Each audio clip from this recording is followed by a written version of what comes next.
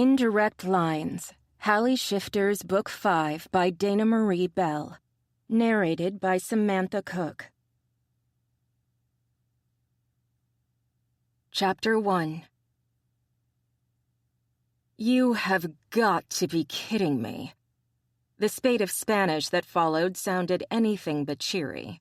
Heather stopped sketching the tattoo she was working on to find Cynthia Reyes, her boss, stomping around the tattoo shop, her steel-toed boots making squeaky noises on the newly cleaned floors.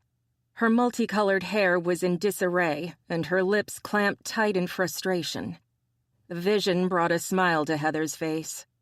Of course, Sin was always stomping around, but it was the hair, that carefully colored and pampered hair all standing on end, that made Heather grin.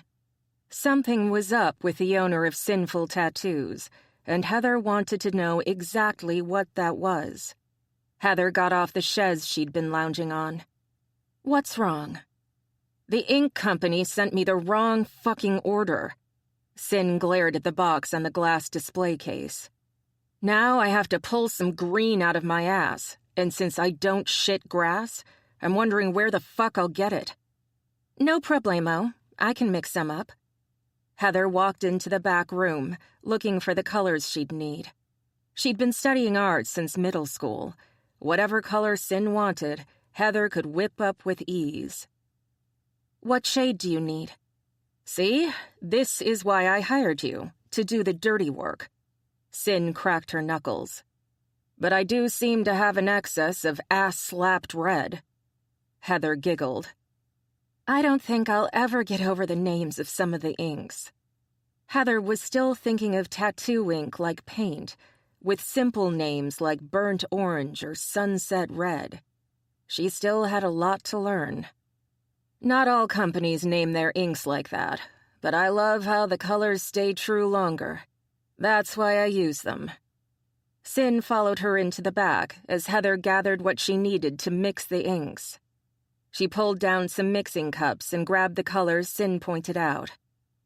"Isn't there another shop across town?" She glanced at the shelf containing the needles. "We're running low on round shader needles. You were going to put that in this week's order, but maybe we can trade?" Sin shot her a sharp look. "Not exactly what I was thinking, but—" She rubbed her chin, then nodded sharply. "I'll give them a call. What could it hurt?" Sin headed for the counter and the phone. "Good thinking, kiddo." Sin winked and grinned at her, obviously pleased. Heather tried not to blush. With her bright red hair and pale complexion, any color in her cheeks wound up taking over her whole face. She looked like a ripe tomato when she blushed. "Thanks, Sin." It meant a lot to her that the woman who'd taken Heather under her wing was happy with her. Heather settled back and concentrated on mixing the color Sin wanted. Sin's muffled voice came to her through the curtain as she called the other tattoo shop in town. Odds were good he'd have the needles, and hopefully he'd take the ink in exchange. She'd just finished mixing the inks when the doorbell jingled. Heather left the tattooing area, eager to see Sin's customer. She was expecting a regular, someone whose tattoo was in progress and Sin was so intent on getting the correct green. Who she got instead was Tabby Bunsen, her cousin Alex's mate, with a baby carrier in one hand and a diaper bag in the other. Tabby entered with wild eyes and the sharp staccato sound of drop keys on hardwood floor. "Help!" Heather, laughing, rushed to help the new mother. Sin was still on the phone, rolling her eyes at Tabby even as she spoke to the owner of the other shop. Heather grabbed the keys and took Tabby's diaper bag. "What's up?" "Me?" Tabby gently placed baby Wren's car seat on the floor before collapsing into one of the 2 turquoise chairs decorating the shop. "All night, every night." Her head fell back. Her lime green hair was longer than it had been since before she'd had the baby. Tabby's neat bob wasn't quite as neat, and the roots were dark brown. And every time I complain to Alex about the baby needing to be fed every 2 hours, he starts humming Hungry Like the Wolf. Bastard. That sounded just like Alex. You need to get him to take better care of you. Want me to call Aunt Barbara? She'll straighten his ass out. Tabby shook her head. Nah, we've got this. It's just, I didn't realize how hard this would be, you know? Tabby's Georgia drawl was slurred with exhaustion. Heather crouched to get a better look at her new cousin. The baby was sleeping, her little bow lips pursed and sucking, her tiny fists on top of her jade-green blanket. A wee knit cap kept her dark curly hair under wraps. She's so beautiful. Tabby's lips curved in a sweet smile. She is. Tabby lifted her head as Sin hung up the phone. Trouble? I have a client coming in and a wrong ink order, so yeah. Sin walked from behind the counter and nudged Heather out of the way, taking her place before the baby carrier. Hello, mija. Sin touched the baby's brow with one finger. Look at you. She's getting so big, Heather added. She glanced at Tabby with a smile. By the way, everyone's been asking about you. It had been a month since Tabby gave birth, and everyone missed her around the tattoo parlor. Tell them I'll be back in 2 weeks. Tabby glanced down at the baby. She'll be with me when I'm here. Don't worry, we'll all take care of her. Sin touched the baby's arm again. Right, mija. Auntie Sin will show you all you need to know about life. Lord help me, Tabby muttered, wincing when the baby started to squirm. Sin scoffed as she picked the baby up out of the carrier. Give me the bottle. I'll feed the squirt while you rest. Thank you, thank you, thank you. Tabby dug into the bag and dragged out a baby bottle, handing it and a white cloth to Sin. Heather eyed the two as Sin began feeding the baby, wondering what a child of hers and Barney's would look like. Probably like a blonde John Wayne, including tiny little cowboy boots. What about your client? She can wait. Sin nudged Tabby with her foot. I think she needs a nap more. Ah, that explained why Sin was so upset about the ink. Tattooing a friend was a lot more nerve-wracking than doing a client. Did the guy have needles? Yeah, he's willing to do the exchange thing for us. Think you can run over and pick up the box? Not a problem. Heather went and got her purse and the red ink. Anything else while I'm out? Sin didn't even look up from the baby. Grab some lunch, sweetie. We've got a light schedule today, so just make sure you're back by 3. You have a client then. Thanks, boss. Heather waved by as she ran out the door. First stop, the tattoo parlor. It didn't take her long to reach the place, and less time to drop off the red and pick up the needles. She didn't bother to chit-chat with the owner, a large, leather-wearing bald guy by the name of Gus, who was sweet as pie despite his scary looks.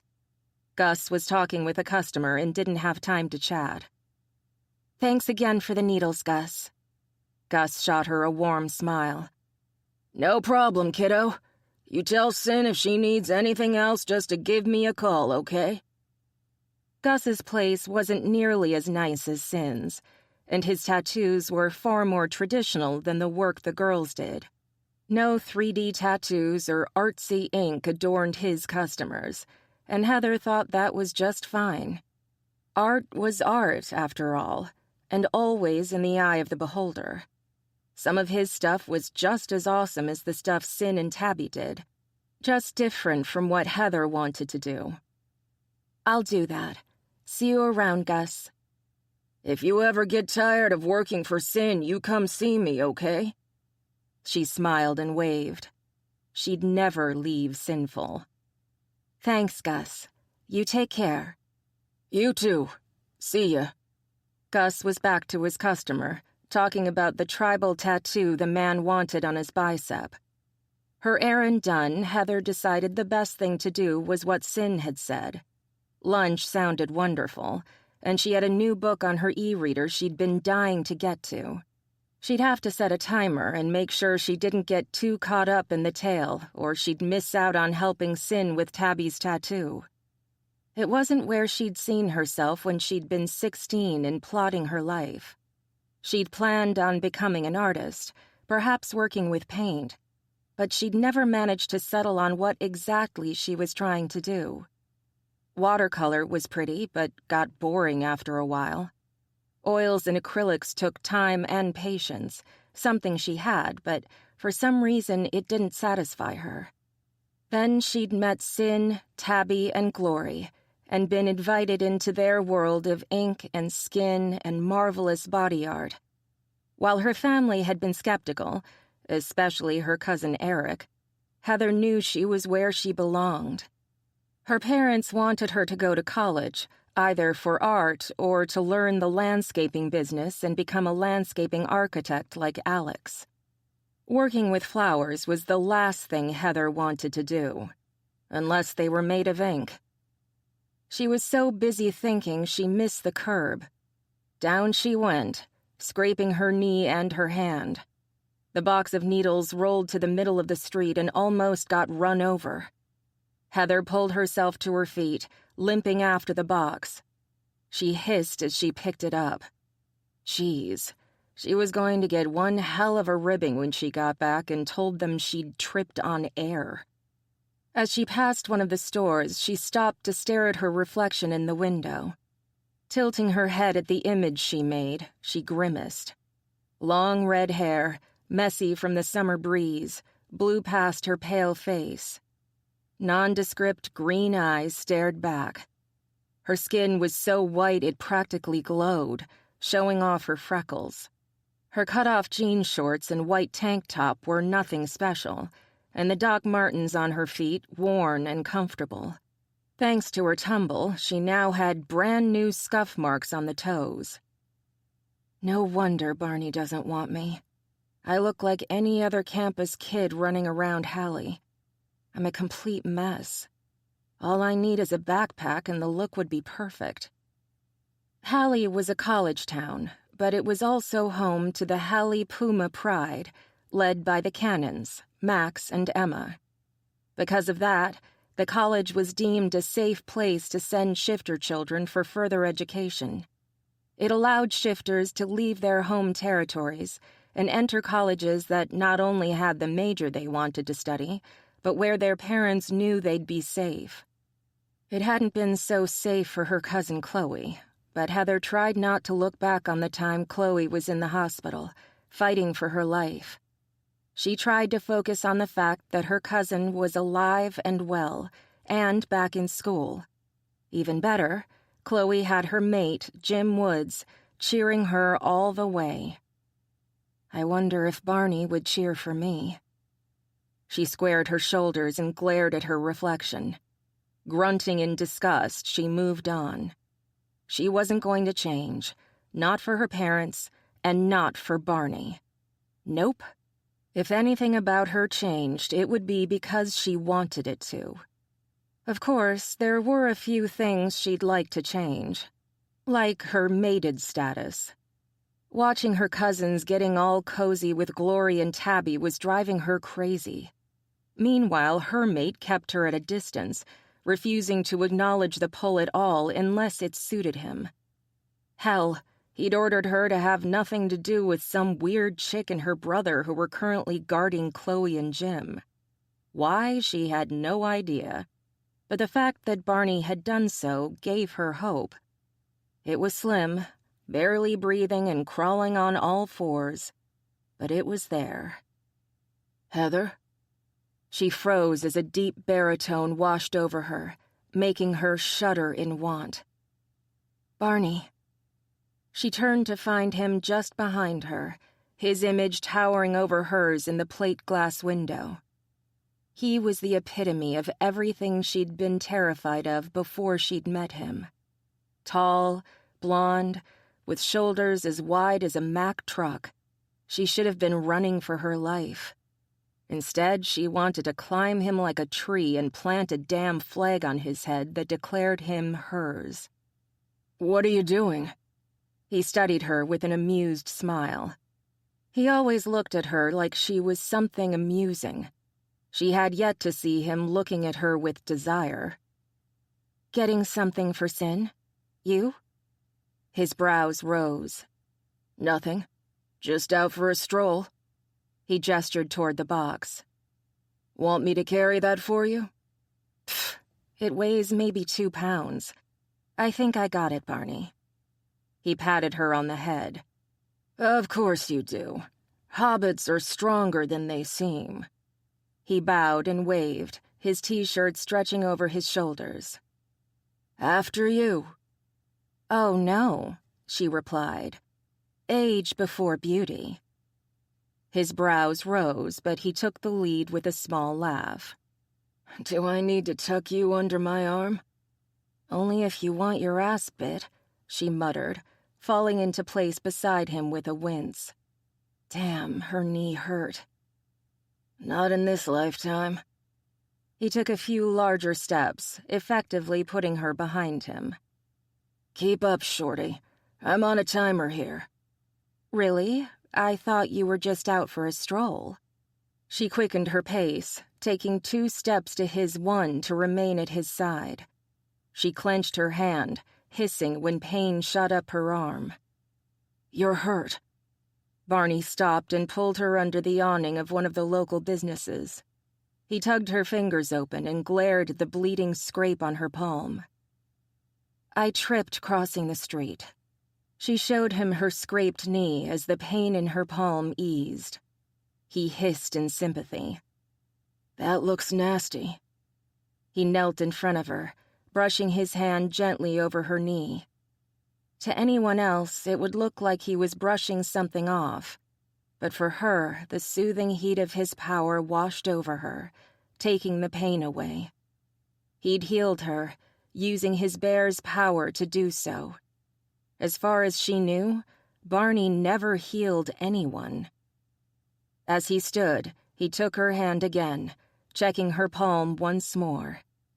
She smiled at him, needing him to know that it meant something that he'd done for her what he'd done for no one else. "Thank you." Their gazes locked together, her hand still in his. The world around them went silent and still.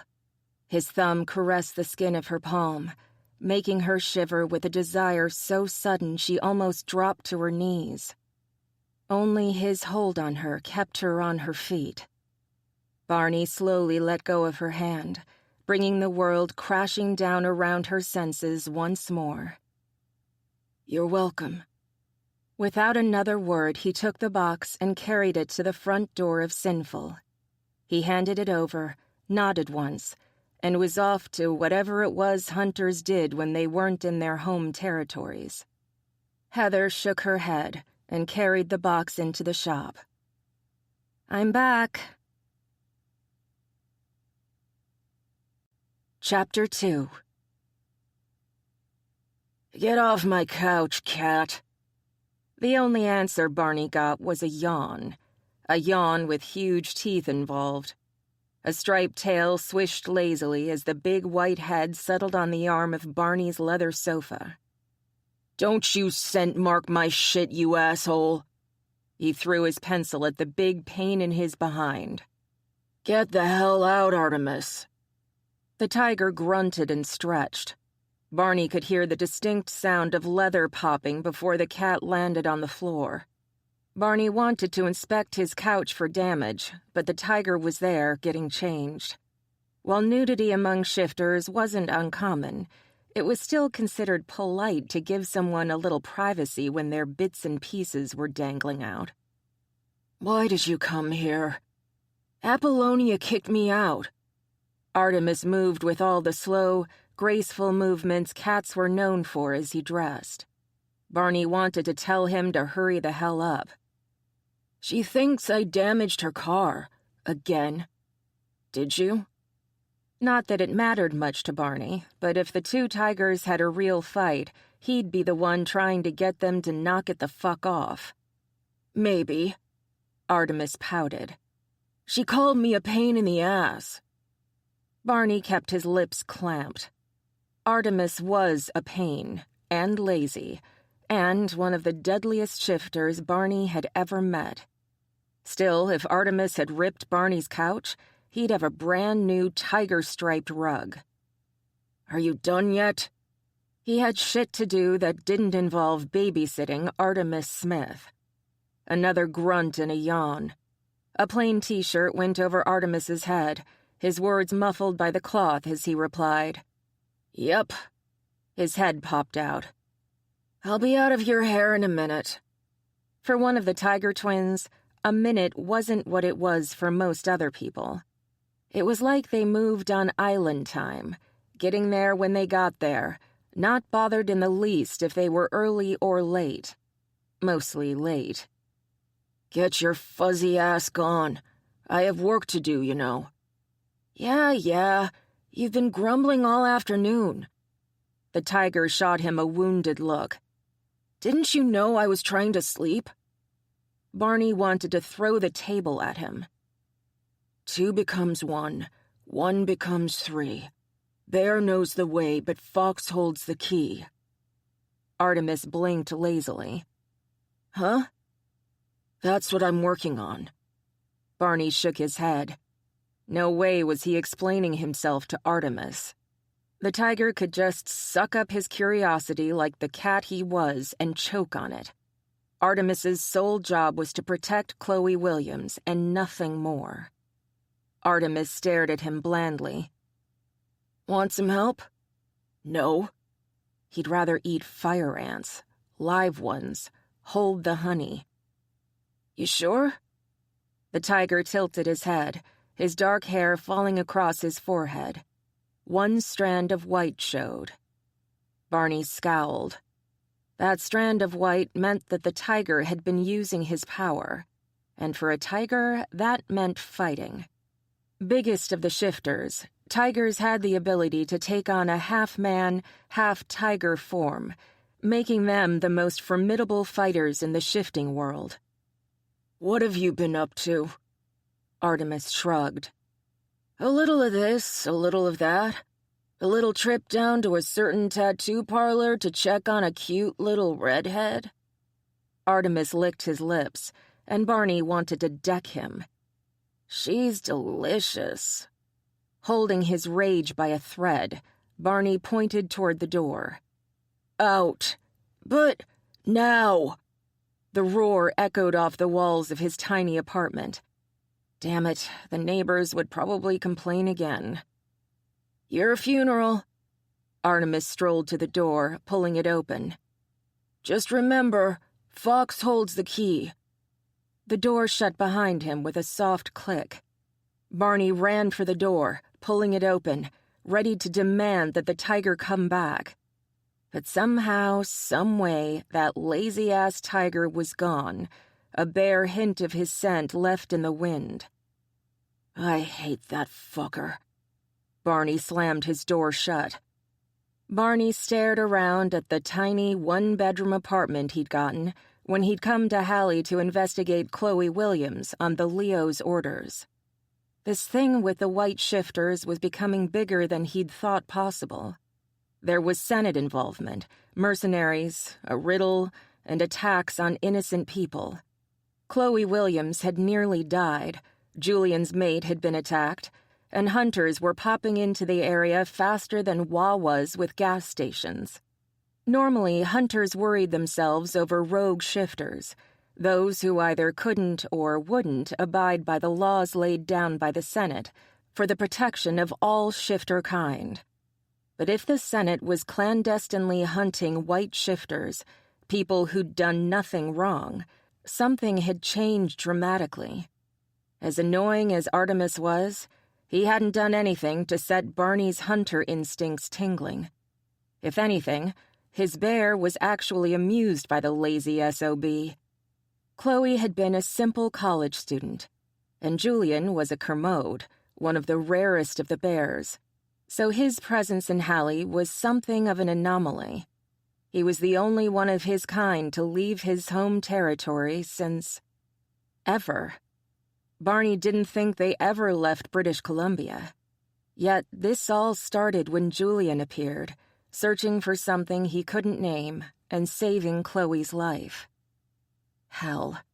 The only way Barney would be able to solve the case was by solving the cryptic riddle told to Julian Ducharme and Chloe Williams by Fox and Bear. It had haunted Barney day and night, and the more he learned, the farther away the answer seemed to be.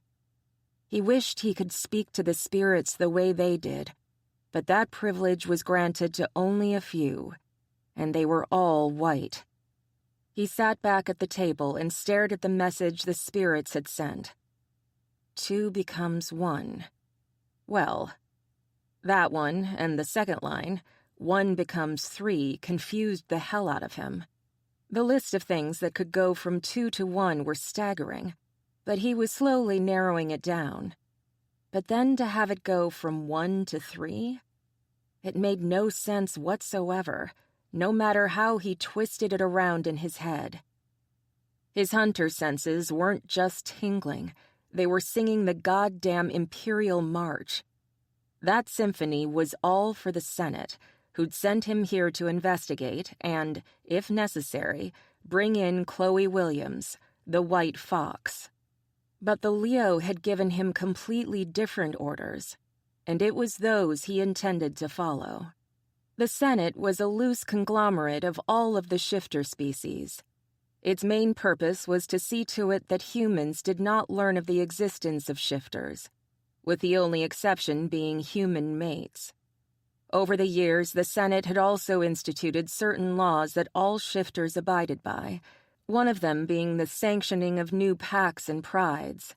Every 6 years, the different races would elect one of their own to a seat on the Senate. The Shifters' Senate also ran a legal corporation, the Wildlife Conservation Federation. It was a charitable organization that was mostly concerned with the conservation of endangered species, funding those places that gave sanctuary to them. It was the shifters' way of thanking the animals for giving their human half not only the ability to shift, but a lifetime companion. The foundation only accepted donations from shifters, so they didn't fall under public scrutiny. As far as Barney knew, they didn't even have a website. And it was all headed by the Leo, a white lion born of the Lowe family. It had been that way for centuries, and no one had expected that to change any time soon. So what did the riddle have to do with all of this? It was burned into Barney's brain, driving him insane.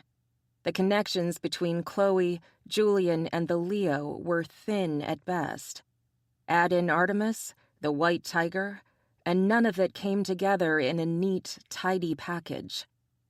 The only part that made any sense was Bear knows the way, but Fox holds the key. If that didn't scream the Bunsons, Williamses, and Allens, he didn't know what did. That family was chock full of foxes and bears. But according to Chloe, she wasn't the fox spoken of in the rhyme. And the bear wasn't Julian Ducharme. So who were they? And were they the 2 becomes 1? And was the key something physical or metaphorical? Worst of all, he and some of his compatriots had uncovered evidence that half-breed children, like the daughter of Tabby the wolf and Alex the bear, were being targeted and killed before their first shift. But he didn't know who was targeting them or why, or if it had anything to do with the riddle or the white shifters. The worst thing he could think of was that those in the Senate organizing the attacks here in Halle and elsewhere had already figured this riddle out.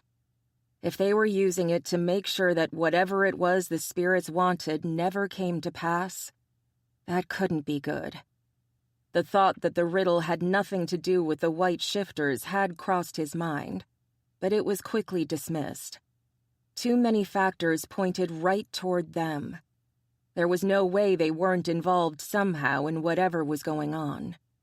Thank God Heather isn't one of them. Barney sighed and rubbed his eyes.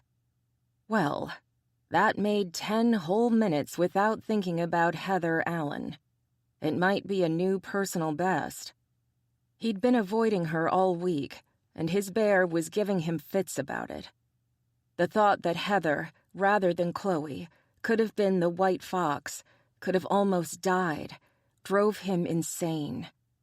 He had nightmares where Heather was beaten, half dead, kidnapped, or worse. The thought that he might have lost her before he even knew she existed was too much to bear. Alex had told him all about the attack on Heather when she'd been 10 years old, how some adult male bears had tried to force his tiny cousin to shift when she wasn't physically ready. It had puzzled him for some time, and still did. They'd ripped her clothes, taunted and teased her, terrified her to the point where she probably still had nightmares. But they hadn't done the unthinkable. Either Alex got there fast enough to stop that horror, or they'd never intended to rape her to begin with. Sometimes he wondered if those men hadn't attacked her because she was a mixed-blood fox and might be a white shifter. He still hadn't figured out why mixed-blood shifters would sometimes turn up white, but he had the feeling that someday he'd find the answer to that riddle as well. Thank God Heather wasn't the white fox. The life of a hunter was dangerous enough. If he'd been mated to a white shifter, things would have become far more deadly than anything he'd ever dealt with before. He would have given up everything to ensure her safety, even his own sanity. This was why Barney had always felt that hunters shouldn't mate. His focus wasn't split, it was twisted around the object of his mating instincts. Everything in his life seemed to lead right back to Heather, and it was driving him insane. He wasn't certain anymore if he could trust his own hunches where this case was concerned, but calling in another hunter to protect Heather was out of the question. Only Barney was capable of taking care of her the way she needed. Pushing her away had worked in the beginning, but it was becoming more and more impossible to drive her out of his life. One look into her big green eyes, and his world came alive in ways he'd never experienced before. One smile, and he was ready to hand her anything she desired. One sad little sigh, and he wanted to eviscerate anyone who'd made her cry, past, present, or future. He had to figure out a way to bring her into his life, but keep her safe at the same time. Maybe bubble wrap would work. But then he'd have the urge to pop all the bubbles, and that couldn't end well. The desire to head to the tattoo parlor to check up on her was so strong he was at the front door before he even realized he'd moved. His hand was on the knob, his bear growling with anticipation. He needed to see her and make certain she was safe. It didn't matter that Ryan was there, another hunter, protecting the sinful girls. No one had the right to watch over Heather but Barney. Barney forced his hand off the doorknob, successfully pissing his bear off. Now wasn't the time to be thinking about mates and whether or not they were as bendy as they looked. Nope. He wasn't going to think about putting her pert little ass over the arm of the sofa. He wasn't going to imagine all that bright red hair spread out beneath her as he fucked her into oblivion. Nope. Wasn't gonna. So why was he standing on the front porch? Fuck my life. Barney dug out his keys and locked his apartment door. Fine. He'd drive by sinful tattoos, but he wasn't going to get out of the car. He was going to head over to the diner and have lunch, then come back and work on the riddle some more. He wouldn't mate Heather until he was certain he could protect her from not only rogue shifters, but the Senate itself. He considered himself a reasonable bear, but when it came to his mate, all bets were off. He'd yank the balls off anyone who so much as touched a hair on Heather's head. It didn't take long for Barney to make it to Sinful Tattoos. His apartment was only a few blocks away, but he didn't want to be seen strolling by Sinful without having anything new to tell the girls. What was he going to say? That he'd gotten a headache from trying to figure shit out? Barney closed his eyes and shivered as the sweetest sound in the world drifted to his ears. Heather was laughing, the sound bright, young and full of an innocence he'd kill to protect. His mate should be sheltered from all the dark things that lurked in the shadows. It was his right as her mate to keep them at bay. If that innocence was shattered, he didn't know what he would do. Heather glanced out the window, almost as if she sensed his presence. Before he could find out if that was true or not, he put the car in gear and headed for Frank's diner. It was almost time for Sinful to close for the night anyway. Ryan would take care of getting Heather home, so Barney didn't have to worry about her. Maybe grabbing a bite to eat would help clear the cobwebs from his mind. Nothing much could make them worse. Chapter 3. Heather shook her head. She could have sworn she saw Barney's car out there, but that couldn't be. Could it? Or was she finally getting to the point where she saw him everywhere? If Glory had sprouted a Barney head, Heather was checking herself into Shay crazy as soon as possible. But if that had been Barney out there, why hadn't he come in? I just don't get it. Why is Barney avoiding me? It had gotten worse since she fell and scraped her palm. He'd avoided her for a week now, and it was starting to make her itch. Because he's a chicken shit coward? Glory Walsh blinked, her baby blue eyes filled with mischief. Her powder blue curls were up in a ponytail today with loose strands flying around her face. Her multicolored gauze skirt was matched with a plain tank top and a chain belt.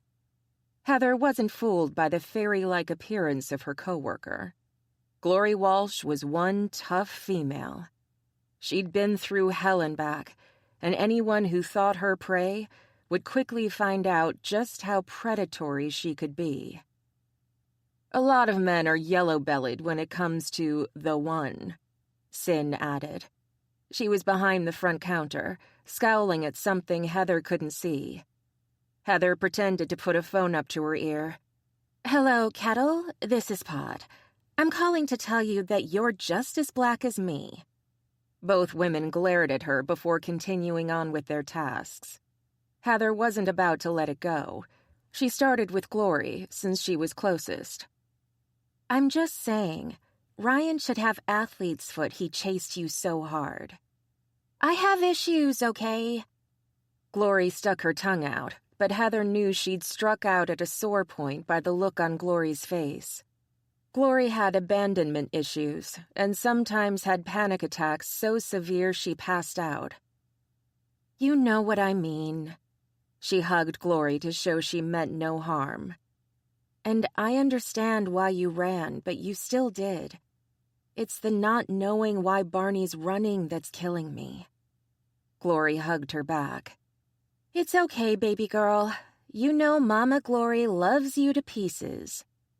Heather did. The women of Sinful were awesome that way. What do you think I should do? Jump his ass. Sin grinned at them. Bite him until he's humping your leg. Heather giggled as a mental image of a tiny Barney clinging to her leg and going to town filled her mind's eye. He looked so cute as a chibi, she might have to draw him that way. What she said. Glory let Heather go and got back to her inventory. We're closed up for the night. If you want, I can finish this. But... Sin pointed toward the front door. Go, get food, go home, count bears and go to sleep. Everything will look better in the morning, I promise. Before Heather could say anything else, her cousin Ryan came out from behind the employees-only curtain. You almost done, SG? Ryan always worked in the shop when Glory was scheduled for the day. He'd bring his laptop and do the accounts for Bunsen Exteriors while making sure Glory knew he was there for her. Since he'd begun doing that, a lot of her anxiety had dissipated. And if, for some reason, he couldn't be there for his mate, he made sure that one of the other men was. Glory smiled sweetly at her mate. "Almost. I'm finishing up inventory, then we can head out." "Great, because I'm starving." Ryan glanced at Heather. "You need someone to walk you home?"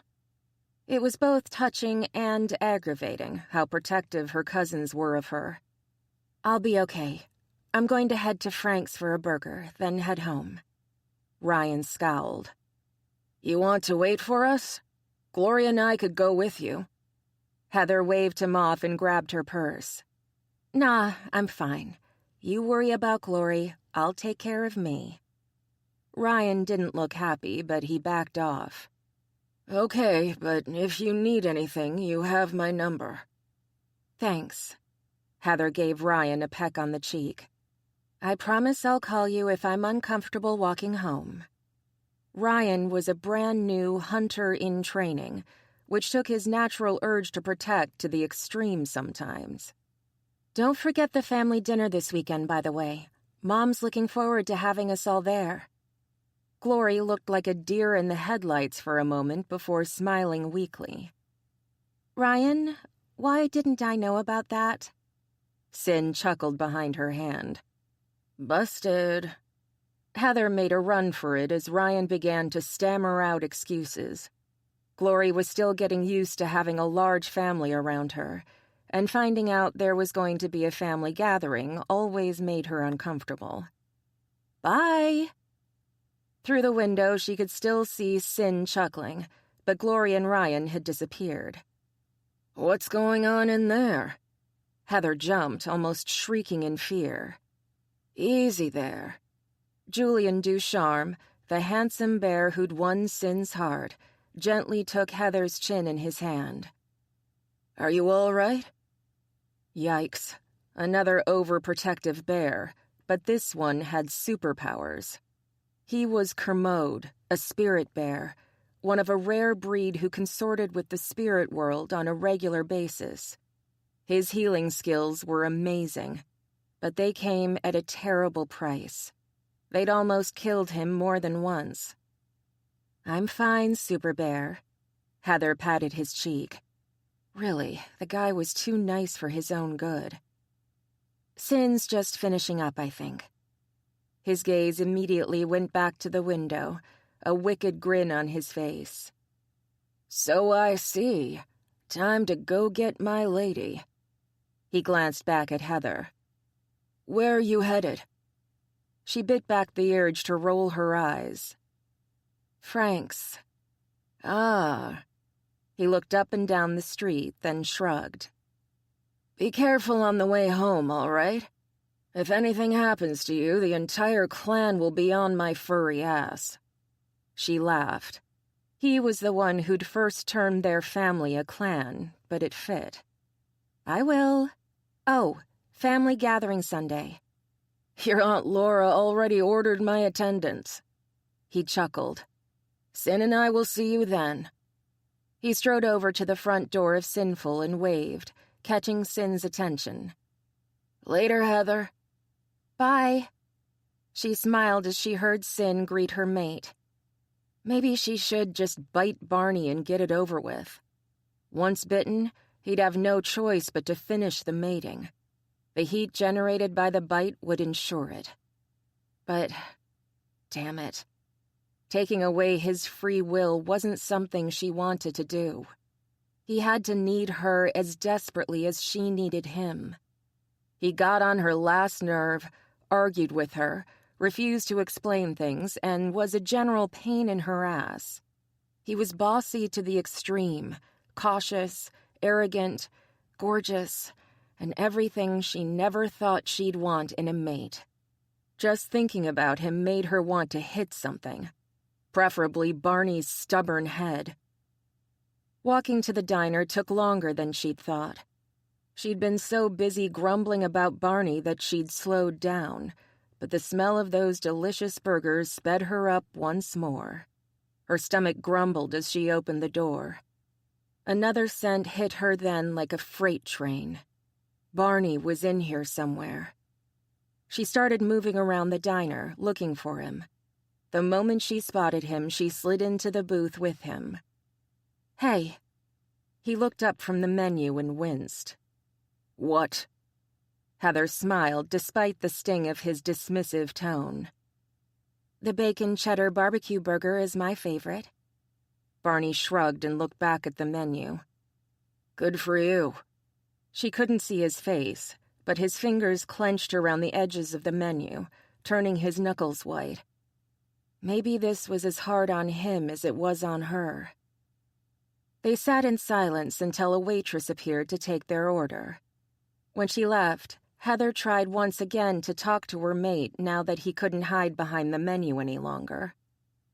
"How's the investigation going?" "Peachy." He sat back in his seat and crossed his arms. His gaze was stony, encouraging her to drop it. He stared at her with such indifference her heart started to pound in fear. "Barney, please, give me something, anything." For a moment, his expression softened. His hands clenched, but then he put them on the table. His expression hardened again. "It can't happen. Not yet." Not yet? What the hell did that mean? She was interrupted as the waitress brought them their sodas. "Thank you." Barney grunted and opened up his straw, surprising her when he thrust it into her drink. "You look tired." His tone was far less brusque. If anything, there was a hint of concern that made her heart race with hope. "Long day at the shop, but I love it. There's something new to see every day." She loved what she was doing, so the long hours were worth it to her. "We had this one client come in who wanted a lobster tattooed on his ass. Full color, 3D and everything." Barney choked on his drink. "A what?" She shrugged. "Don't ask me, but there was some kind of story behind it. Sometimes they tell us, sometimes they don't. This guy just lay there and let Sin and I work on him." Barney growled. "You touched his ass?" She held up her hands. They were covered in plastic gloves. He huffed and sat back. "I still don't like it." She raised her brows. "Until you bite me, you don't get a say." His blue eyes turned brown. "The fuck I don't." The deep, rumbling tone made her shiver. "It's my job, just like hunting is yours." Barney stared at her, still looking aggravated. "Sin let me be the one to draw the lobster, and the client almost cried over it." His smile was tight. "I still don't like it." "Would it help if I told you he farted?" "Nope." His expression lightened. "Maybe." "Sin made me shave his butt." Barney's lips twitched. "He had a pimple on one side that—" He held up his hand, laughing. "Okay, that's enough." He shook his head. "TMI, baby." She shivered happily despite his grimace. "For a while there, I thought you didn't want us to be mates." He sighed. "That's not it at all. There's more going on right now than this thing between you and me. I have to focus on my duties first, and if I'm mated, my attention will be split. Can you understand that?" "Nope." She leaned toward him. "Both Gabriel Anderson and Ryan have mates, and they're both hunters. Neither of them would think twice about doing their jobs." "But part of their attention will always be on their mates, wondering if they're safe." He put his finger over her lips when she tried to protest. "I'm not saying never, Heather. I'm saying later. Once I know no one is going to go after you for what I'm investigating. There are people who will kill you just for having the last name Barnwell. Others will discover you exist and—" He shuddered. "I can't let anything happen to you. If we're not mated." They won't smell me on you? He nodded soberly. Shit. She hated that his reasoning made sense. Damn it. It's the best way to keep your little hobbit ass safe. Hobbit. That was his nickname for her. It sucked that she only came up to his armpit, but he could have come up with something cuter to call her than Frodo Baggins. Still, she always got goosebumps when he called her that. It was his name for her, and she was becoming pretty fond of it. Not that she would ever tell him that. And if the Senate is after your family, then I have to keep them all safe. And not just because you're cute. If they know I made it into the family, they could take not only you, but any of them as hostages. And I'd do almost anything to get them back. Goddamn motherfucking shit-humpers. How in hell was she supposed to argue with that? This sucks rocks. It does. He put his hand over hers, twining their fingers together. But not forever. She bit her lip, conflicted by his reasoning and her own desires. The mate dreams were driving her crazy, but she couldn't find any words to use to argue with him. Damn it. I can't push you away anymore. He winced. I can't see that pain in your eyes. Not again. You should have told me all of this before, jackass. But she caressed his hand, hoping to take out some of the sting of her words. I'm not stupid, you know. I can understand danger, Will Robinson, danger. That earned her a laugh. It might have been the flailing robot arm that did it. He was still holding her other arm hostage. You're cute. Like a Pomeranian, only louder. That did it. She glared at him. 1 year. He blinked, looking confused. That's my time limit. The burgers were placed in front of them, forcing their hands apart, but Heather's focus was all on Barney. She shook her finger at him.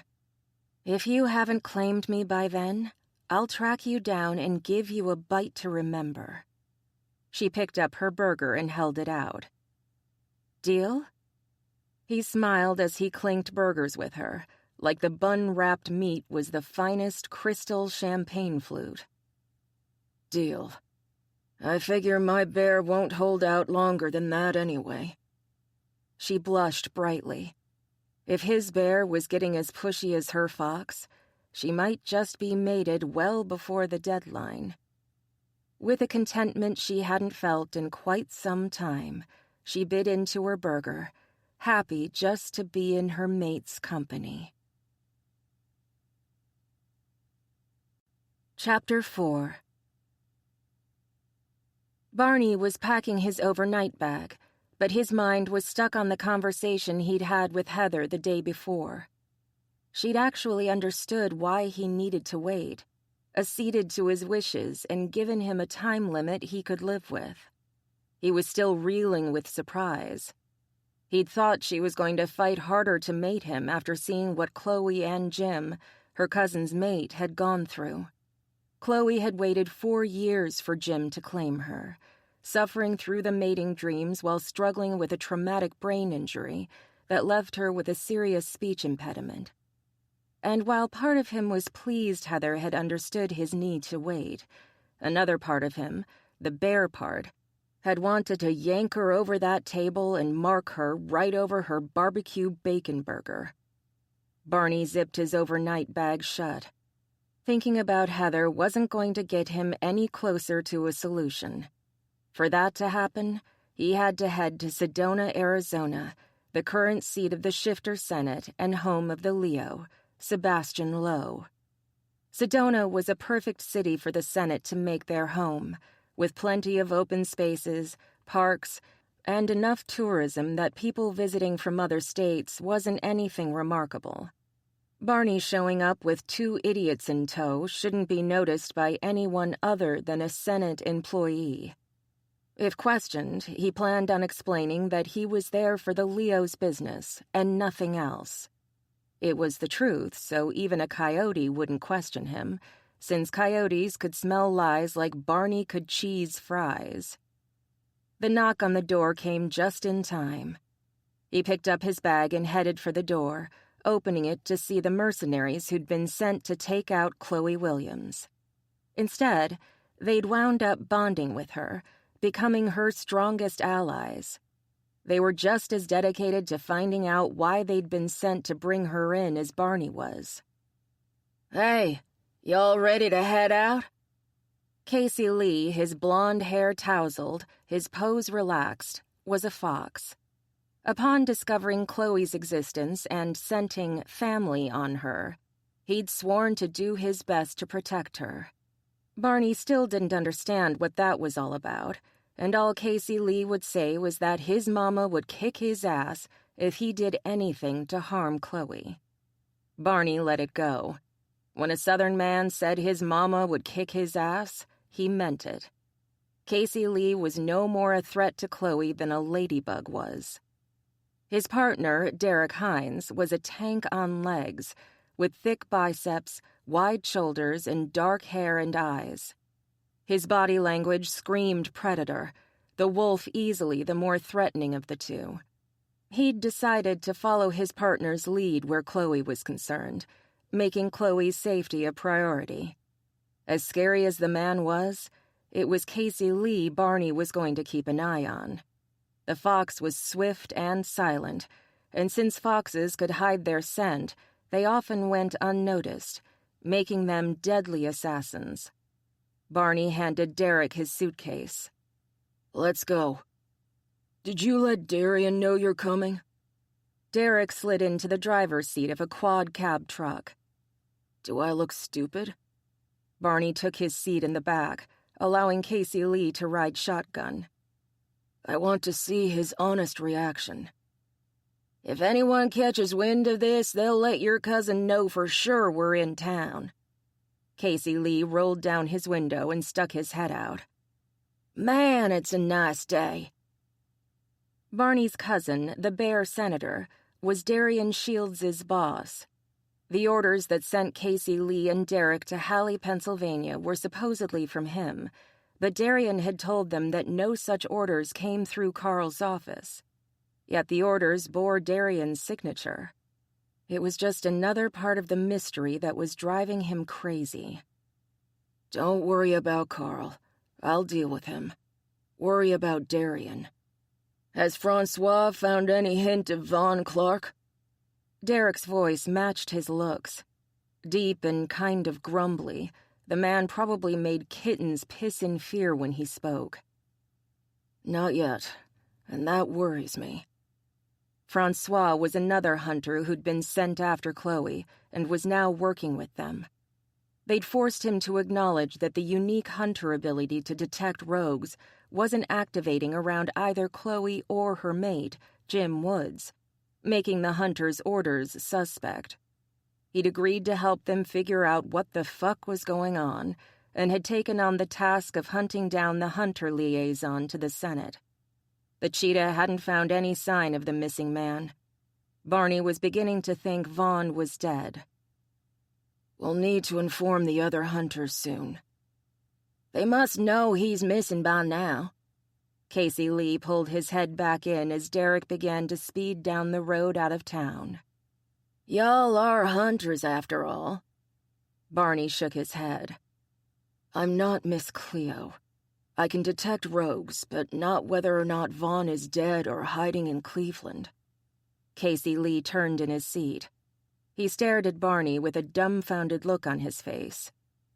"Why Cleveland?" Barney rolled his eyes. "Turn back around, dumbass." Casey Lee did, still muttering. "I'd hide in Reno, or Vegas." "I'd hide in New York," Derek added, turning onto the highway. "You gonna go to Coney Island and join the circus sideshow?" Barney hid his smile. "You can bill yourself as the man without a brain." "Nah." Derek tilted his head. The burlesque show, on the other hand." Casey Lee laughed. "No way I want to see your hairy ass in a bikini, jiggling all over the place." "You should be so lucky." Derek pushed at Casey Lee's arm when the other man started gagging. "Seriously, though, if Vaughn had to hide, he'd go somewhere where he wouldn't be noticed. Somewhere with either a shit ton of shifters or none at all. Vaughn's also a hunter. He'd know how to hide." Barney rubbed his chin. "I'll pass that along to Francois. The feelers he's put out haven't returned anything he can sink his teeth into." They rode in silence after that. Barney texted Francois, who texted him back with, "Heading to NYC now." Francois would probably check in with the New York Coyote Pack. Their alpha, Nathan Concilione, was a friend of the Poconos Pack alpha, Richard Lowell. No doubt he'd give Francois the assistance he needed to find Vaughn. "How's Heather doing?" Barney grimaced at Derek's question. "She's fine." "She sure is," Casey Lee drawled. "I wonder if all the women in that family are just as fine as your mate." Barney shrugged. "Dunno. Haven't looked." That was a blatant lie, but the only women he knew were Chloe, Heather, and the assorted aunts. Heather shared her bright red hair with her father, Raymond, and her Aunt Laura, Raymond's sister and Chloe's mother. But she got her petite frame and bright blue eyes from her mother, Stacy. Barney knew her older brother and sister, Keith and Tiffany, were still out west, working on moving the offices of Bunsen Exteriors to Halle from Oregon. He had no doubt they'd arrive in nanoseconds if they thought Heather was in any danger. The clan just seemed to work like that. "She has an older sister, but I've never seen her." "Almost there." Derek pulled off the highway, following the signs for the departure section of Philadelphia International Airport. "Do you have anyone watching Heather? Chloe's covered by Apollonia and Artemis, but Heather could be used against them." "I know. Ryan and Alex Bunsen are going to keep an eye on her." Casey Lee frowned. "Not real acquainted with Mr. Bunsen." Barney's grin was evil. "Alexander Bunny Bunsen might seem like a teddy bear, but the man beat the shit out of 7 men who harassed Heather when she was 10. Crippled one of them, in fact. Trust me when I tell you Heather's safe with him." Casey Lee whistled low. "Damn." "Why would 7 men go after a 10-year-old? Derek was scowling as he parked the truck in the short-term lot. Just remembering what he'd learned had him clawing at the seat in anger. "They tried to force her to shift." "At 10? Casey Lee's face twisted into a disgusted grimace. "That's sick." Barney nodded, barely holding back his own growl. "When I found out about it, I tried to get Alex to tell me the names of the men. He wouldn't. He said they were on the other side of the country and weren't a threat to her anymore. Do you agree?" Derek pulled his overnight case out and handed it to Casey Lee before grabbing Barney's. "No." Anyone who tried to use shifting to force a child into puberty wasn't simply playing around. They were after something else. But unless Barney saw them for himself, there was no way to know if they were rogues or were telling the truth. "Without more information, there's nothing I can do." Barney grabbed his bag. "Let's focus on the Senate and what they're up to." "For now," Derek grumbled. Casey Lee nodded in agreement. Shit. Barney was beginning to like these guys. "You read the info I gave you on Darian Shields?" Casey Lee responded first. "Male black bear, 29 years old, 5'10" and weighs 175 pounds. Lives alone in Sedona, Arizona. Owns 1 cat and 2 goldfish." Barney blinked. "That's a bit more than I told you." Casey Lee merely smiled. I know. Barney shook his head and followed the two mercs into the airport. Working with them was going to be interesting. Casey Lee had access to information not even Barney could get a hold of easily. Remember, when we get there, I do all the talking. Got it. You're the official honcho, the man with access, yada yada. Derek pulled on to I-76 heading east. What's the plan other than interrogating Shields? Wing it. I have no idea yet what we're walking into. But if it comes down to it, you two are now working for me. Anyone gives you grief, you send them my way. I like that. Casey Lee leaned back, crossing his arms behind his head. I stick my ass out, you cover it. The visual had Barney smacking Casey Lee on the back of his very hard head. Damn, your skull is made of concrete. That's what his mama always says. Derek grinned at his partner. Speaking of which, Casey Lee lowered his arms. You okay leaving Heather behind? Nope, but it has to be done. She understands, thank God. She would be a good mate eventually. She'd never once backed down or showed fear of his size, something that made him surprisingly proud of her.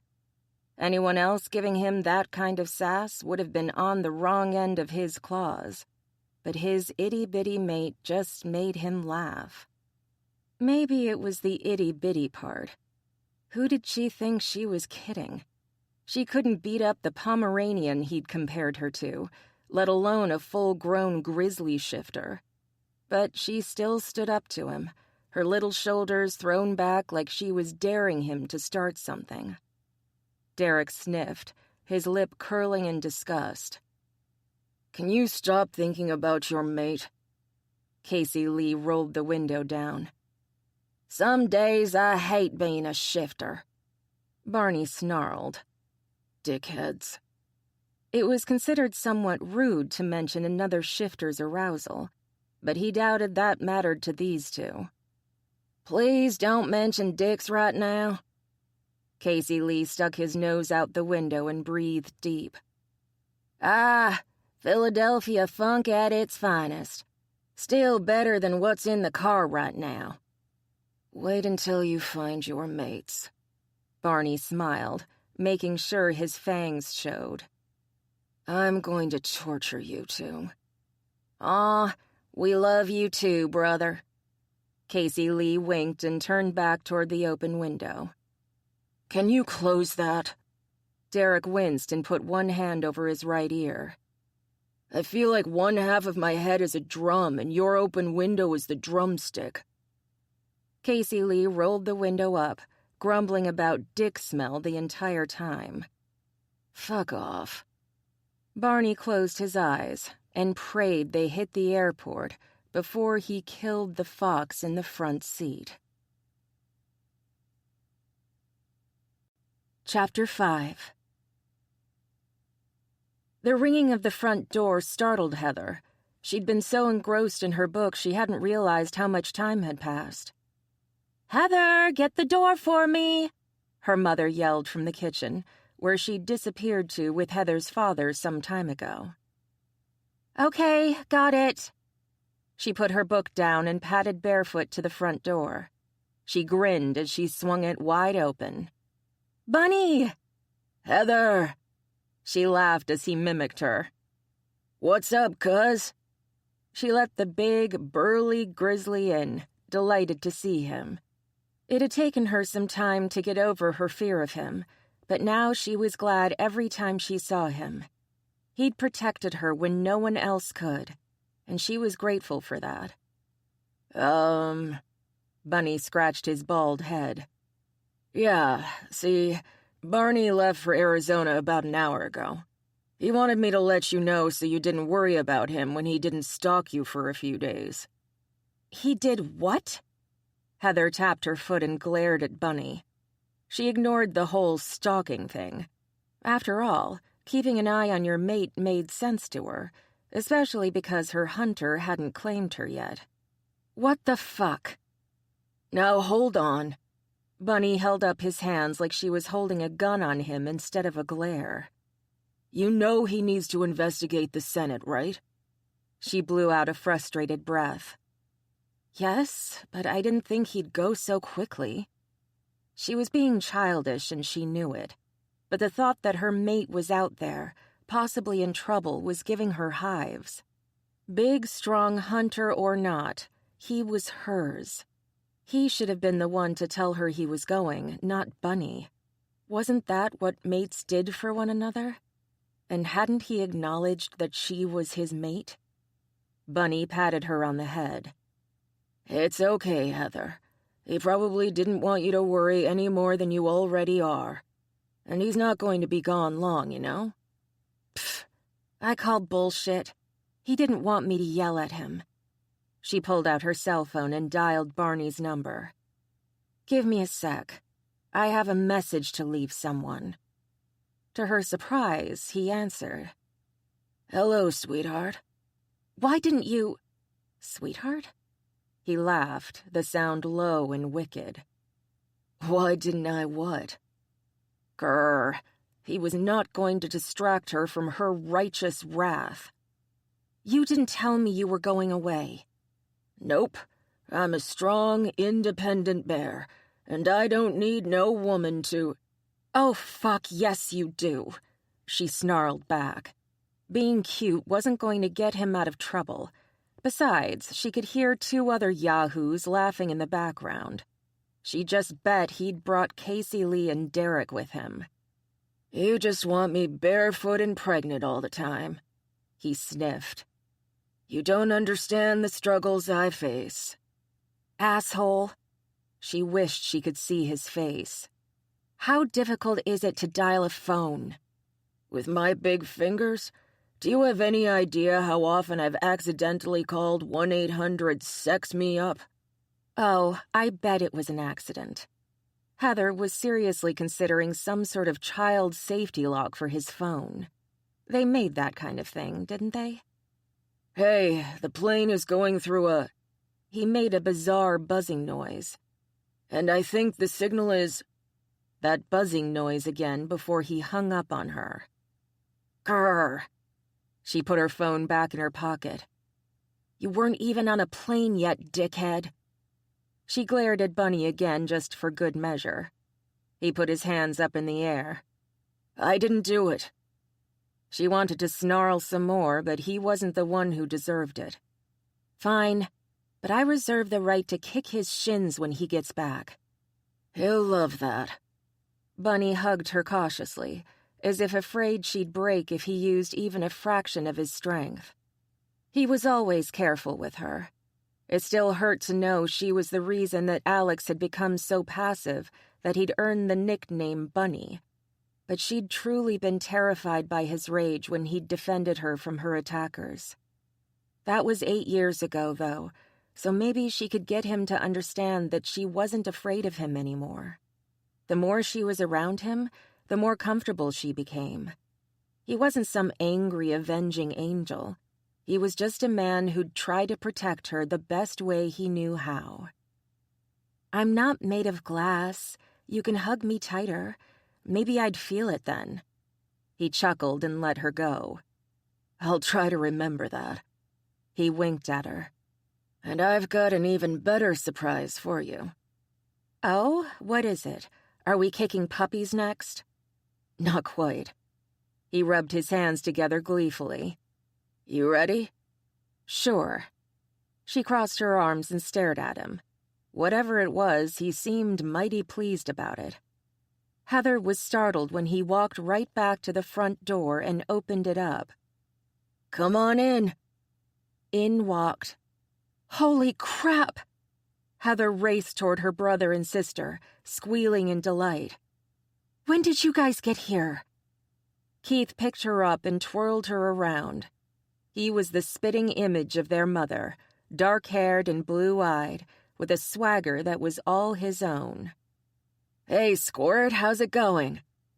Tiffany hugged Heather hard once Keith let her go. She kept her dark hair short, and her blue-green eyes were a perfect blend of both their parents. Just now? Alex picked us up at the airport.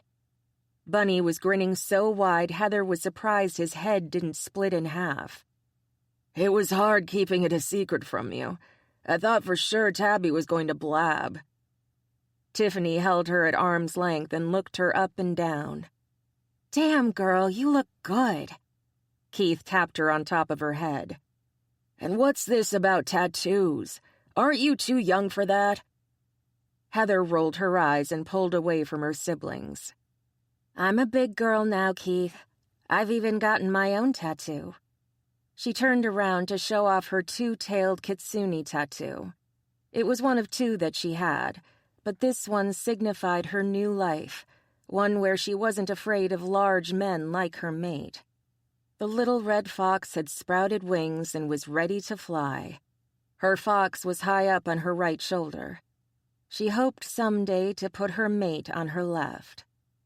The other one, the one she couldn't show them without taking off her shirt, was a beautifully detailed Victorian birdcage, and inside that cage was a blue and green bird, its head bowed and its eyes closed. Outside the birdcage was a palette of bright colors, a paintbrush and an easel with a halfway finished portrait of the bird and cage, but the bird in the painting was lively and happy, unlike the one in the cage. It filled the space between her shoulder blades and continued halfway down her back. It had been immensely painful, as the needles kept striking her spine, and utterly worth it. It represented her family's desire to see her go to school for bookkeeping, when all she wanted to do was be an artist. Until she'd met Sin, she'd never have had the courage to stand up to her parents and demand that she be allowed to apprentice at the tattoo shop. But when she explained it was a way to make a living at something she loved, they'd bowed to her persuasions. It helped when the sinful girls agreed to watch over her while she was there, making it a family business Heather was entering. Without the connection of mates marking the sinful women family, they might never have agreed. I'm even working there as an apprentice tattoo artist. Keith scowled. What happened to bookkeeping? Heather gagged. Ugh, no thank you. Numbers make my eyes bleed. Tiffany popped Keith in the back of the head as they followed Bunny into the dining room of the house they'd rented. She never wanted to do that. She's always wanted to be an artist. Heather nodded. Sin told me to try for art school, but honestly, I like what I'm doing now. And the shop is amazeballs. She bounced toward a seat, knowing her parents would probably bring in drinks and snacks for Tiffany and Keith. You'll like Sin, Glory, and Tabby. They're awesome. And family. And like the best thing to ever happen to me other than Barney.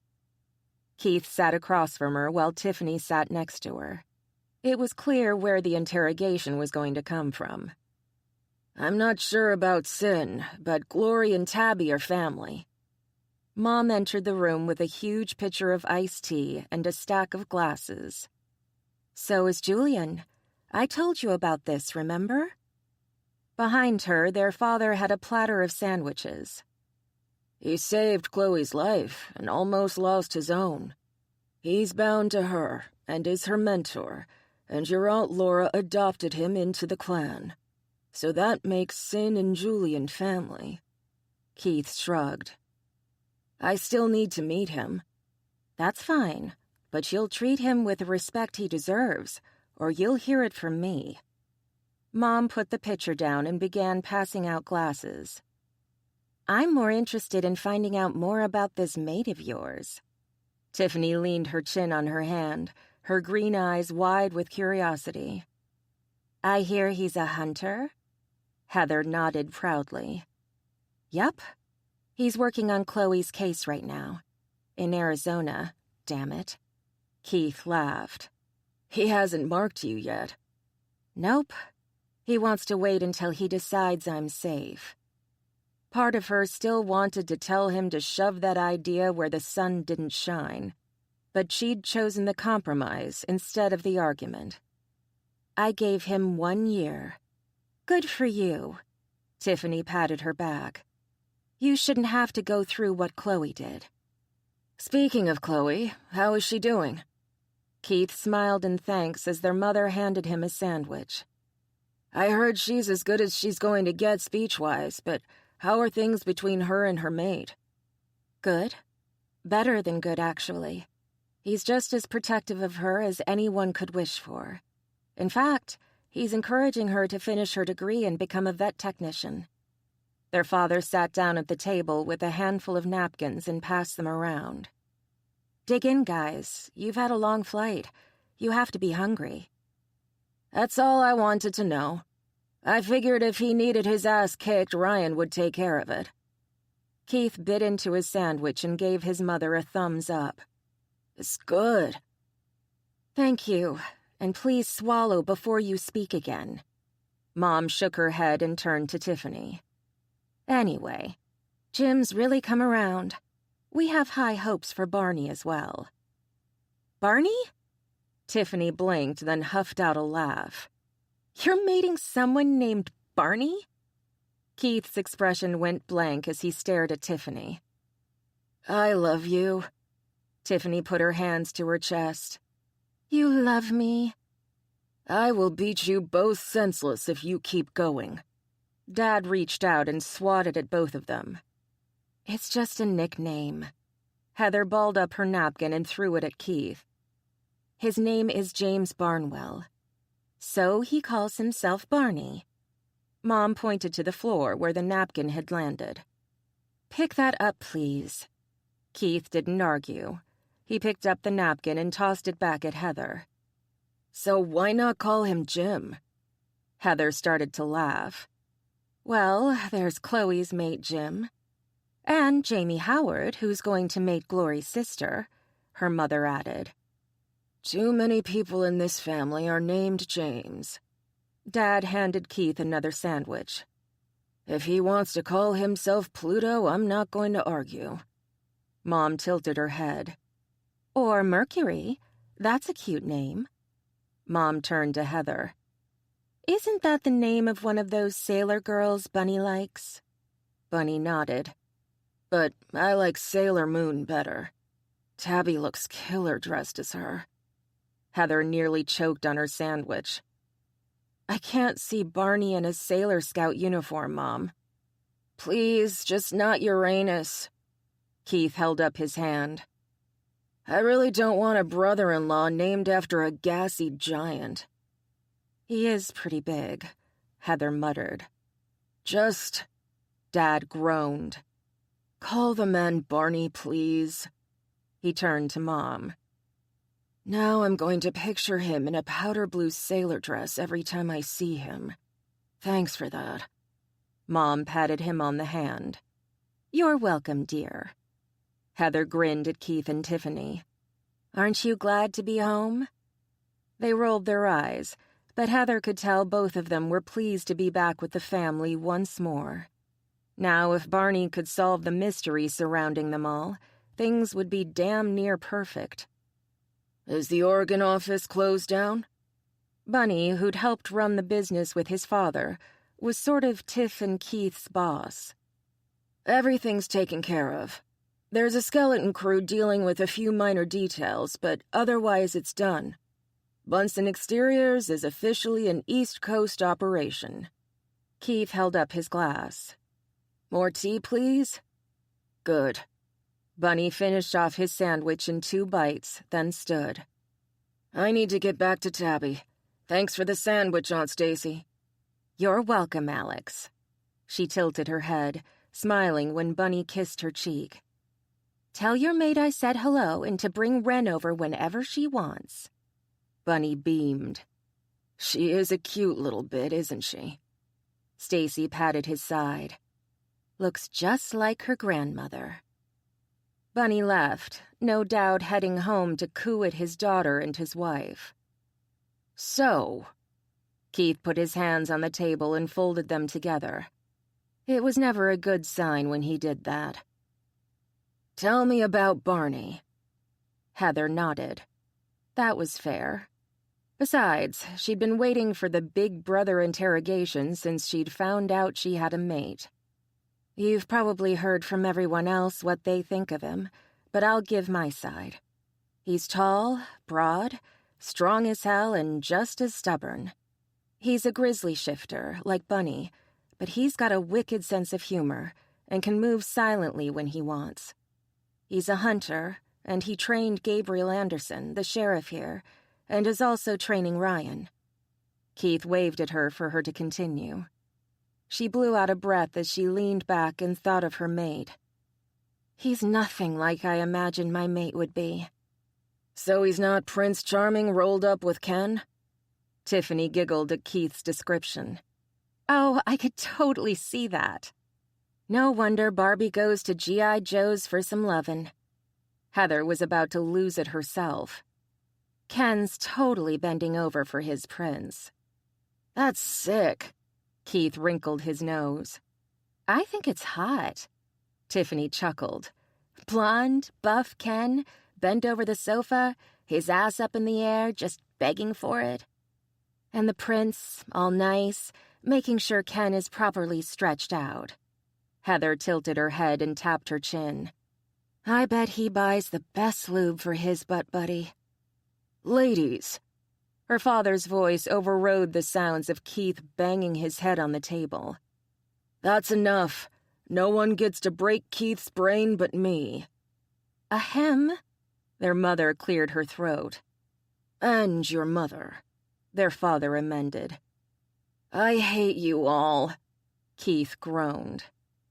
It was so good to have her family back. Chapter 6. Every time Barney came to the Senate building, he was surprised at how normal-looking it was. The headquarters of the Wildlife Conservation Federation were a well-guarded secret. Only those on official Senate business were allowed in or out of the gated compound. But hunters were the exception to the rule. It was assumed a hunter was always on Senate business, given access to most of the buildings and offices.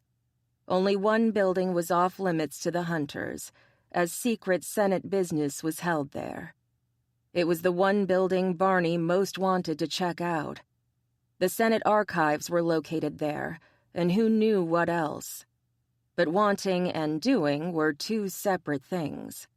Planning a break-in to the most guarded building in the shifter world was going to take time.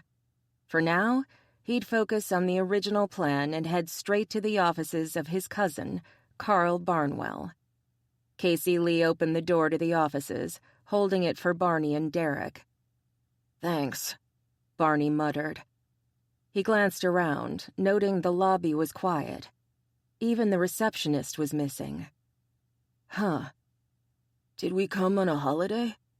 Derek's voice was quiet, with an edge to it that had Barney's hackles rising. Not that I'm aware of. Barney's sense of smell wasn't as good as a wolf's. Smell anything out of the ordinary? Derek lifted his head as Casey Lee began walking the perimeter of the room. Nope, not a thing.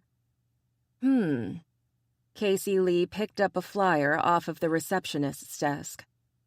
Maybe we came at lunchtime. Barney glanced at it.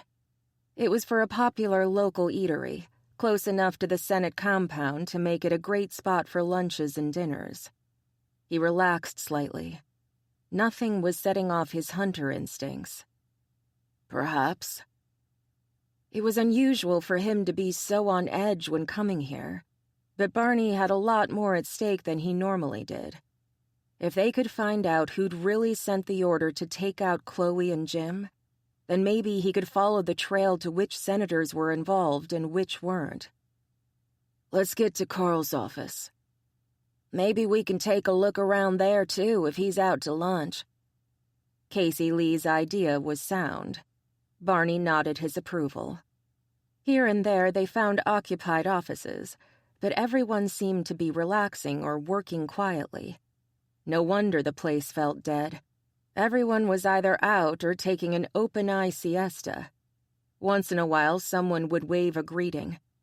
Trying to keep nonchalant, they'd wave back but continue on their way to Carl Barnwell's office. No one tried to stop them. No one had reason to.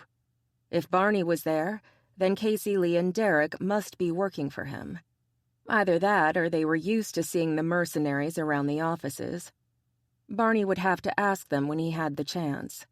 It hadn't occurred to him that they would be well-known figures in the Senate building. Carl's office was one of the occupied ones. Darian Shields, Carl's secretary, sat at his desk facing the door and guarding the doorway to Carl's interior office.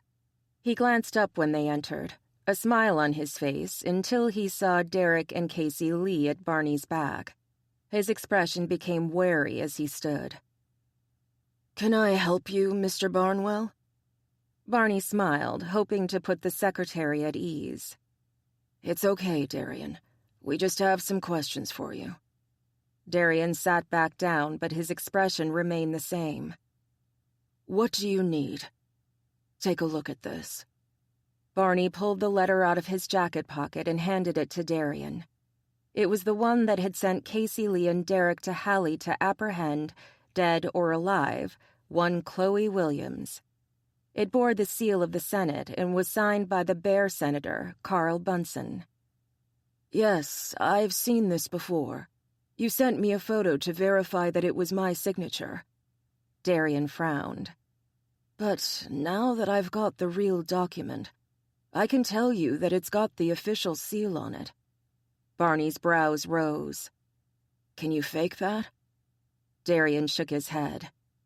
"Let me..." He rummaged in his desk drawer and pulled out a magnifying glass. "See here?" He held the magnifying glass over the image of the seal. "There's a faint glitter to the ink, right? Right?" It was there, a faint hint of silver. "We put silver in the ink, sort of a nod to the old days when people thought it took silver to kill us. You could easily duplicate the stamp itself, but the pad of ink is only made by Senate workers who ship them directly to the senators' offices. Is there any chance a shipment could have been deflected?" Barney handed the magnifying glass to Casey Lee, who took his turn looking at the silver flecks. "Anything is possible." Darian pushed his glasses up his nose. "We wouldn't hear about it, though. That's a different department. Who's in charge of ink distribution, then?" Derek also looked at the silver flecks over his partner's shoulder. "Once it arrives here, who hands it out?" "Oh, that would be..." "James Barnwell, as I live and breathe." Barney winced, then stood and faced the doorway. "Ian Holmes." The last person Barney wanted to see today. Ian Holmes was the Lion Senator. Ian was one of the senators who believed hunters should be restricted to their territories and work solo, while Barney was of the opinion they needed to train and fight together to stop rogues. It was tradition versus progress. And while Barney could understand some of Ian's arguments, he'd be damned if he'd see the hunters he trained die from a simple lack of communication. "I'd say it's a pleasure, but we both know otherwise." The Lion Senator didn't bat an eyelash. "Come to see Carl? I'm afraid you just missed him. He's out to lunch with Chris Jennings." "Chris Jennings? The Ocelot Senator?" Kristen Jennings was a 4'11" ball of fire, and Carl was secretly terrified of her. "I see. If you have no further business here, I suggest you return to Montana." Ian tilted his head and frowned, looking confused. "Speaking of which, why haven't you been guarding your territory, Hunter?" It was all Barney could do not to swear. "Carl has me working on something." The lie rolled easily off his tongue. "I'm a bear as well as a hunter, after all." Hopefully Carl would back him up when he returned, or there would be hell to pay. Lying to a senator and supposedly ignoring his duties could land Barney's ass in shifter jail. Hunters rarely did well there, as most of the rogues they'd captured were incarcerated in the same facility. Accidents had been known to happen on more than one occasion. It was a fate Barney had no desire to pursue. And claiming to be working under Leo's direction, even if it was the truth, wasn't an option. Sebastian Lowe had instructed Barney to be as discreet as possible, and he was going to follow that order to the best of his ability. There was no way Barney wanted to face Kincaid Lowe, Sebastian's cousin and chief bodyguard. Barney had seen Kincaid fight, and he was terrifying in his single-minded lethality. "Indeed, Senator Holmes." Darian placed himself between Barney and the senator, the slimmer man's back stiff as he confronted Ian. "I was instructed to greet Hunter Barnwell and provide him whatever he wished until Carl returned." Ian looked less than pleased, but nodded reluctantly. "I see. Very well then, Hunter. Just remember what I said. You're in charge of Montana and training new hunters. Don't let Carl keep you from your duties for too much longer. Understood?" "Understood." Barney smiled blandly. It was his intention to be permanently relocated to Halle come hell or high water. He'd retire if he had to. It was unheard of for a hunter his age to quit, but he couldn't imagine taking Heather away from her family and friends. He'd have to be the one to make the sacrifice. After he solved the riddle, of course. Hell, perhaps he'd persuade the Leo to allow him to train hunters in Halle. There were enough of them there to give recruits plenty of experience working with other hunters. He could probably get Julian Ducharme to assist as well. Having access to one of the rarer species of shifter, like a spirit bear, would be of immense value to future hunters. Ian Holmes nodded once to Barney, eyed Derek and Casey Lee sharply, and left without another word. Barney turned to Darian and held out his hand. "Thanks, man. I appreciate that." "You're welcome." Darian scowled at the door. "The Lion Senator has been a thorn in my paw for months now." "Oh?" Casey Lee sauntered over to Darian's desk and leaned casually against the edge. "Do tell." Darian shook his head. "I wish I could, but this is Senate business. I'm afraid it has nothing to do with you." "Or me?" Barney folded his arms across his chest. "I'm afraid not." Darian settled back behind his desk. "Carl should return shortly. About the letter, Darian." Derek took the opposite corner from Casey Lee, but unlike his partner, he stood straight, his arms loose at his sides. "Did you type it?" Darian shook his head. "No. I told you before, I had nothing to do with this letter." "Yet you agreed it's your signature." Casey Lee picked up a pen and twirled it between his fingers. "So, how'd that happen?" Darian sighed. "You're not going to intimidate me into an answer I don't have." He pointed to a stack of papers on his desk. "These are all of the documents I need to sign this afternoon. Carl's stack is larger than mine. Carl decided we should sign documents on Thursdays, so that orders arrive for hunters and Senate workers on Mondays."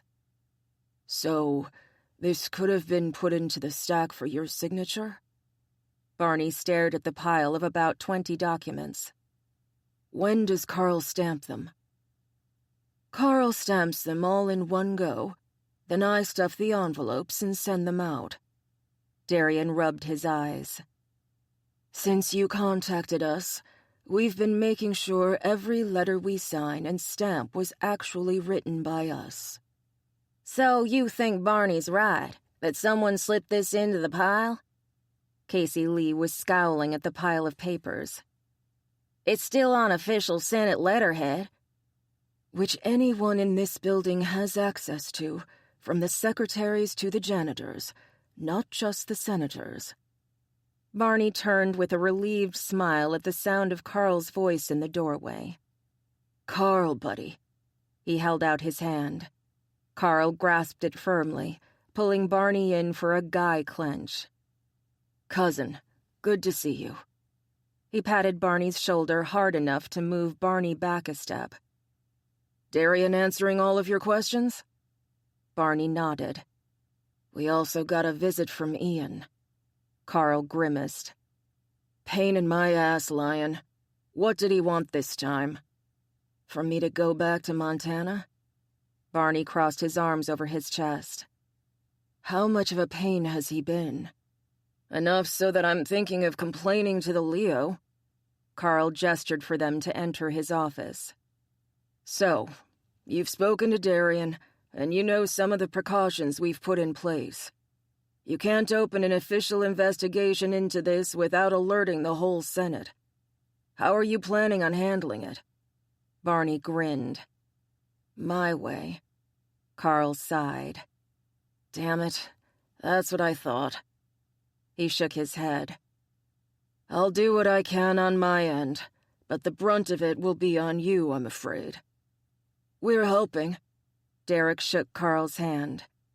"Nice to see you again, sir." "You too, Derek." Carl held out his hand for Casey Lee. "How are things with you?" Casey Lee took it, shaking Carl's hand firmly. "Fine, sir. My mama says hi." Carl grinned. "Tell her to send me some of that homemade bread of hers, will you? I've been dreaming about it for months." "Will do, sir." Carl eyed the two mercenaries. "I need to get you access to the grounds in case Barney has to leave, but it will take time to make up a reason for your presence." Casey Lee and Derek exchanged a glance. It was Casey Lee who spoke first. "We're mercenaries and bodyguards. Say you've got a need for us, but you don't want to go into details until the situation has been resolved. Make it personal, rather than Senate-related. That should do for now." "If we need more details than that, we can manufacture something," Derek added. Barney shrugged.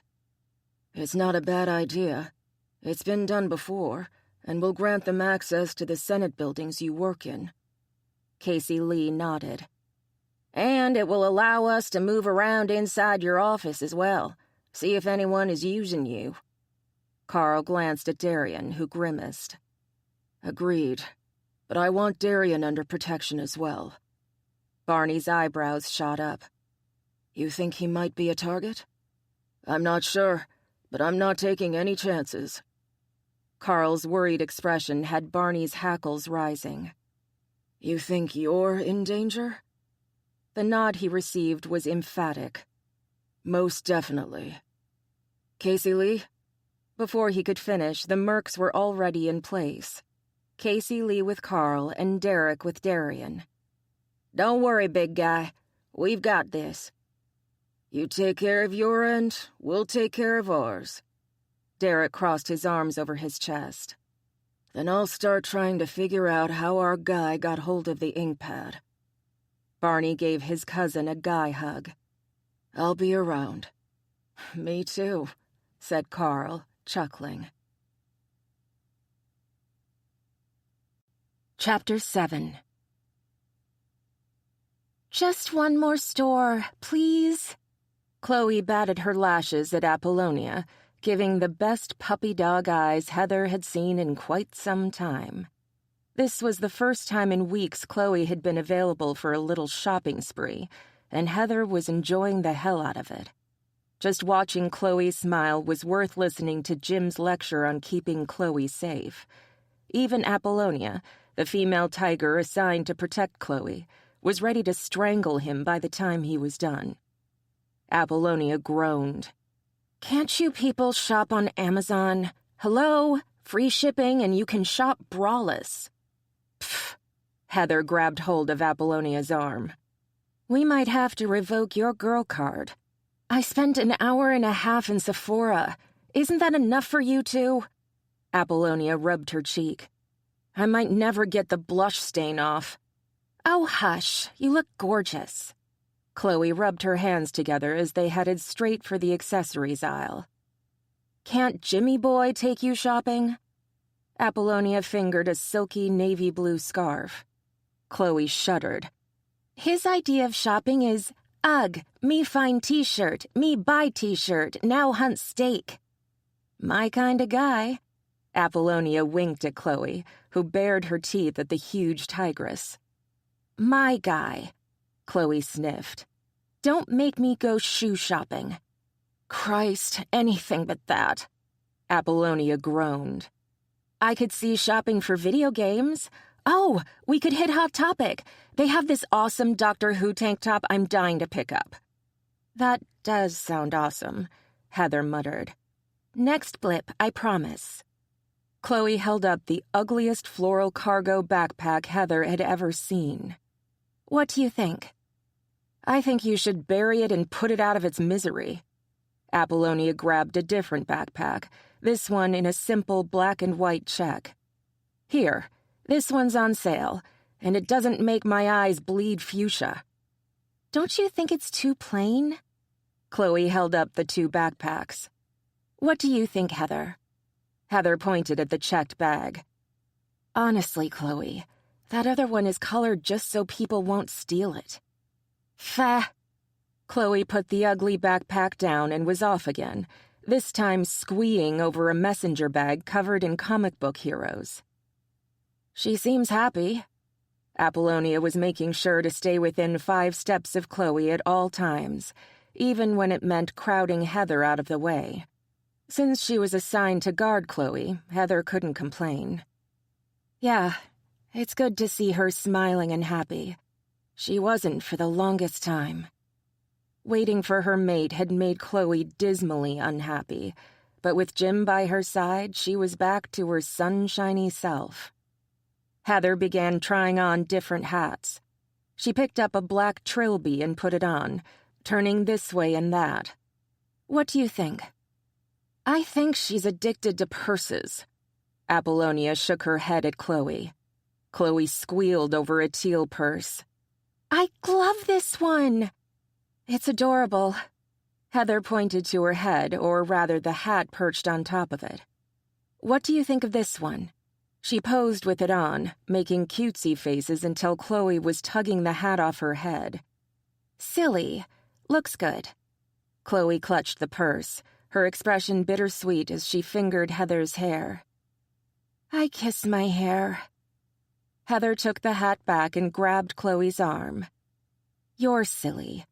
Your hair might be a lot shorter than it used to be, but with the edgy bangs and the cute way Sin shaped it, you look like a red-headed Anne Hathaway. Your hair is awesome, and don't let anyone tell you otherwise. I'll eat them for you if you like. Apollonia yawned, delicate little fangs making an appearance. Speaking of food, when are we heading to lunch? I'm starving. Heather ignored her, choosing instead to focus on Chloe. Let's get you a hat, too. Chloe glanced toward the display. They have one like yours, but in purple? You'd look great in blue. Apollonia dropped a navy blue newsboy cap with a cream band on Chloe's head. Yep, perfect. Heather had to admit it. Apollonia was right. The hat did look good, highlighting Chloe's cheekbones and the fall of her bangs. Nice pick, Polly. Apollonia scowled. I told you not to call me that. I don't understand why not. Heather headed for the registers. Apollonia is way too long. Chloe nodded. And we can't call you Appy. You're not an iPad. Loney could work. Heather handed her purchases to the woman at the register. Sounds sexy as hell. Apollonia examined her nails. Like a lot of the feline shifters, she could produce claws at will. While they were in public, she kept them hidden, but the gesture spoke more than words could. Punting you into the parking lot could work, too. I like Apollonia. It twerks. Chloe grimaced. You know what I mean.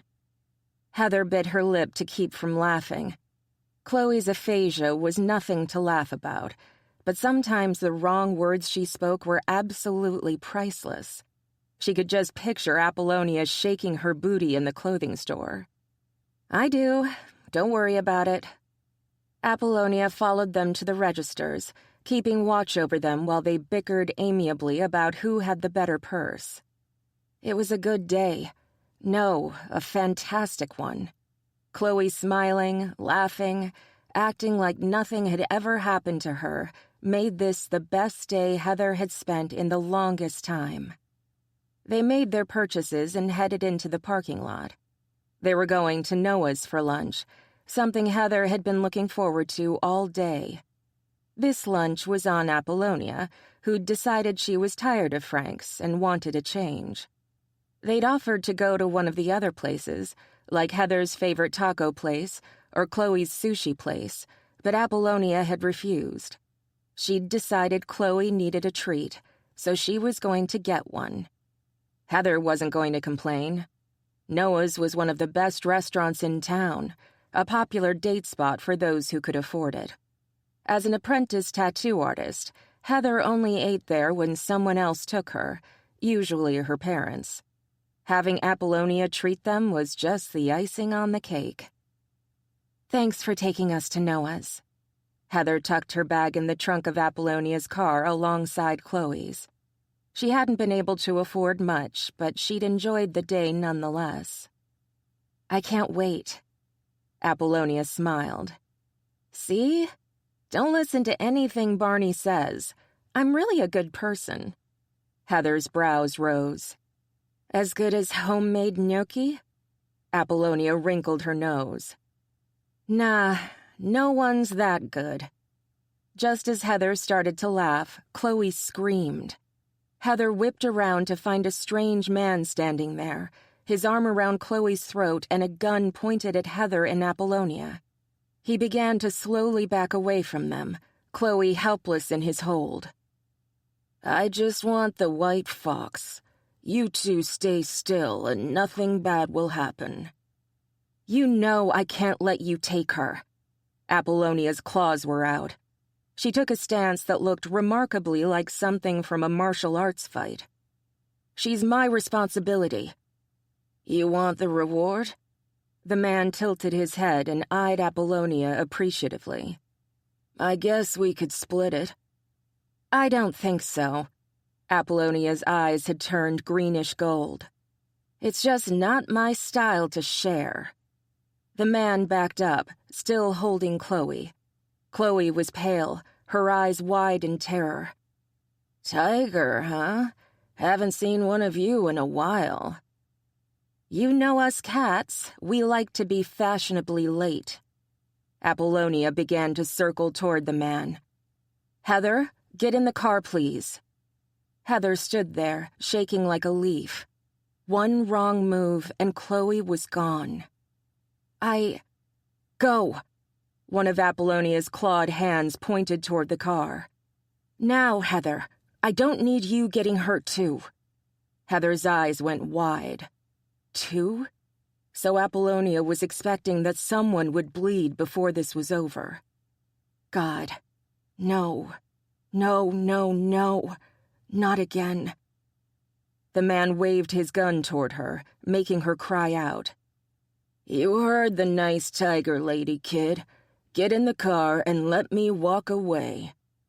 That must have been what Chloe was waiting for. He screeched as Chloe bit down on his arm, her fangs digging deep into his flesh. He shook her off, lifting the gun and shooting her as she ran toward Heather. Heather screamed, her fox demanding she find a place to hide, to stay safe. It was the same thing that happened when those men had cornered her when she was a child. Her fox, desperate to protect her, had tried to force her to hide, but she'd been surrounded by huge men and too young to shift. She couldn't get away, couldn't find a safe place, not even in her own head. She was terrified, desperate to keep her soul intact as the adults tried to force her fox out. If that happened, if she was forced into premature puberty, what they wanted to do to her once she'd changed hadn't sunk in until she was older.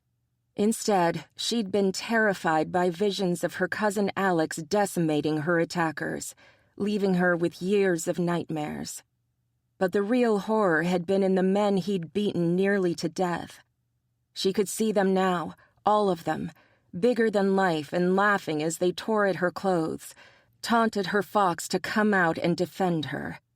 She'd cried out, screamed in terror, but nothing had stopped them. She'd been trapped, unable to defend herself. The gun went off again, waking her from her nightmare. She opened her eyes and looked around, horrified at what she saw. Chloe was on the ground, Apollonia was fighting with the gunman, and Heather was still standing there doing nothing. She had to do something, to help in any way she could. She ran forward and began tugging on Chloe, trying to get her cousin to the cover of the car. Chloe helped, but she was bleeding from her shoulder, her arm hanging uselessly at her side. Heather helped Chloe up, shoving her into the car as the sound of fighting continued behind her. She didn't dare stop to look. She had to get Chloe out of there. Apollonia could handle one man, but Heather and Chloe weren't hunters like Apollonia. Their best bet for survival was to take away what the man was fighting for. Chloe. She scrambled into the driver's seat, her limbs barely obeying her commands. Her hands were shaking so hard she couldn't close the door. She'd get Chloe to the hospital, or better yet, to Julian. Julian could heal Chloe, no problem. Julian could handle anything. He'd saved Chloe once before. Ja. Chloe's hand slammed into the back of the passenger seat. Jim? Heather slid behind the wheel, fumbling to see if Apollonia had left the keys in it. Chloe nodded furiously, tears in her eyes, either of frustration or pain, or both. Heather was near tears herself. I need to get you to Julian first, but we can call Jim on the way. Damn it, where the fuck were the keys? Another shot rang out. Chloe screamed just as white-hot agony ripped through Heather's arm. She shrieked at the pain, clutching her arm and sliding sideways, praying the gunman didn't fire off another shot. A tiger's roar was all she heard before the sound of flesh hitting flesh sounded once more. Heather closed her eyes and prayed that Apollonia would get them out of this. Without the car keys, Chloe and Heather were totally boned. Everything was going dark, the world around her tilting sickeningly as she tried to stay conscious. She lost track of time or consciousness, she wasn't sure which, but Apollonia was gently shaking her. Kid, I need you to sit up, okay? Uh-huh. Heather lifted herself up with Apollonia's help. Her arm was throbbing fiercely and was coated in blood. Chloe? Apollonia helped her into the passenger seat, but even with the help, Heather's vision kept going in and out of the dark. Out cold in the back. Apollonia slid into the driver's seat, ignoring the blood Heather had left behind. He got away. Heather sighed wearily. Shit. Yeah, got distracted by the sirens and the hot sheriff. Someone in the mall or the parking lot saw what was happening and called the cops. She shook her head. Stupid amateur. This was the last place he should have tried his shit. Hot sheriff? You mean Gabe Anderson? Apollonia grinned. Is that his name? Heather groaned as the car jerked into gear. She tried to distract herself with thoughts of Gabe. His mate's name is Sarah. Shit. Apollonia's grin disappeared. I swear, all the cute ones are taken. Heather's vision began to darken once again. Her heartbeat was heavy-sounding, her pulse running a mile a minute. She began to shiver, cold creeping over her like fog. Wait. A familiar figure, one white streak in his hair, came to the window. Julian was there, his dark eyes glancing over both Chloe and Heather. She's losing a lot of blood. Apollonia snarled. I'm getting her to the hospital if you'll move. Hi, Julian. We're gonna be on YouTube. Heather chuckled. Her teeth were chattering, her limbs beginning to shake with the cold. I can't fix that, but I can do something about the cold. She didn't know how or when he'd gotten in the car with them, but they were already moving, and Julian was doing something that felt really painful. Owie. Just a little bit more, okay? Hurts. Hell, his healing hurt just as bad as the gunshot. Can't heal it all. Too many witnesses, he muttered. She opened her eyes. When did she close them? To see him talking to Apollonia. Agreed. Just make sure she lives, okay? She will. I'm going to check Chloe now. Heather was worse off, but she'll make it to the hospital now. Heather didn't hear the rest. It was all just murmurs and lost words as she sank into the cold darkness once more. Chapter 8. Barney was scared shitless. While he was in Arizona meeting with Carl, his mate had been shot, gone into shock, and had to have surgery to repair the damage. Now he was back in Halle and ready to pound someone's head in. His bear was in a rage, ready to tear apart anyone who got between him and Heather. Fuck this shit. Fuck it to hell and back again. Heather was his to protect, and no one would lay a paw or claw on her again. He'd been an idiot to leave her behind without proper protection. He should have had Apollonia assigned to Chloe and Artemis watching Heather. But no, he'd foolishly believed Heather was safe so long as he didn't mark her as his. That was about to fucking change. Heather would be his before he headed back to Sedona. The overriding need to be near her and confirm that she was safe had driven him to the airport, leaving Casey Lee and Derek to continue the investigation in Arizona. They would get back to him at some point, but for now, his place was here. They were more than capable of working with Carl while Barney dealt with the threat to Heather and Chloe. It was the only option open to him. Leaving Heather alone and hurt? Not gonna happen. He didn't care how many of her clan surrounded her. She'd been hurt while with a hunter and the white fox. If they couldn't keep her safe. Grrr. His bear was riding him hard, eager to find the one who'd made Heather suffer. If he had the fucker's scent, he'd be out there right now, making sure he'd never hurt anyone else ever again. Ripping the guy's head off was his number 2 priority, number 1 being Heather. He strode through the hospital doors like death himself rode on his coattails, ready to send the Smith twins through a wall. They were the ones who had been tasked with guarding Chloe, and they'd failed him miserably. He was going to skin them both for making Heather bleed, and then he'd kill them for almost losing the white fox.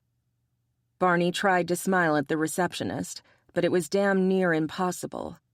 From her reaction, a terrified lurch, he'd failed miserably. Heather Allen? One of the gunshot victims? She blinked. Are you a relative? Fiancé. His voice was beginning to turn, to pick up the rumble of his bear.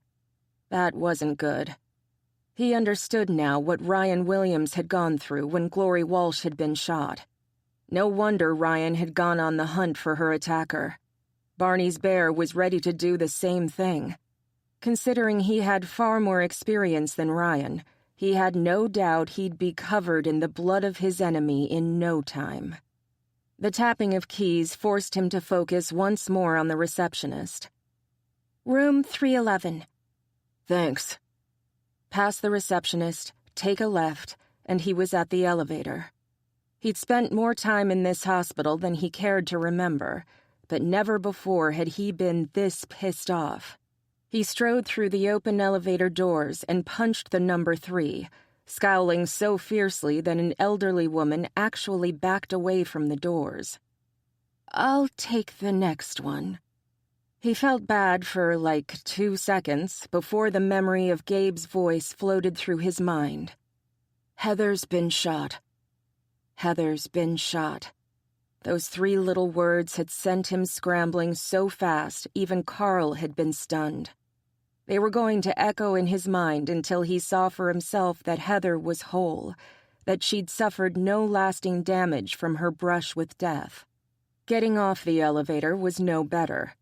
He stomped toward room 311, his gaze stuck on 2 people who seemed to be guarding the door. One of them was going to decorate the floor of his apartment. Apollonia! Shit, he heard her mutter. She straightened up. I tried, boss. Not hard enough. He grabbed her by the throat and lifted her off her feet. His claws were extended, his fangs dipping over his bottom lip. She nearly died. Odd. Apollonia wasn't fighting him at all. If anything, her head lowered, almost like a subordinate shifter to an alpha. Put her down. Barney shivered as a deep voice rolled over him, forcing him to put Apollonia back on her feet. He'd heard that voice before, been forced to obey it as he was being forced now. His bear refused to fight that voice. Julian Ducharme was here and wasn't going to allow him to kill Apollonia. Damn it. Now step away. Barney was driven to obey. He did as told, putting a little more than an arm's length of distance between himself and the tiger shifter. Look at me. Focus on me. His feet shuffled him around without any input from him. Terrified, he stared into the silver eyes of the only Kermode bear in Halle, Pennsylvania. Good. Julian's hair was pure white, his silver gaze demanding. Now calm down. Heather's surgery went very well, and she's awake and waiting for you. He felt his bear calm at the command of the spirit bear. I fucking hate you. Julian patted him on the cheek. I know, dude. Now go in there and kiss Heather's boo-boos. Julian winked, his silver eyes turning their normal brownish black. But don't bite her yet. She did lose a lot of blood. At that, Barney's bear tried to rise once more, ready to strangle Apollonia. She did the best she could, Julian said softly. Look at her. She's beating herself up enough for both of you. Barney took the time to really look at Apollonia. Her shoulders were slumped, her usual carefree smile gone. In its place was a weak frown. Her skin was bruised and cut, and there was a powder burn on her right hand. Who did this? She shrugged. Dunno. Bounty hunter, I think. He offered to share half the reward with me. What reward? There was a fucking reward now? Jim Woods was going to go ballistic when he found out. Barney wasn't sure if he should tell him or not. Again, I don't know. She pushed off the wall and glared at him, her shoulders finely square, anger overriding the earlier despondency. He got away from me when we heard the sirens. I couldn't let any humans catch us fighting. Since there was no way for her to know it was Gabriel who would show up on the call, I think she did the right thing. She stayed with Heather and Chloe, making sure no one else got to them except Gabe and I. Julian got in between them, as if afraid Barney would start fighting Apollonia again. He'll show his face again. Or another one will. Barney shook his head and stared at Heather's door. This just keeps getting better and better, doesn't it? Julian sighed. Tell me about it. Canada is nice this time of year, you know? Thinking of going back?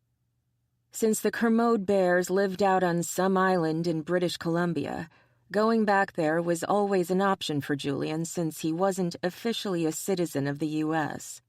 Carl was working on that, but even with the backing of the Senate, these things took time. Nope. Julian's smile was wistful. Sin would hate it. And that was all the bear had to say. His mate would hate it, so Julian would stick around this crazy-ass town until hell froze over, because Sin would never leave her friends. Gotcha. Barney was afraid he was going to share Julian's fate. He'd stay here for as long as Heather wished, no matter what the Senate said. She would need her family while he was out hunting, and he wouldn't take that away from her, or the friends she'd found at Sinful Tattoos. He opened the door and stepped inside. Heather? She turned, smiling as she saw him. She looked so pale against the white sheets that his bear rose once again. He could practically count the freckles on her face from across the room. The urge to heal had never been so strong. The relief on her face when she saw him staggered him. Her sweet, welcoming smile nearly floored him. "Barney." He smiled and entered the room.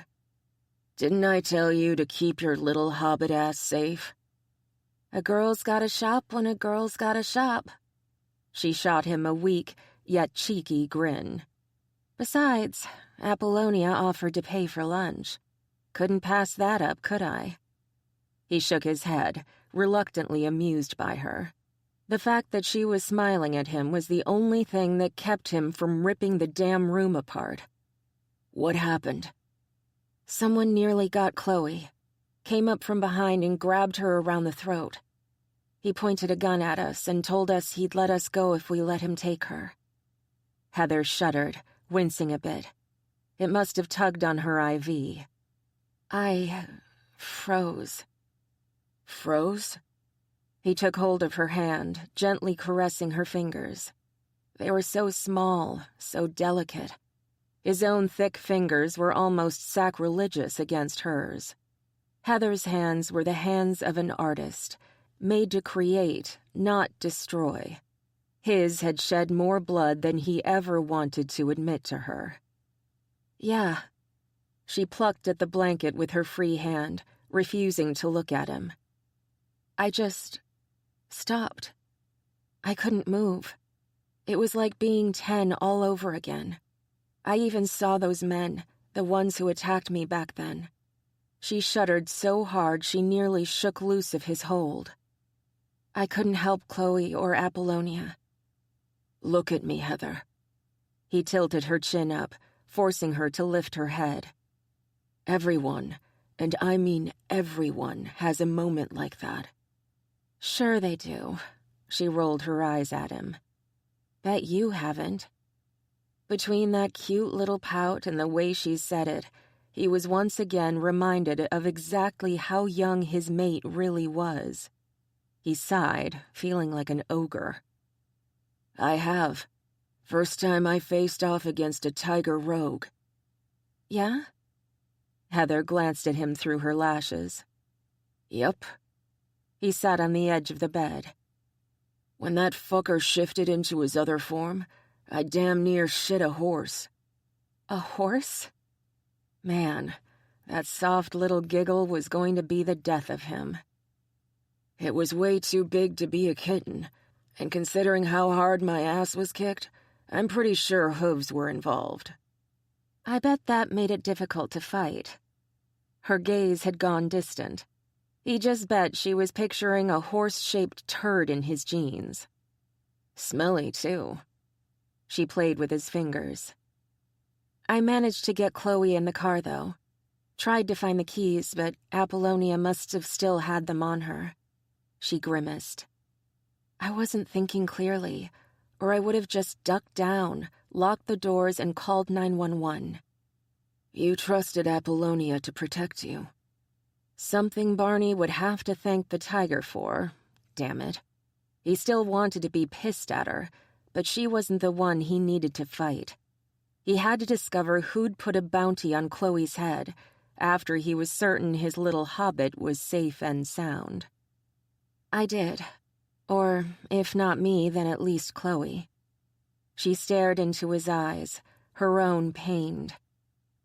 "I was shot while looking for the keys so I could get Chloe to the hospital." She shook. "I haven't been that afraid since I was 10. The scent of her fear filled the room. His bear reared, ready to eviscerate the threat.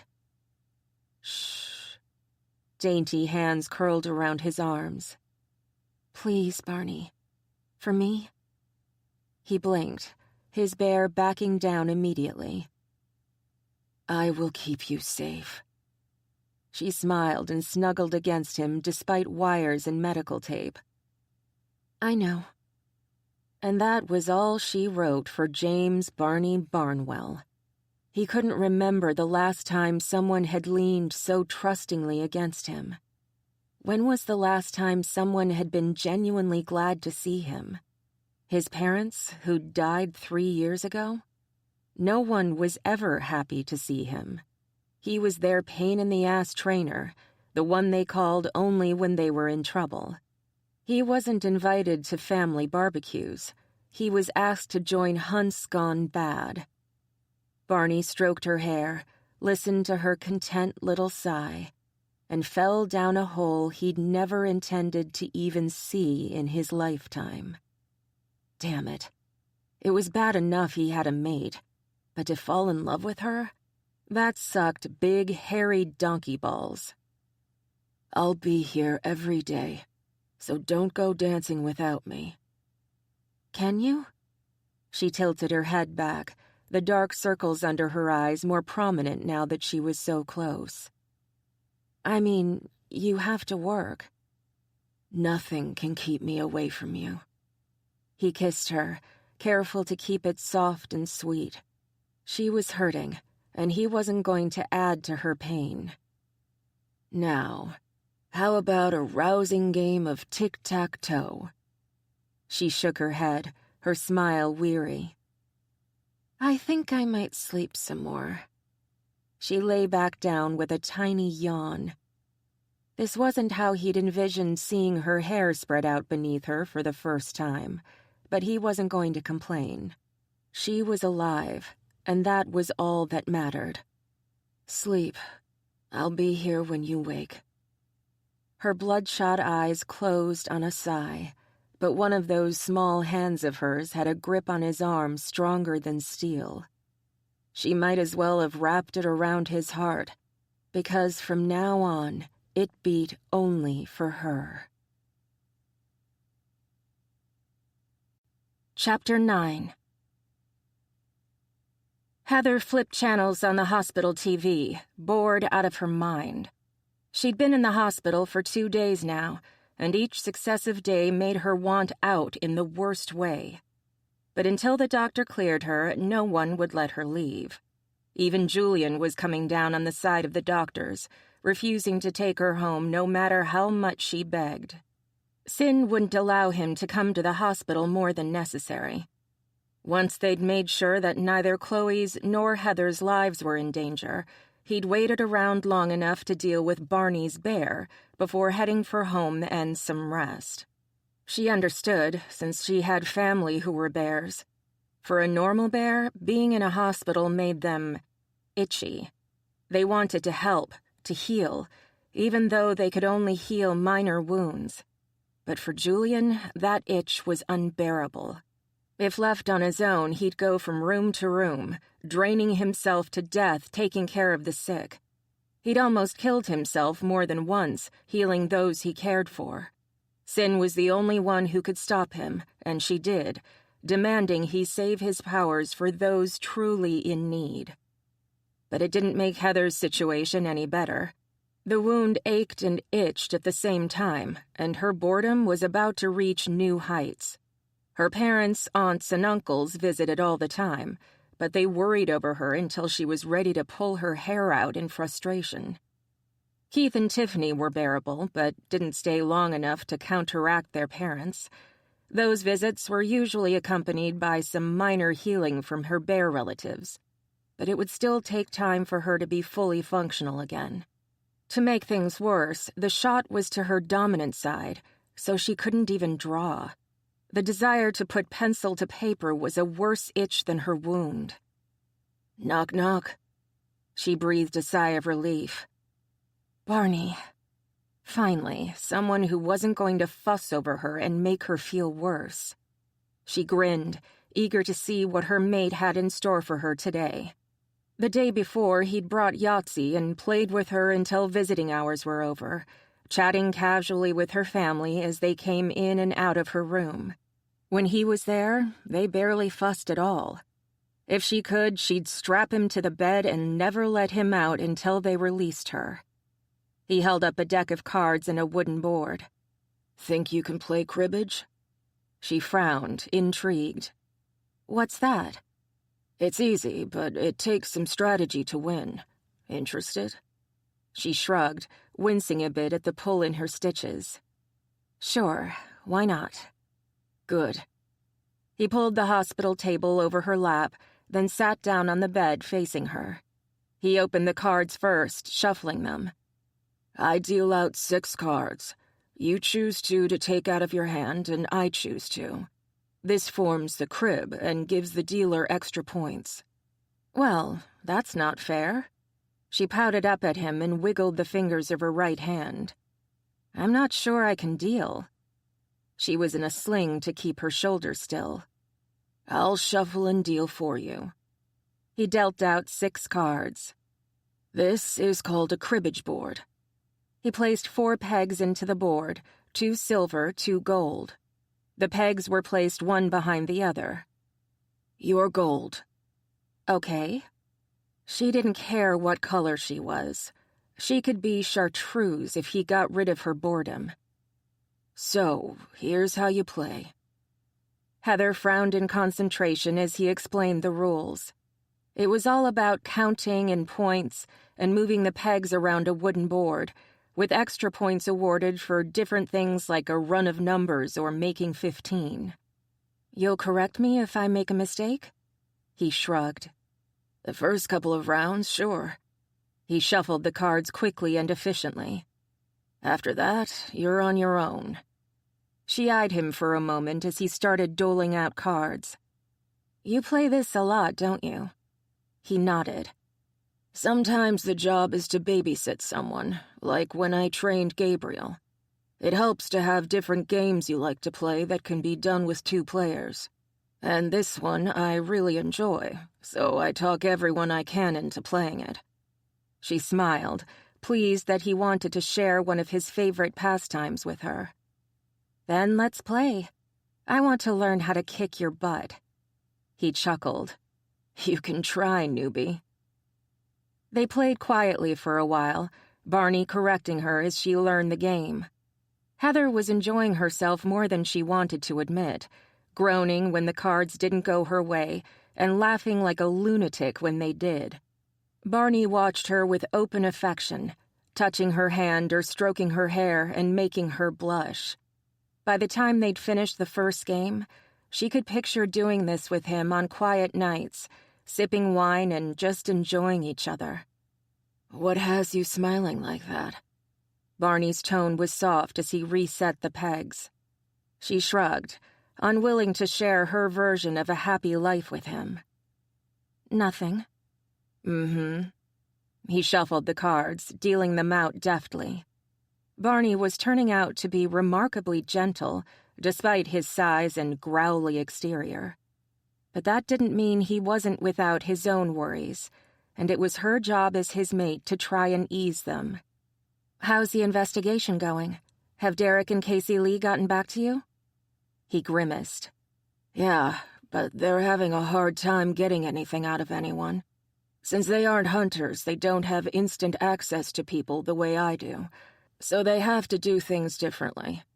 Add in the fact that they can't tell anyone why they're questioning them, and it gets awkward fast." "What do you mean they're doing things their way?" Heather had barely met the Mercs, and what she'd seen made her uneasy. Chloe trusted them, but Heather wasn't so sure. Casey Lee was funny, but Derek? He looked like he ate babies for breakfast and drank kitten smoothies just because. "They're probably doing things I'd rather not know about. I prefer to do things the legal way, or at least legal by shifter standards." He sighed, putting his cards on the table. "I feel like I'm running around in circles, and all the answers are somewhere in a square or an octagon. She bit her lip, uncertain what to do for him. He looked so frustrated she wanted to help in the worst way. Is there anything I can do? His gaze bored into her. Just talking to you helps. He made a disgruntled face, glancing away from her. That sounds so fucking lame. She patted his hand. I liked it. Very suave. He chuckled and turned back to her. I try. But the humor didn't last long. I keep thinking that if I can figure this all out, then everything will be fine. But I know that's wrong. She squeezed his hand, hoping to convey her feelings, confused though they were. Gabe and Alex both told me this thing with the white shifters has been going on for longer than any of us thought. This goes deeper than just Chloe or Julian. He stared at her intently. Tell me what you're thinking. She blinked, startled. Me? Barney nodded. What's going on in that little hobbit brain of yours? I keep telling you I'm not that short. And I swear my toes aren't hairy. She made sure the blanket covered her feet, just in case he decided to check. There might be a little fuzz on her big toes, but he didn't need to know that. He smiled, but didn't comment. You sure you want to know what I think? He nodded firmly. Give it to me. She took a deep breath. Why are they going after white shifters? And why children of mixed parentage? What's the connection between them? They're killing kids, Barney. There has to be a connection there somewhere. You think there's something linking white shifters and mixed blood? Heather shrugged. You have a better idea? It's something to look into. Barney freed his hand and scratched his chin. It's definitely something I can have Derek and Casey Lee look into. I've had the same thought, but I didn't want to focus all my attention in that direction in case I was wrong. She could understand that. It made sense not to get hooked, only to find out the trail you'd been following led to a dead end. Birth and death records should be easy to access. If there's a greater instance of white shifters among those of mixed parentage, it would explain why they're going after those kids. She held up her hand. There's one problem, though. Chloe's of mixed blood, but the Kermode are not. Barney held up his finger as if making a point. But not all Kermode have Kermode children. They bite their mates, and if they're human, the spirits determine what kind of shifter their mate becomes. They might not even become a bear. Really? She'd never heard of such a thing. As far as she knew, if you bit a human, they became the same kind of shifter as you. A fox created a fox, a bear created a bear. Does that mean that Chloe could bite someone and have them become, say, an ocelot? I have no fucking clue. Then maybe we should find one. He gently tapped her forehead. What's this we shit? Your hobbit ass is sitting right here and recovering. End of subject. I can still use my brains, big guy. Trust me, the last thing I want to do is face another gun. She shuddered, remembering last night's nightmare. She'd been frozen, staring at the barrel of a gun that seemed the size of her head. There'd been no one there to save her, to keep her from... Heather gasped as Barney pushed aside the hospital table and grabbed hold of her. He hugged her tight, his chin resting on top of her head. Nightmares again? She nodded, unwilling to speak. He grunted. Would it help if I told you how brave you were? Nope. She snuggled in, sniffing at his shirt. The scent soothed her, driving back the memory of the nightmare. Just hold me for a sec. His grip tightened. Can do, sweetheart. Barney sat with her, silent and still, the only sound his heartbeat and the hum of the machines she was hooked up to. The quiet, patient care he was showing her touched her far more deeply than any growl or snarl of protection could ever hope to. This contentment was something she'd thought she wouldn't have with him. She'd been wrong, and she couldn't be happier about it. What are you smiling about? The smile she hadn't even known she had widened. It's a secret. He grumbled a bit, but even that was somehow adorable. And that, too, was a secret she'd never tell him. I have to wonder, was the attack on you when you were a child meant to kill you? What do you mean? She didn't understand what he was saying, but a shiver worked its way down her spine. When you were attacked and Alex saved you, is it possible you were targeted because you're mixed blood? Barney's arms tightened around her, making it difficult to breathe. That's scary. She pushed against him and he eased his hold. That's super scary. Yeah. He rested his chin on her head and began rocking her. It wasn't clear to her if he was comforting her or himself. Adrian has set guards on your door. Chloe's too. I saw. The Pumas had waved to her, both of them ensuring her that they were volunteers.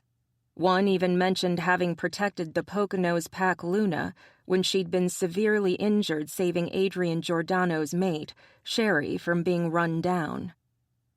So, Max knows what's going on. And if Max knows, then the little general knows too. Don't be surprised if you get a visit from her. She laughed at Barney's description of the female alpha of the Puma Pride.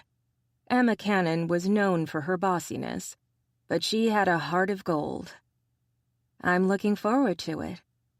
Lord help us all, Barney muttered into her hair. Chapter 10. Barney pulled into the hospital parking lot, wondering if today they'd finally let Heather go.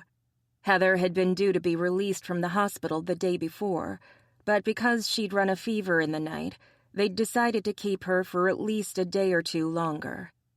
An infection wasn't something to fuck around with, but at least she was in the right place to deal with it. While he understood their concerns, Barney just wanted his mate out of the hospital. He was sick of the smell of the place. It lingered on his skin, in his hair, and nothing he did seemed to get rid of it. And it had to be worse for Heather. As a fox, her nose was more sensitive than his. The antiseptic smell must be stinging her sinuses like crazy. Once she was cleared to leave the hospital, Barney could get back on the trail of the senator or senators who'd hired the fucker to harm his mate. Oh, Barney would love to get his paws on the man who'd shot her. He really would. He'd shove the man's head up his ass the hard way. Backward. But the gunman was only a footnote in a bigger problem. To catch the real person who'd hurt his mate, he needed to find the one who'd put the bounty out on Chloe.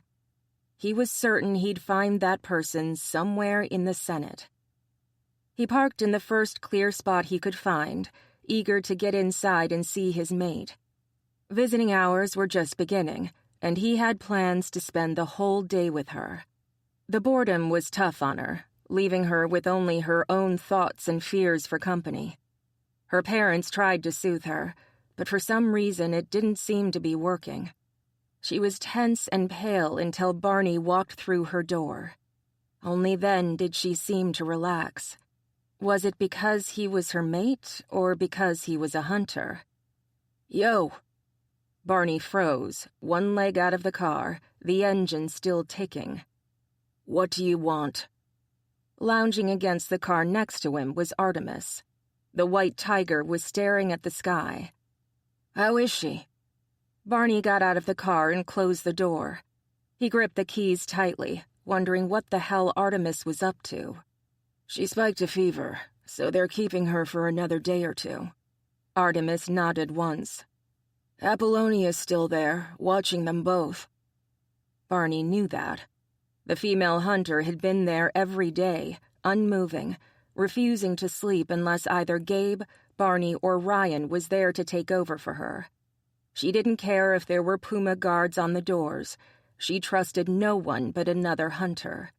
Not even Artemis could get her to move.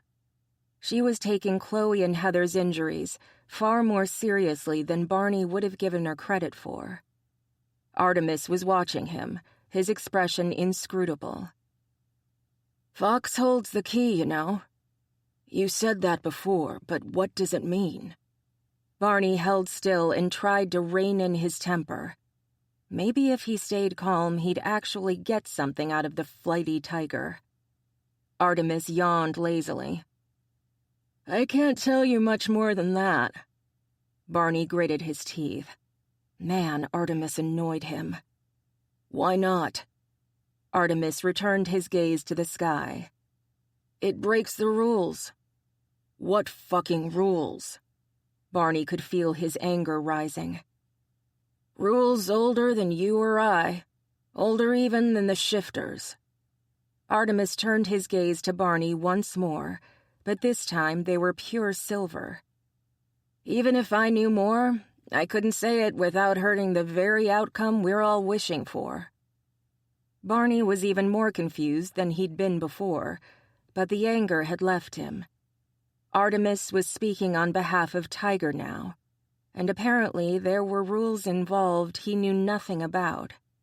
I have no clue what you're talking about. Sometimes neither do I, and I'm okay with that. Artemis smiled, the silver fading from his eyes. Maybe you should follow your instincts. What are they telling you? Barney wanted to strangle Artemis. So much for remaining calm. I guess I should go talk to some foxes. Guess so. Artemis stood, his hands shoved in the pockets of his jeans. See ya. Artemis sauntered off across the parking lot, going God knew where. Artemis seemed to have two speeds. Off and, holy fuck, a tiger's gonna eat me. And he switched back and forth with the same ease as flipping a light switch. Barney stared at the hospital doors and cursed. He climbed back in his car and pulled out his cell phone, dialing Heather's hospital room. As soon as she picked up, he spoke. It's me. I'm going to be late today. Hunter business? Her tone was solemn, making him feel even more guilty. Yeah. Artemis dropped by and reminded me that Fox holds the key. It's the second time he's done that. Oh, and since he's the White Tiger... Barney nodded, even though he knew she couldn't see him. I figure I should listen to him. Are you going to speak to Chloe? Man, I love a smart girl. Heather choked. You okay? He pulled out of the parking lot and headed toward the animal clinic Chloe worked at. Fine, she gasped. Never mind me, I'm good. Just tried to breathe water, that's all. I hate to tell you this, but you're not a fish, sweetheart.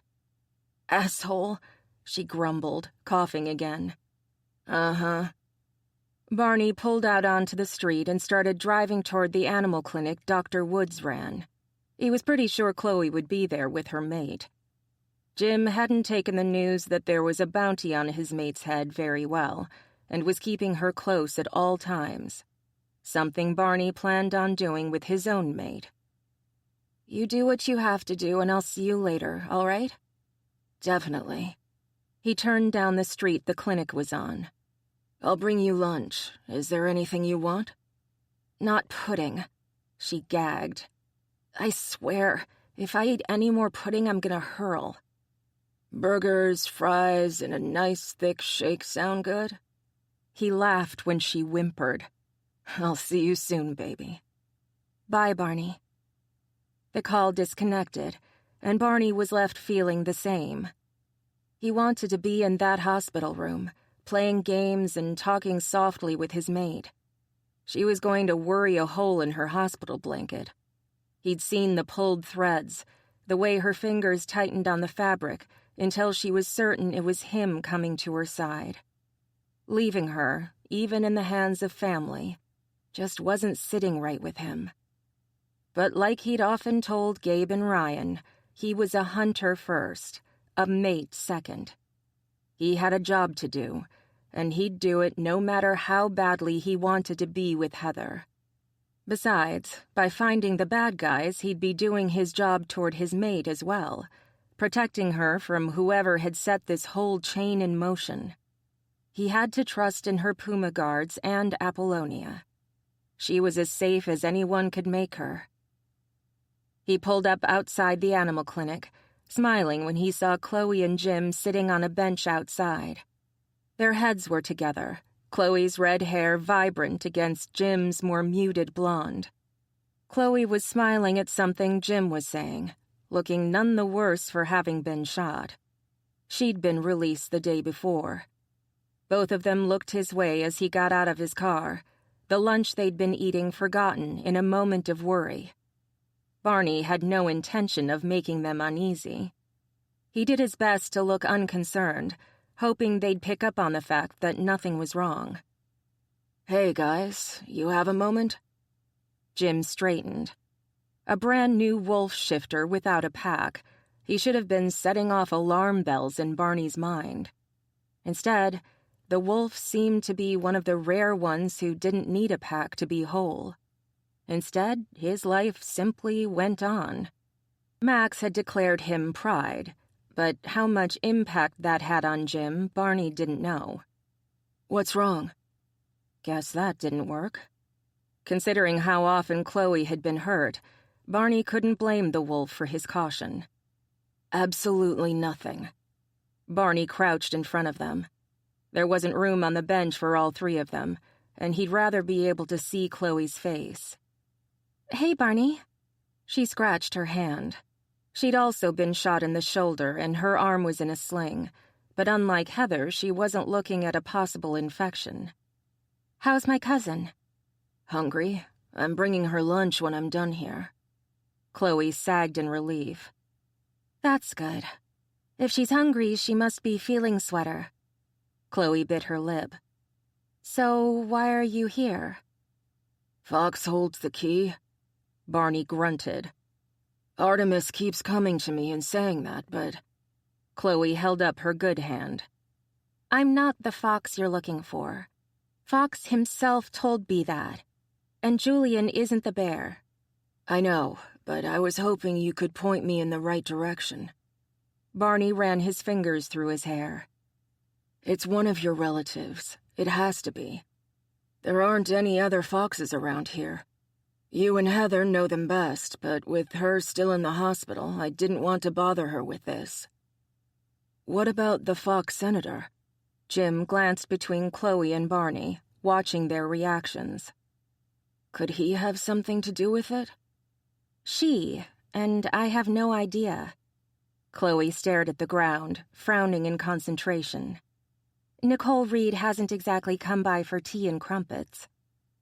"Has she contacted you at all?" That surprised him. A white fox capable of speaking with the spirits should have been someone the fox senator would be highly interested in. Unless, of course, she thought Chloe's abilities to be nothing more than the delusions of a woman with a traumatic brain injury. "Nope. And I'm kind of scared to contact her myself." Chloe took hold of Jim's hand.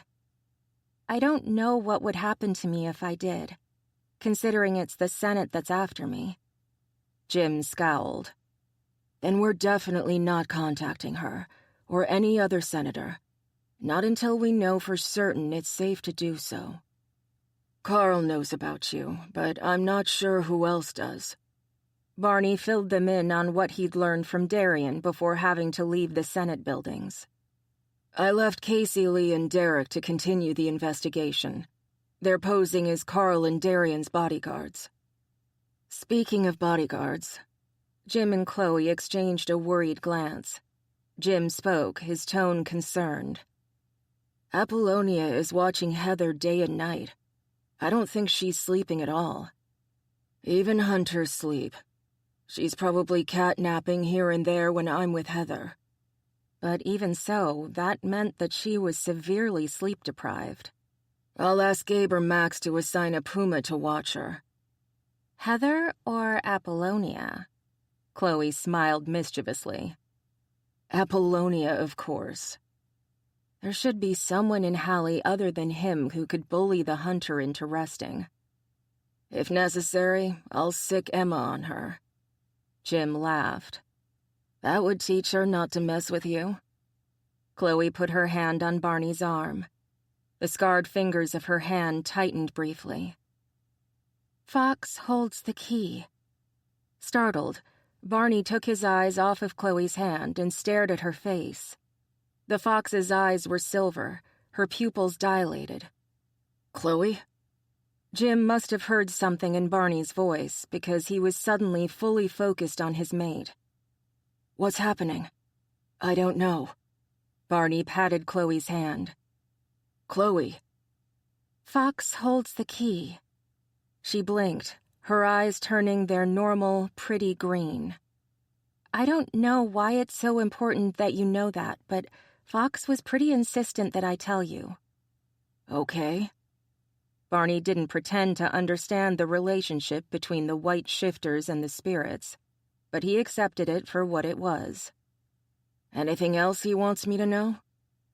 Chloe's eyes turned silver. "Beware of Jamie Howard." Jamie Howard? What the fuck? "What does he have to do with any of this?" "I have no idea, but he's one scary motherfucker. Don't go near him unless you have no other choice." Jim stood and gathered the remains of their lunch. "I don't want Chloe out in the open right now. Anything else you need us for?" "Nope." Barney stood, ready to go and speak to some of the other foxes in Heather's family. Maybe Tiffany was the fox mentioned? Damn it, this was going to take all day. "Any clues as to who I should talk to?" Chloe turned back to him with a grin. "Say hi to Heather for me." With that, Jim escorted his mate into the building without another word spoken. "Well, I'm boned." He headed back to his car, wondering if that last part had been a hint, or if she just wanted to say hi to her cousin. Her eyes hadn't been silver, so it must have been the latter. Still, he couldn't quite shake the feeling that she'd been telling him something. Did she think Heather was the fox the riddle spoke of? If so, what key did she hold? The key to the riddle? He'd have to talk to her and find out. It was the only way. But first, he'd visit some of her relatives and find out if any of them could give him a clue. Because he'd be damned if he had one. Chapter 11. 2 becomes 1, 1 becomes 3. Bear knows the way, but Fox holds the key. That riddle was becoming the bane of her mating. Barney was so fixated on it that it was driving him crazy. He was positive that it was the answer to why Chloe was being targeted. If Heather could figure out the answer, then maybe, just maybe, Barney would relent and mate her. She could hope, right? Besides, it wasn't as if she had anything better to do. She was stuck here until the doctors cleared her of any infection, and the solitude was driving her insane. It beat the hell out of afternoon talk shows, that was for sure. And the soaps? Blech. Why did humans cheat on each other so much? It was disgusting. If you were in love and happy, couldn't you keep your legs crossed and your panties on? It didn't even have to be in that order either. Heather tapped the pencil she'd talked her brother into picking up for her against the pad of paper. Perhaps it was best to start at the beginning, with the first part of the riddle. Julian had been the first one to speak the prophecy, but since then Chloe had repeated it several times. Neither of them was the bear or fox spoken of. So who, or what, was 2 that had become 1? She began writing, starting with everything that could go from 2 to 1. There was math, of course, with 2 minus 1 becomes 1, 1 plus 2 becoming 3. But she doubted it was that simple. Or was it? 2 becoming 1 could be marriage. Most people spoke of 2 becoming 1 when 2 people tied the knot. But the riddle specifically said 2 becomes 1. Heather frowned. Wasn't becomes present tense?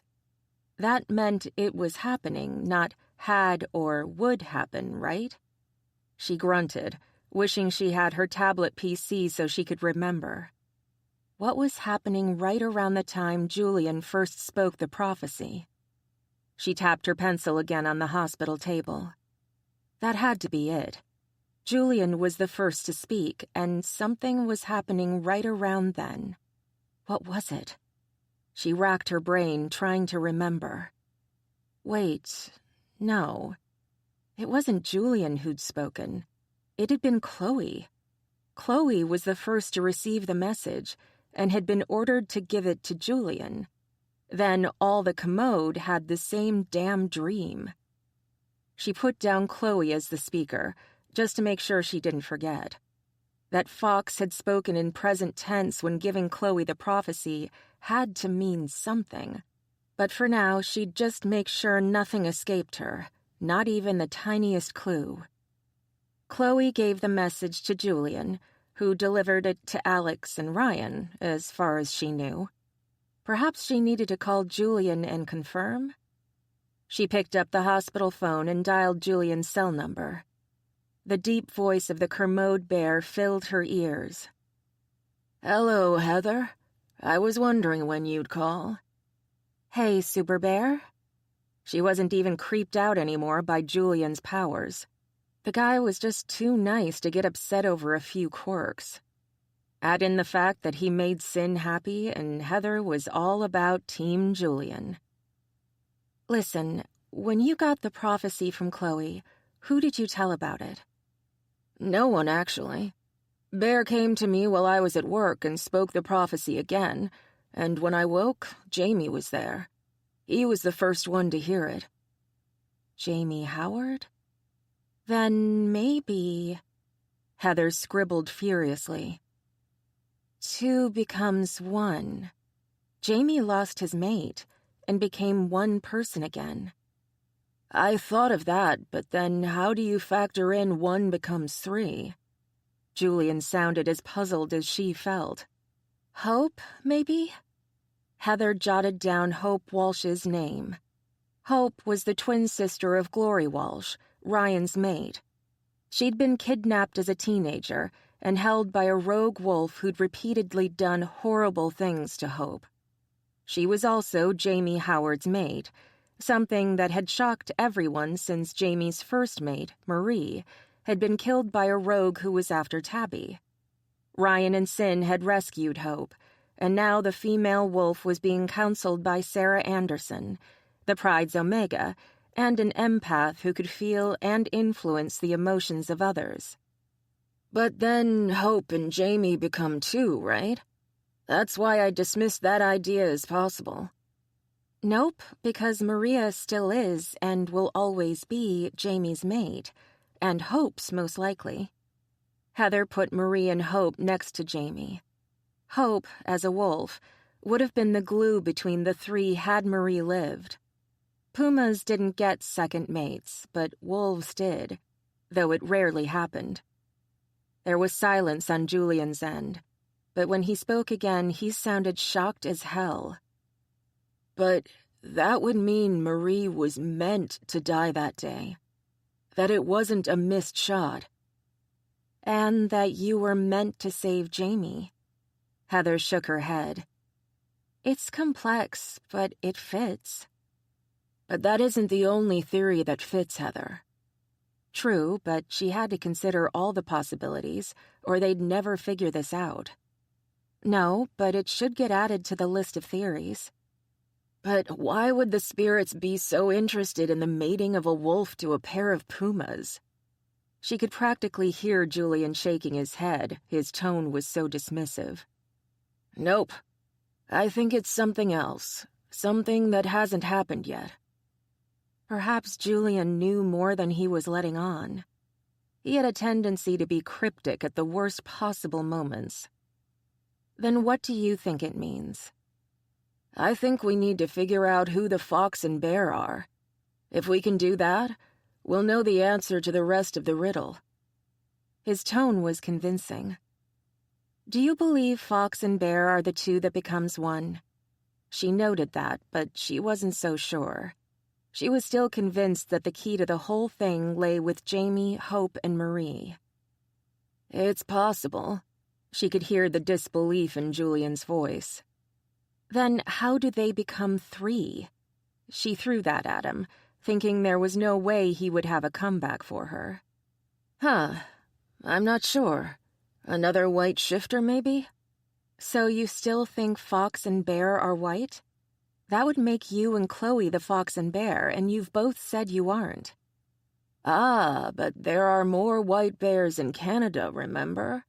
One of them could be the bear the prophecy spoke of. That was true, but something still didn't seem right. You don't really believe that. Otherwise, there would be more white foxes around. He sighed. No, I don't. Whoever they are, they'd be here, where the prophecy was spoken. But every Kermode had the same damn dream. Bear really wanted us to know about this for some reason. The Senate would be a good reason. Heather stared at the paper, her mind wandering once more to Barney. It has to have something to do with that. She wrote down Senate and circled it. Twice. White shifters in the Senate. We've been over this so many times, I'm getting sick of it. Julian sighed. All right, how about you concentrate on the first half of the riddle? Maybe you can come up with something that will help Barney. I'll see if any of my Kermode cousins can sense anything more than Bear knows the way, yada yada blah blah blah. I can do that. She wouldn't, but she could. The whole riddle needed to be solved as one, not in pieces. Fox holds the key might mean that it was a fox who was supposed to figure it out. So maybe that fox was Heather herself. All right, call me if you think of anything. And take care of yourself. Don't make me come over there and sit on you. Heather laughed. That would go over so well with Sin, wouldn't it? I'll do it in a heartbeat if I think you're getting worse, you hear me? Julian's tone was serious. I don't want to have to fight off an infection because you're not resting properly. Yes, sir, Mr. Nurse, sir. Talk to you later, brat. Julian hung up, leaving Heather nothing to do but think. Halle was part of the key, and the people in it. She just knew it. And the only ones who fit the riddle were Jamie and Marie Howard, and Hope Walsh. But with Marie's death, how would they become 3? The white shifters could communicate with spirits, but none of them had ever said they communed with the dead. Kermode spoke to Bear, while Chloe said she mainly spoke to Fox. So it was the spirits of the animals they represented that they spoke to, not spirits in the sense of spooks. So Marie being some kind of ghost that could communicate with them wasn't even a remote possibility. She crossed that off her list. Making the note and crossing it off was the best way to remind herself that yes, she'd thought of it, and yes, she'd dismissed it. Otherwise, she'd find herself going in circles. Okay, so Marie going Casper on them was out. What about pregnancy? 1 becomes 3 could mean that Hope might be pregnant when she mated Jamie. But as far as she knew, Hope wasn't pregnant when they'd rescued her from Salazar. Julian would have mentioned it when he checked her out for injuries, and she wasn't showing, which Heather viewed as a relief. Perhaps she'd become pregnant by Jamie, but for some reason their mating would be delayed? Or not. There was always the possibility of pregnancy during a mating bite, something Heather would have to remember for her own circumstances. She put a question mark next to pregnancy and moved on. What about another mate? She crossed that one off almost immediately. Wolves had 1, rarely 2 mates. 3? That would be insane. Ghosts, mates, and babies. What else could turn 1 into 3? And why were the 2 of them so important that the spirits themselves felt the need to give a riddle that needed solving? No wonder Barney was going insane with this. She was focusing on her own theory, and already she was about to pull her hair out in frustration. Still, she was certain she was on to something. A pregnancy seemed the most logical conclusion, but she felt like she was missing something vital. Did it have to be a person that caused them to become 3? Could it be some sort of object? She scratched her head, but nothing specific came to mind. She really needed to go over this with Barney. Maybe he could help her figure out the impossible. And he'd better remember her burger, too. Chapter 12. Heather was staring at a piece of paper with such an intent expression that he had the sudden urge to tiptoe right back out of the room. Jamie Howard, Marie Howard, and Hope Walsh. Her soft voice was distant, but it was her words that made Barney take that step into the room. Chloe's warning was still ringing in his ears, and hearing Heather say Dr. Howard's name made shivers run down his spine. It couldn't be a coincidence. Why did you mention Jamie Howard? Heather jumped, her head jerking toward him. Barney? Her eyes were huge, her expression startled. You scared the hell out of me. He didn't have time to reassure her. Why did you mention Dr. Howard? She blinked and looked back down at the piece of paper. It's the only thing that makes sense to me. How so? He tried to keep his tone light, but he knew he'd failed when she shot him another fearful glance. Chloe told me beware of Jamie Howard. Oh. Heather bit her lip. The plump, pink flesh against the whiteness of her teeth tempted him to drop his questions and just kiss her so stupid she never mentioned the name Jamie Howard again. Are you sure that's what she meant? You know how her words get tangled up. Her eyes were silver when she said it. I think it was a direct message from Fox. Barney took the slip of paper from her hospital table, ignoring her faint cry of denial. Instead, he handed her the sack of food he'd brought. She tore into the burger wrapper while he glanced over the notes, the simple math, the words marriage and 2 becomes 1, with the S underlined 3 times. Julian and Chloe's names were written down, but she'd drawn arrows moving Chloe's name above Julian's. Alex and Ryan's names were crossed off, and Jamie Howard's was written several times, along with Marie Howard and Hope Walsh. She'd crossed off the word ghost? She'd actually written Jamie and Marie Howard minus Marie Howard equals Jamie Howard, followed by Jamie Howard plus Hope Walsh equals ... That's where I get stuck. A pencil eraser tapped the triple question marks. How do Jamie and Hope make 3? There was only one thing Barney could think of. A baby? I thought that could be it. Heather moaned as she bit into her burger. God, this tastes so good. He tapped the word ghost. I doubt Marie is going to haunt them. From what I hear, she wasn't like that. Besides, I doubt the spirits would want such an arrangement, even if it could be done. So you agree that those 3 together makes the most sense? That they're the ones the prophecy speaks of? Her hopeful expression belied her calm tone.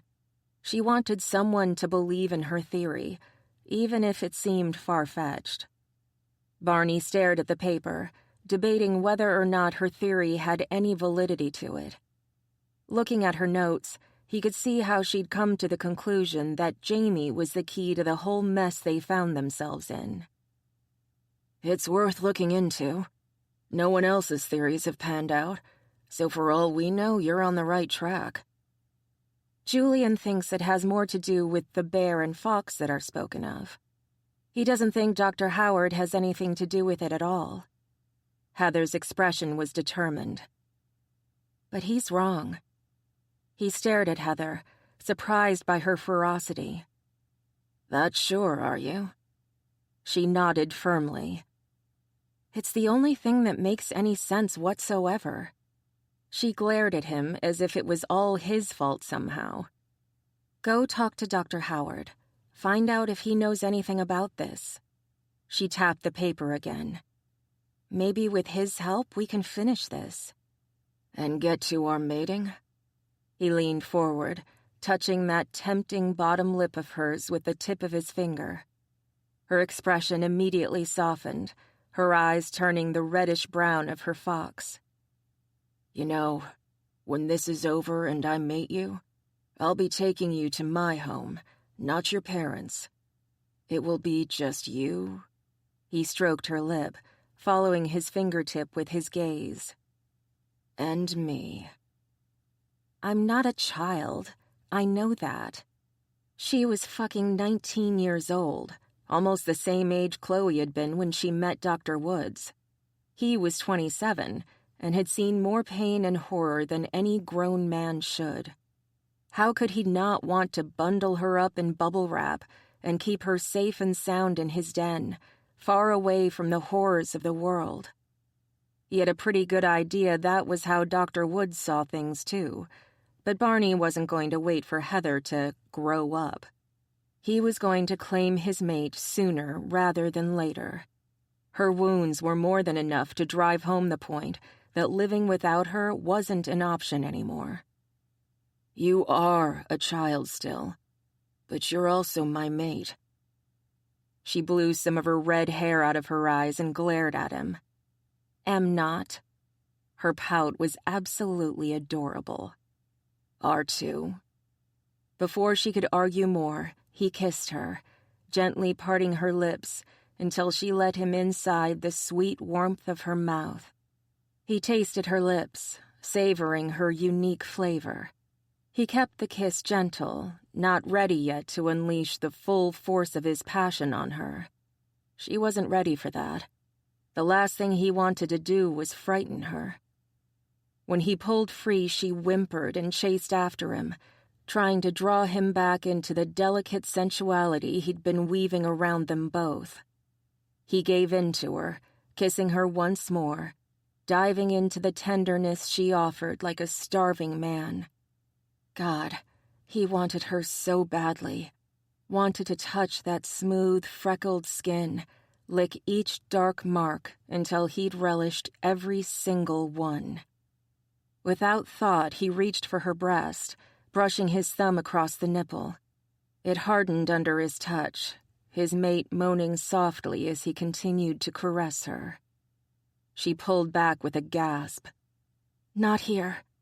Her eyes were still foxy brown, her pupils dilated with desire. No, not here. He gave her breast one more touch before pulling back with a sigh. His cock was throbbing, his bear growling to take her, bite her. But the hospital wasn't the right place to take her. She needed to be in his temporary den, in his bed, snuggled safe and warm before they marked her. She leaned back against the pillows, her lips plump and red, her breath coming in soft pants. Hell. This was pure hell, seeing her red hair against the white sheets, her skin flushed with desire, and being unable to do a damn thing about it.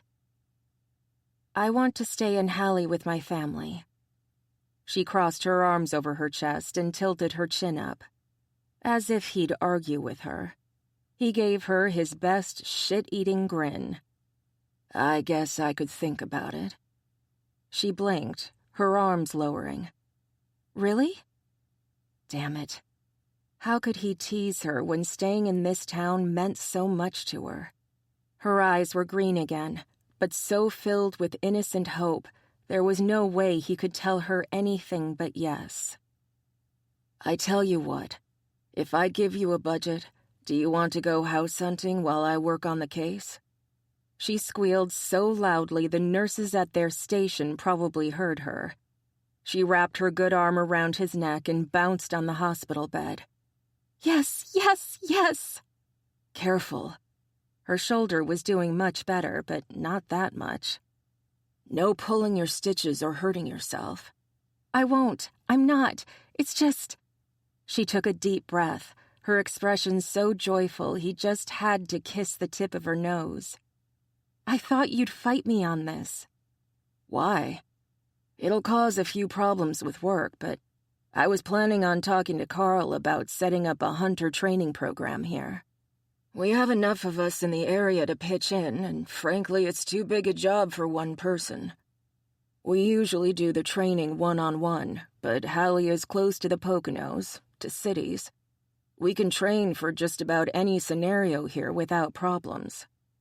And the Pumas would more than likely be thrilled to have more hunters around, especially now. The Pride would be the biggest hurdle, or rather, Max and Emma Cannon, the Alpha and Kirana of the Pride. Barney ran his hand down Heather's back. But I'm pretty sure they'll be all right with it. They have rules for the shifters attending college here. Something can be worked out for the newbie hunters. What about your territory? You let me worry about that. Another hunter will be assigned there. That's all you need to know. She frowned for a moment, but it quickly disappeared. I want a dog. He blinked, confused. Okay. Good. She pecked at his lips before settling against the pillows once more.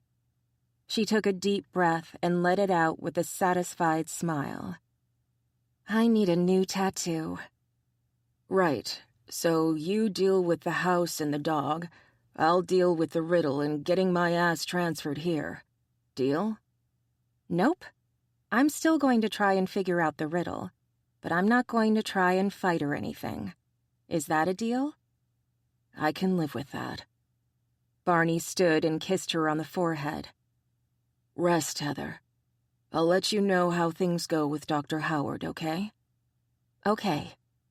She settled back with her pad and pencil, but this time, instead of working on a riddle, she began to draw.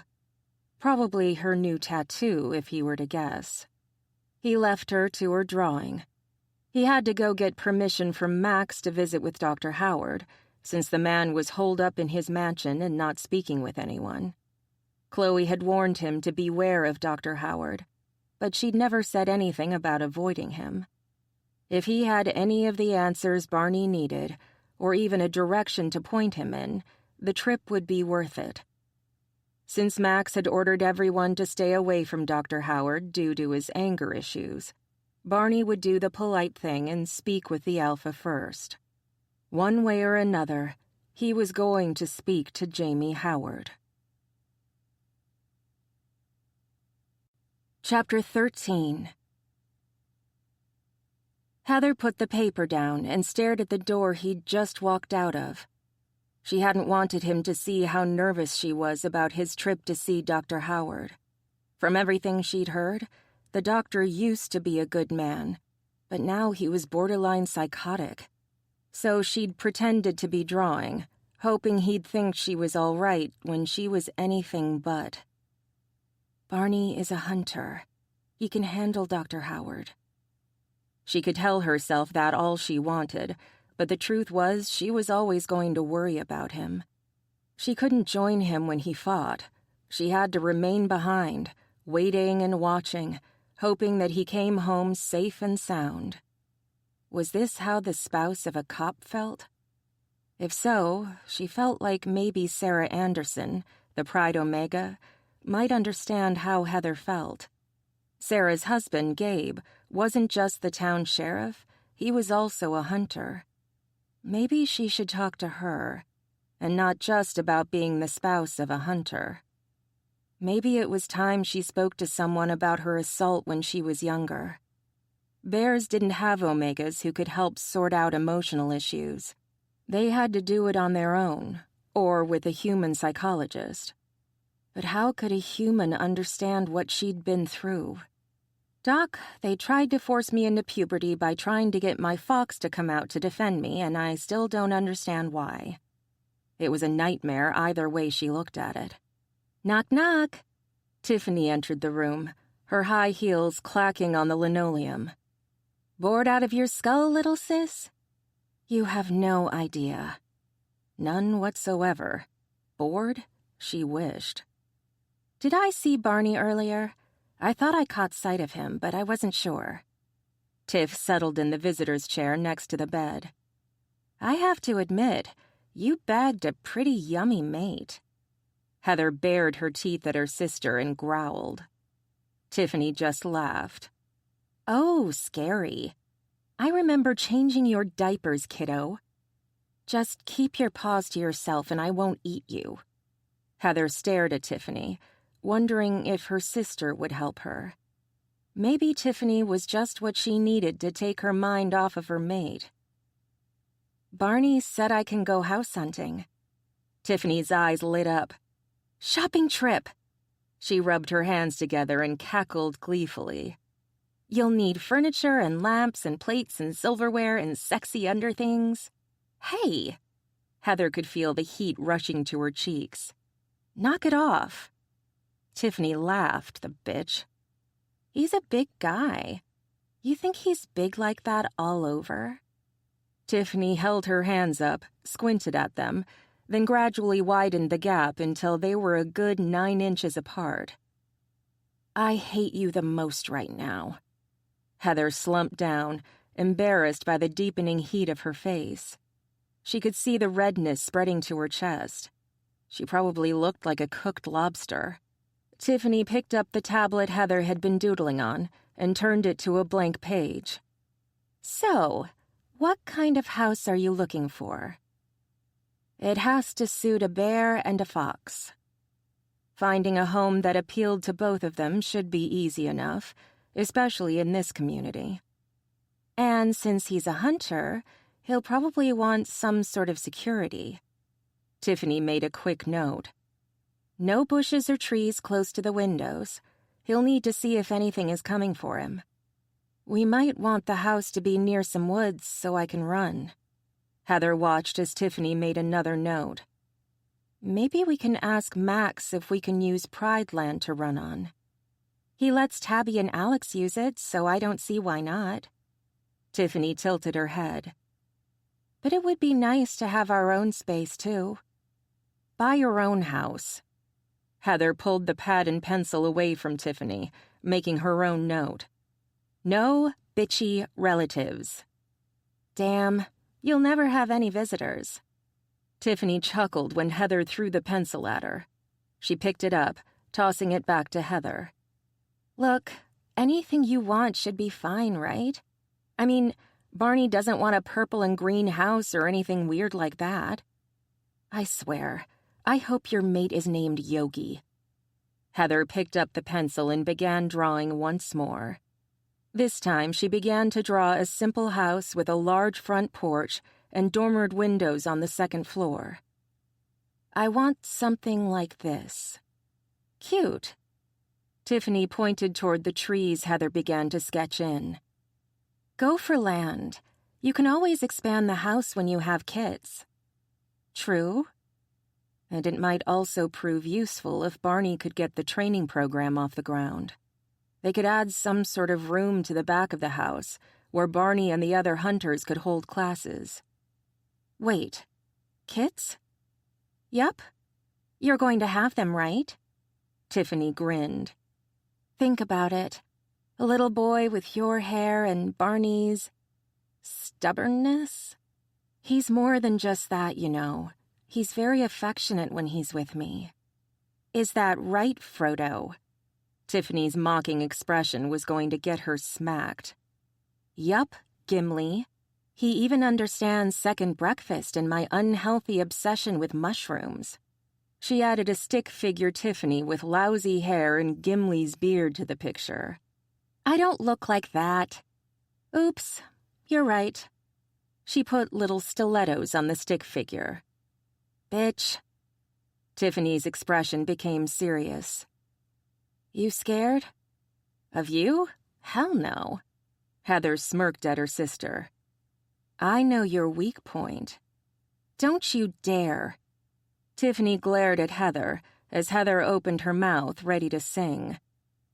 I swear I'll tell Barney all about your naked Barbie orgy. They were hot tubbing, you sicko. Heather hummed the opening bars to the Phantom of the Opera's Think of Me. Tiffany sighed. I love that place so much.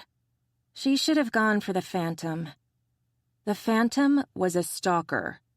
Heather had been through this so many times it wasn't even funny anymore. But Raoul, she sighed, batting her lashes. He's so dreamy.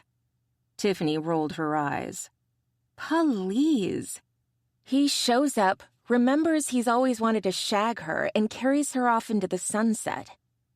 Pfft. The Phantom loved her for who she was, but Raoul loved the memory of her. And she fell for the pretty boy, blah, blah, blah. Heather closed her eyes. None of this was helping her forget the danger Barney was in. Hey. A warm, gentle hand pushed her hair away from her forehead. He's going to be okay. He's tough. So tough he'd been tasked with training other hunters on how to be a badass. Right. So you don't worry over him, all right? If he finds out you're making yourself sick over him. I'm not. Heather opened her eyes and scowled. I'm going to get out of here soon and be claimed by Barney. Tiffany giggled. I still can't get over his name. Is it that much worse than Bunny? Bunny doesn't have a song. Oh, really? Heather couldn't resist. Little Bunny Foo-Foo hopping through the forest. Don't even bother. We already know he's been turned into a goon. Tiffany picked up the pad of paper. A house, huh? Yeah. Heather bit her lip. He's staying. Good. Tiffany stood and gave her a hug. We can start planning your wedding, then. Wedding? Can we wait on that until he asks me first? Tiffany blinked, looking confused. Why? Because? If that's all you've got, I think you should look at maybe doing a double wedding with Chloe and Jim. Hell, Barney was going to flip the fuck out. A soft tap on the door had her looking at her doctor. She sat up, eager to hear the news she'd been waiting for. I'm being sprung from this joint? The doctor laughed. You're being kicked out. Put some clothes on, get out, and give me my bed back. Yay! Heather did a sitting-down booty dance. Remember, you need to see your regular doctor to check your wound, okay? Yes, sir. The nurse will be in with your discharge papers. Sign them and you're gone. The doctor winked at her and left. Heather waved her hands at her sister. Gimme my pants, woman. Tiffany laughed. Did anyone bring you any? Mom and Dad brought stuff for me to change into once I got discharged, but that stupid fever kept me from leaving. Heather wriggled on the bed in excitement. She'd have to call Barney and let him know she was going home with him today. She blinked. Holy fuck. She was going home with her mate today, which meant... Heather? Tiffany waved her hands in front of Heather's face. Yoo-hoo! Heather finally focused on Tiffany's face. Does it hurt? Does what hurt? Tiffany stared at the jeans in her hands.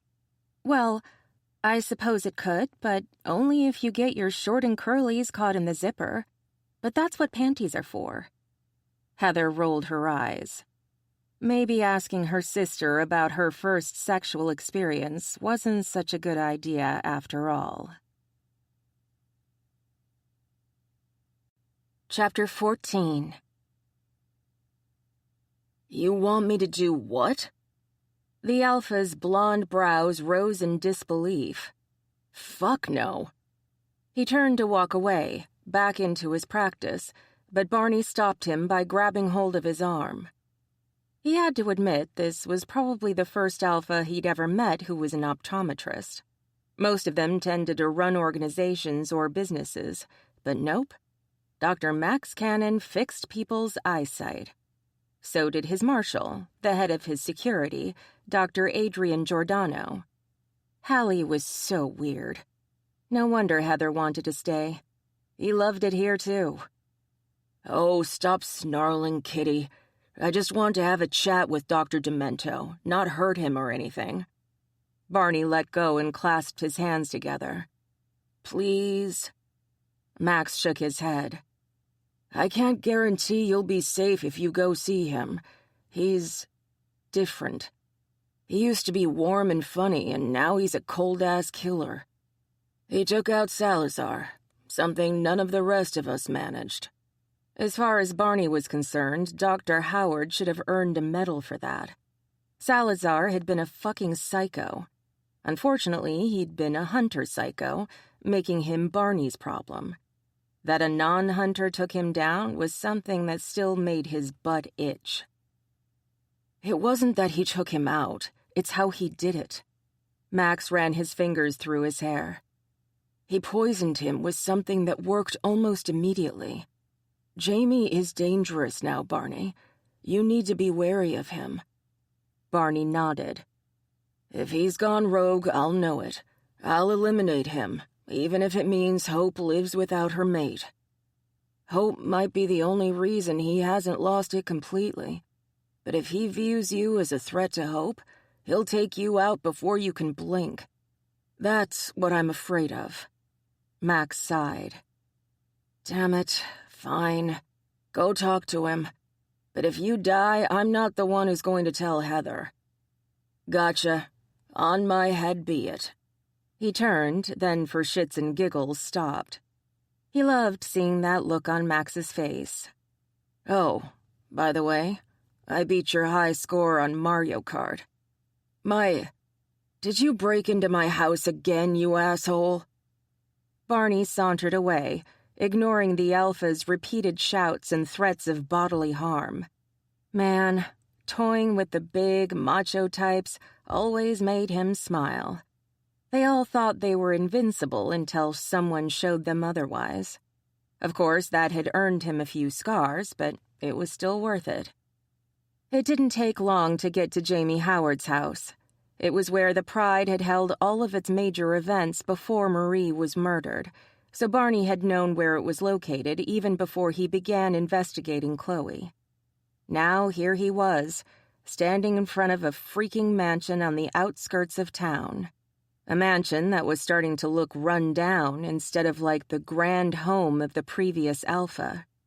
Marie must have made Jamie her sole beneficiary, as the money he'd made as a doctor would not have allowed him to continue to live in the mansion. Taxes alone would have driven him to try and sell the place. He stared at the closed gates, noting the rust that was slowly beginning to set in. The vegetation was starting to go wild, the grass uncut, the weeds left to grow wild. Dr. Howard's plush lifestyle with Marie Howard had fallen to pieces, and his home showed it. Barney pushed the gates open, surprised when they operated smoothly, without a single squeak of protest.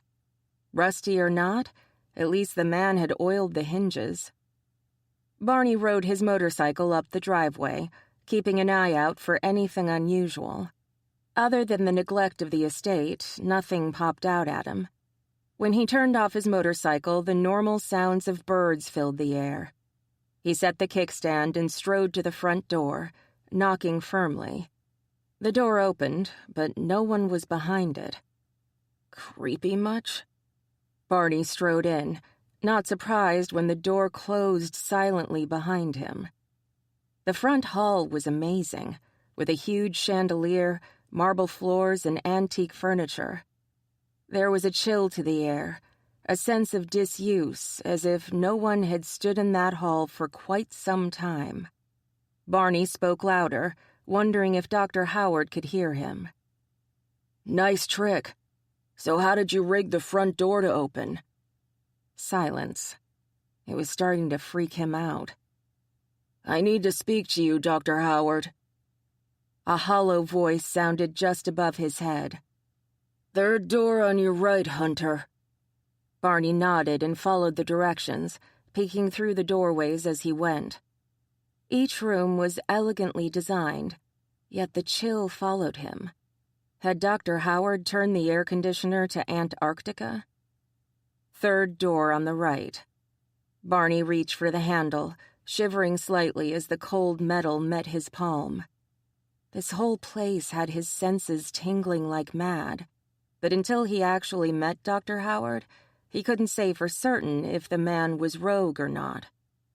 He opened the door, fully expecting to find a fight on his hands. Instead, what met his gaze was a blond man sitting in one of the chairs, a mug in his hand. From the scent, it was coffee. Nothing special about that.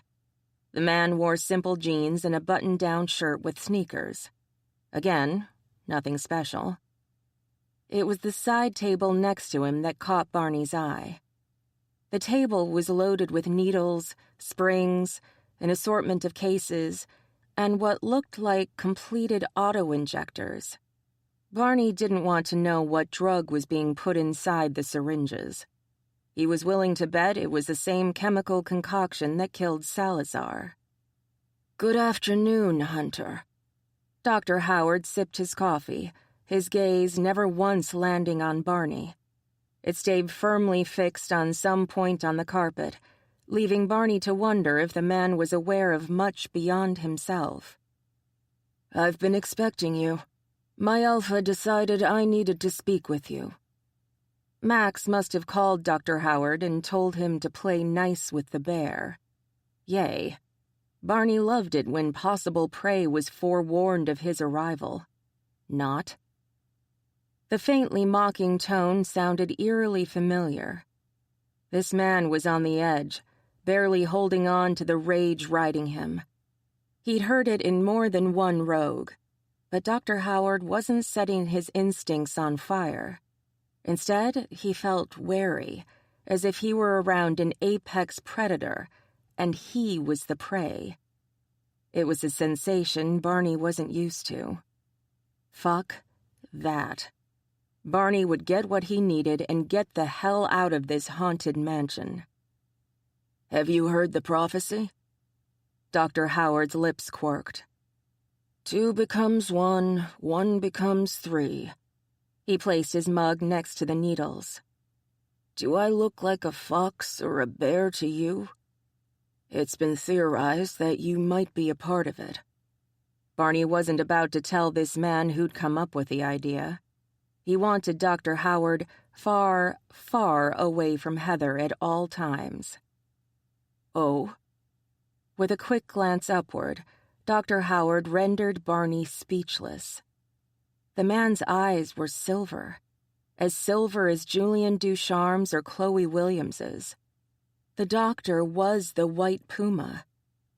"You think I give 2 shits about some prophecy?" Dr. Howard stood with all the feline grace his puma granted him. He strode to the window and looked out, his hand resting on the fabric of the curtains. His claws were out, lightly scratching at the fabric over and over until a small hole appeared, allowing a sliver of light into the room. There was only one card he could play to get through to the man. The one thing that was probably keeping Jamie Howard from becoming a rogue. "If it involves you, it involves hope." Barney was stunned when Dr. Howard turned to face him. There were still threads of silver in the man's eyes, but the expression on his face had gone from disdain to despair. Hope's been through enough. The last thing she needs is some tight-ass spirit governing her life when she's just gotten her freedom. This could be something that helps you both." Barney remained still, unwilling to do anything to cause Dr. Howard's tone to harden once more. The soft smile when Hope's name was mentioned, and the obvious concern was what he expected of a man who had yet to claim his mate. If he could actually get through to the man and bring back a sliver of who he used to be, there might be a way to save him. If Hope's nightmares are eased by finding out the answer to the riddle, wouldn't it make everything worthwhile? No, not everything. The silver was slowly bleeding back into Dr. Howard's eyes. His demeanor became icy once more. There are some things that are never worthwhile. No, I suppose not. He shuddered at the thought of losing Heather, and they weren't even mated yet. Dr. Howard's heart and mind had been shredded when Marie Howard was pulled away from him. The wounds left behind might never heal, even with a bond to Hope. It's a shame Julian wasn't able to save your wife. Dr. Howard's hair turned pure white at the mention of Julian's name. The curtains were shredded in a move so quick Barney didn't even see it happen until the fabric was fluttering to the floor. Don't say that name. The snarl that curled Dr. Howard's lip showed fangs far larger than the normal puma's, but it was the calm, precise way he spoke that truly set Barney on edge. It was the complete opposite of the swift, savage rage evident in the fluttering tatters of fabric. That kind of power, combined with a rogue's mentality, would be devastating. He would have no remorse, no mercy. If it weren't for Hope, Jamie's second mate, Barney would try to kill him right this moment out of sheer terror. But Barney's hunter instincts weren't tingling. There was a low hum, a potential threat, but it wasn't fully realized yet. He couldn't kill a man just because he was pissed off. My apologies. Barney had to keep him calm. Our main focus right now is on whether or not the riddle will be harmful to Hope. A small lie, but one that he could get away with since that was one of his concerns. Hope is safe. Dr. Howard turned to gaze out the window, giving Barney his back. I've made sure of it. Shit. That didn't sound suspicious at all. How? Dr. Howard glanced at the hypodermic needles. It's best you don't know. You killed her rapist with one of those, didn't you? Barney had heard about it from Ryan and Glory. Good job. Considering he was your fucking responsibility, you're welcome. Yeah, we fucked up. Hope suffered. But he was a hunter gone rogue, so he knew how to elude us. Barney wasn't going to apologize to Jamie Howard. If anyone deserved that, it was Hope. But that's not what I'm here about, and you know it. Dr. Howard shook his head, chuckling mirthlessly. There is nothing more I have to say. He shot Barney a silver-tinted glance. Keep Hope out of this. That may not be something I can promise, and you know that. Dr. Howard's eyes narrowed. Try. If my sources are correct, there won't be anything I can do. If you and Hope are somehow a part of this, keeping either of you out won't be possible. Barney took a step toward the hallway, not happy with the way Dr. Howard was staring at him. The man looked ready to jump across the room and rip his throat out if Barney didn't backtrack immediately. I'd rather you knew and could protect her than be in the dark and get sideswiped by this. Dr. Howard's expression turned blank for a moment, before a smile curved his lips. Thank you for that, at least. Barney stepped through the door and headed for the front. Fully aware Dr. Howard could somehow hear him, he added, And for the record, you aren't the only one hoping that Hope pulls through. The silence of the door shutting behind him was his only answer. Chapter 15. Heather sat on the edge of the hospital bed, her nerves completely on edge. Barney was on his way from Dr. Howard's estate. He was going to bring her home. His home. She didn't know if she wanted to do a fist pump and squeal like a little girl in excitement, or shift into her fox and run for Mommy and Daddy. This being grown-up shit sucked balls. She bit her lip as she studied her fingernails. Should she tell him she was a virgin? The trauma she'd suffered in her childhood had kept her from wanting to have a boyfriend, let alone have sex. But Barney wasn't someone she could run away from. For one thing, she actually wanted to have sex with the man. She'd been eager for it, right up until she realized she'd be having it that day. For another, he'd hunt her down and drag her little hobbit ass back before she could yell, "Freedom!" She knew this was the way it was supposed to go. Meet mate, fuck mate, bite mate, boom. Mated. But now that it was about to actually happen, she wasn't certain she'd be able to stop shaking long enough to unlock her jaw and give him the mating bite she'd been dreaming about. Worse, the mating dreams were giving her all sorts of ideas on what would happen once she and Barney got down to the naked and nasty. While it felt incredible in the dreams, she was worried it would hurt once Barney started to enter her. She was a fox who was not into pain, so the idea of having sex for the first time was kind of scary. Tiffany would just make jokes, so talking to her wasn't an option. That meant calling her mom. She reached for her cell phone, only to find a big hand blocking her way. She screeched, scrambling back on the bed. "Whoa!" Barney grabbed hold of her and kept her from scrambling right off the other side and onto the cold linoleum. "What the hell?" "Mama." Heather winced. Hi, Barney?" He blinked, his expression amused. I'm almost afraid to ask why that was phrased as a question. He held her upright, holding her arms, probably in case she acted like a lunatic again. Why did you call for your mommy, Heather? She couldn't tell him that she was freaking out over fucking. Well, He scowled. No one bothered you while I was gone, did they? No! Her shout startled them both. I mean, I'm good. I'm fine. She smiled, praying it looked natural. I'm getting sprung, remember? Uh-huh. He pulled away from her, releasing her arms. So, ready to go? Nope.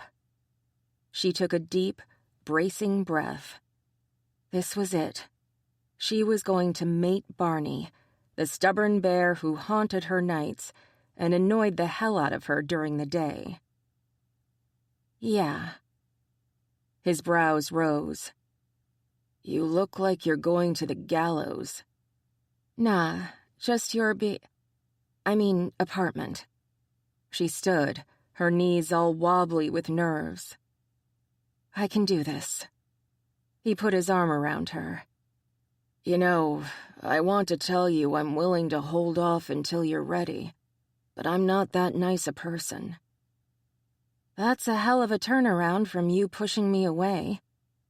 She desperately wanted to go back to her uncomfy hospital bed. She was having a heart attack, right? No one's heart could beat this fast without it being fatal. Breathe, Heather. He was frowning, holding her even closer as they edged out the door. I lied. Nothing will happen until you give me the okay. She hid her face in his chest. I've got to tell you something. If it makes you that red, you can tell me in the car. He waved to the nurses as they passed the station. Heather was too embarrassed to do more than smile as he guided them to the elevator. I don't want anyone else hearing your secrets. There was her overprotective bear. It's not bad, I hope. Doesn't matter. It's yours, and that's enough for me." That was sweet of him. She was about to press a kiss to his shoulder when a nurse came running up, pushing a wheelchair. "Ma'am, you can't walk out." "I'm fine, really." Heather held up her arm. "Look, it moves and everything." The nurse smiled. "That's nice, but it's hospital policy that you get wheeled out by one of our staff. Once you're at the front door, your friend can take over." "I could push her out now." Barney was eyeing the wheelchair with a sly expression. "Bet I could get her to do wheelies." The nurse rolled her eyes. "Ms. Allen, have a seat, please." Heather eased out from under Barney's arm and sat in the wheelchair. "Onward, ho!" The nurse didn't laugh, but Barney did, so maybe that lame line was worth it. She bet the nurse had heard it more than once. Barney punched the button and waited silently beside her until the elevator arrived. The nurse gently pushed her in the empty car. Barney stepped in front of her, blocking the exit. While he doubted anything would happen, she would be vulnerable when the doors opened. If anything came at them, Barney would face it, not her. The nurse chatted quietly the entire ride down, talking about Heather's discharge and reminding her about physical therapy. When the doors opened, Heather was ready to leap out of the wheelchair and run for the front door, but with Barney's ass blocking the way, it wasn't happening. Barney stepped out of the elevator and out of the way so the nurse could lead. He walked behind, his footsteps damn near silent for such a big guy. Then it was out the door, and the nurse was saying goodbye while Barney helped Heather into his car. He gave her a hand with her seatbelt and shut the door, waving to the nurse as he walked around the front of the car. He slid into the driver's seat and started the car before putting on his own seatbelt. "Let's get the fuck out of here." "Amen." She stared out the passenger window as he pulled out onto the street. She'd calmed a little, but her nerves were still trying to get the better of her. "I'm a virgin." "I figured, what with your fear of men." She glanced toward him, surprised to see him smiling. "Really?" He shrugged. "You were never afraid of me, though." "You're my mate."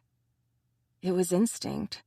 She felt no fear when she stared at him. Rather, she wanted to climb him like a monkey and do wild things to him. "I freaked a bit when I found out that you'd been attacked." "They went after Chloe, not me." "No, not that attack." He passed by Max and Emma's home. There were several cars in the drive and parked along the curb. It looked like the Alphas were having a meeting with the Pride. "The one when you were young. I wasn't certain you'd ever be able to accept me." Heather bit her lip. How to explain the moment she'd first seen him? He'd strolled through Glory's front door, talking about protecting Glory from her stalker, but the moment he'd caught her scent... "You said crap." "I told you before that I didn't want a mate." Barney pulled into his apartment building's parking lot. He parked the car and turned it off, but sat still for a moment. "And you know why now?" "Yeah, but still. That moment she'd seen him, caught his scent, no one else in the world would do for her." "And besides, you called me butt munch." He smirked at her. "You were adorable." She stuck her tongue out at him, making him laugh. "You're still a butt munch." "I know you can come up with something better than that. You have some pretty good sarcasm genes running through your family." "True." She tilted her head and began humming the Barney theme song, giggling like crazy when he covered up her mouth with his hand. "Anything but that." His tone was pained. "I'll forgive anything else, just..." He shuddered and pulled his hand away.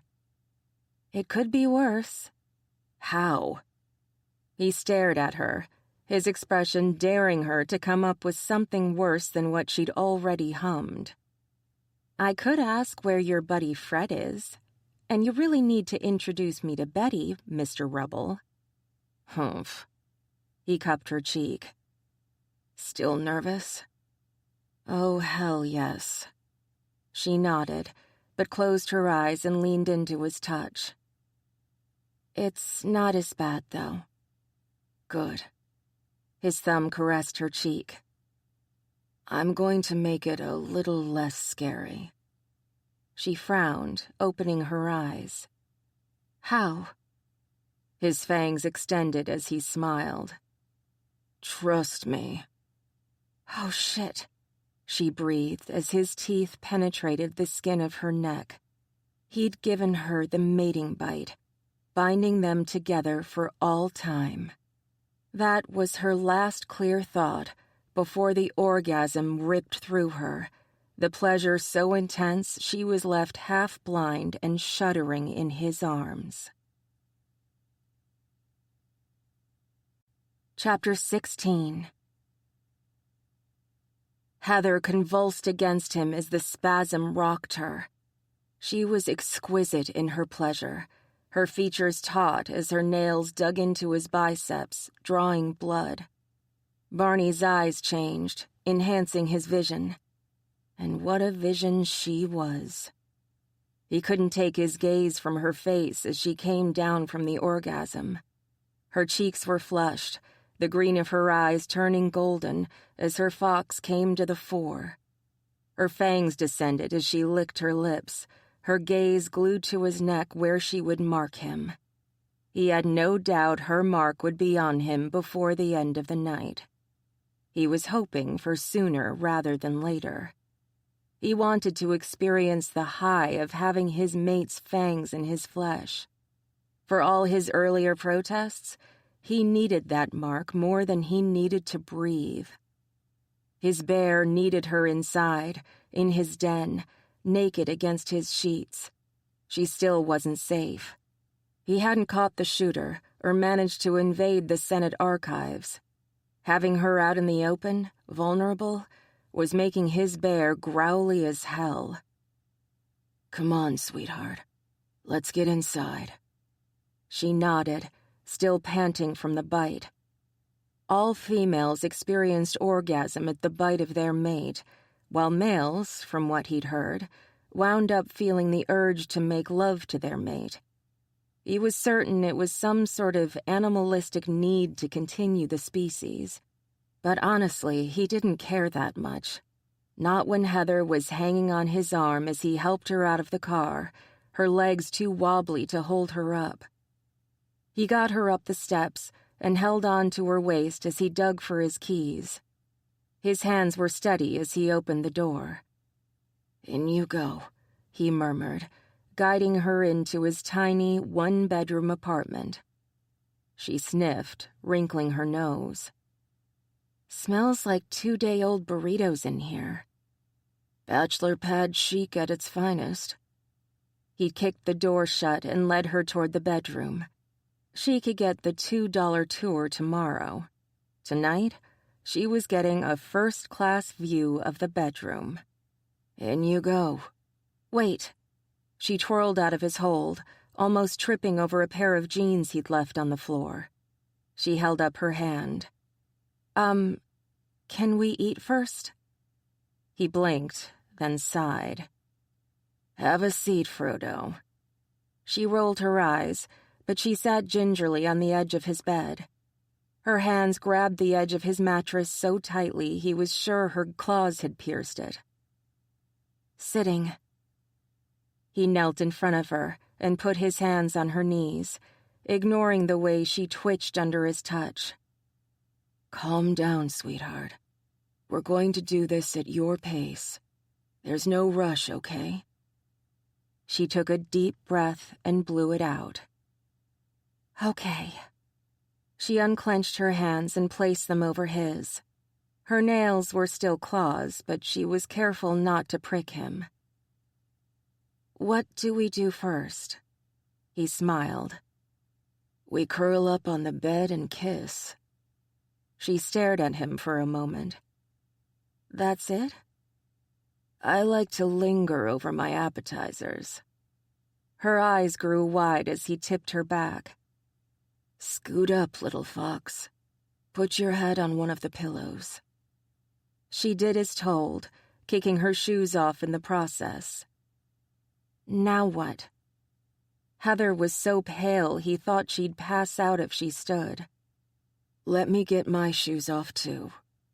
He kicked off his sneakers and sauntered over to his side of the bed. He flopped onto the bed, laughing when she yipped. Her fox was close to the surface, drawing his bear to her. He rolled over onto his side and rested his head on his hand. Hi. Hi. She tentatively reached out and touched his arm. I'm sorry I'm such a wreck. He wanted to sigh, not because he was frustrated, but because she was. Would you rather I show you my video game collection? She smiled, thank God. Are they anything like etchings? Only if you want to murder them. Heather choked out a laugh. Hello, artist here. So not killing the pretty. He leaned forward, planting a soft kiss on her tempting lips. That's good to know. Her cheeks flamed bright red as brown bled away the green of her eyes. Will it hurt? I don't know, but I promise I'll do my best to make sure it doesn't. She gulped. I heard the first time hurts. He couldn't shrug her fear away. Besides, he knew nothing about virgins other than there might be some blood. It could. I'm not sure. I've never made love to a virgin before. Heather snarled. You've never made love before. Yes, ma'am. Those cute little teeth she bared at him were going to bite him soon. Hopefully in a good way. I want to touch you. The snarl went away, but her red cheeks only got brighter. She nodded once, sharply, but the hand she'd left on his arm started to tremble. Thank you. He wanted her to know he appreciated the precious gift she was giving him.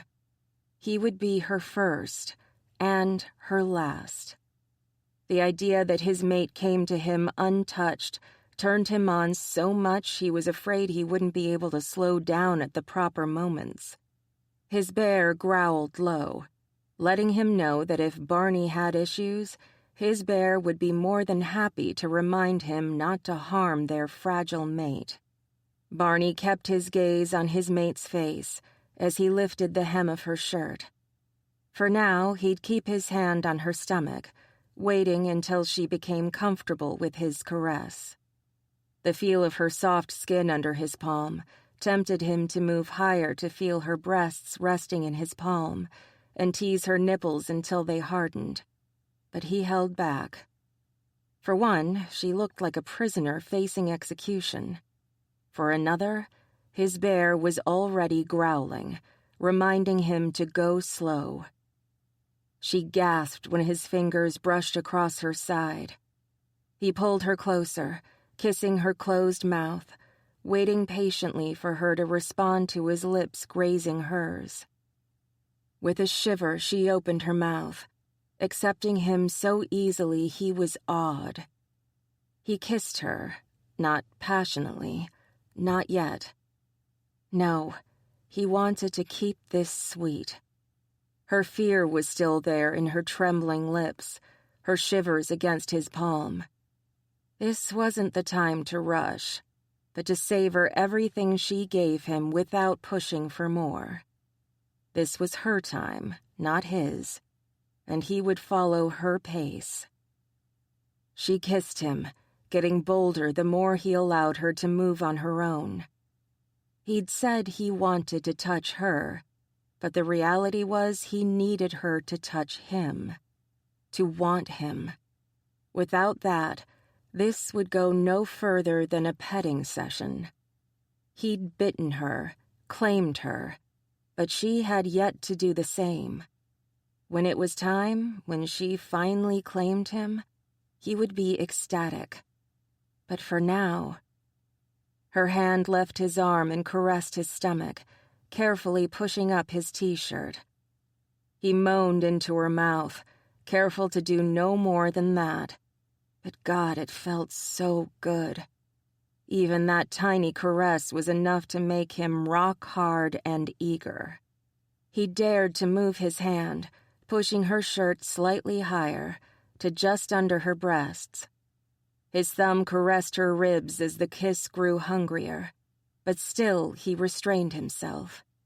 He wanted to roll her onto her back and take control, but she wasn't ready. He was going to blow in his pants like a goddamn teenager, and there was nothing he could do about it. "Barney," she sighed against his mouth. He opened his eyes, watching with increasing hunger as she arched into his hand.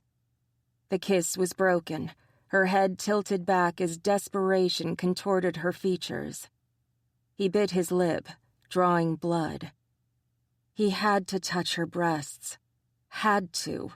Like he would die if he didn't get to taste her sweetness. He inched his hand upward, keeping her bra in place. Perhaps that would help her feel safer in his hold.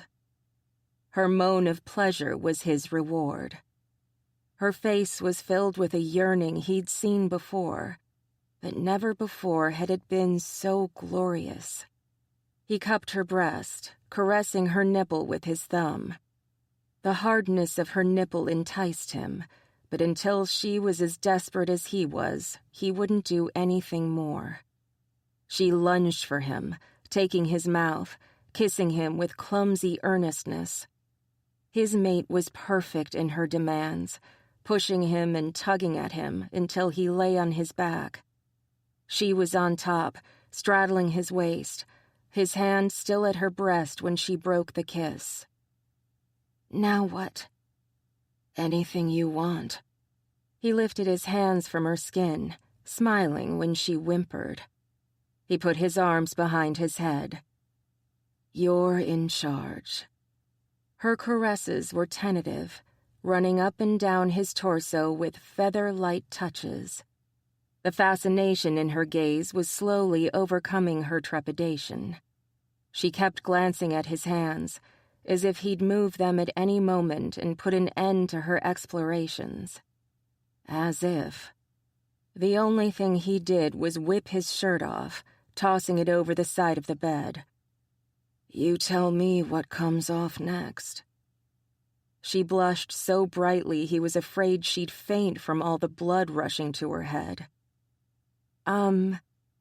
Fair is fair, right?" She slowly lifted her own shirt off, revealing a simple, silky black bra. Her breasts looked so pale and creamy against the dark material that he couldn't stop himself from licking them, tasting to see if they were as sweet as they looked. Heather gasped, her head falling back. Barney grabbed her around the waist, keeping her from falling backward as she ground against him.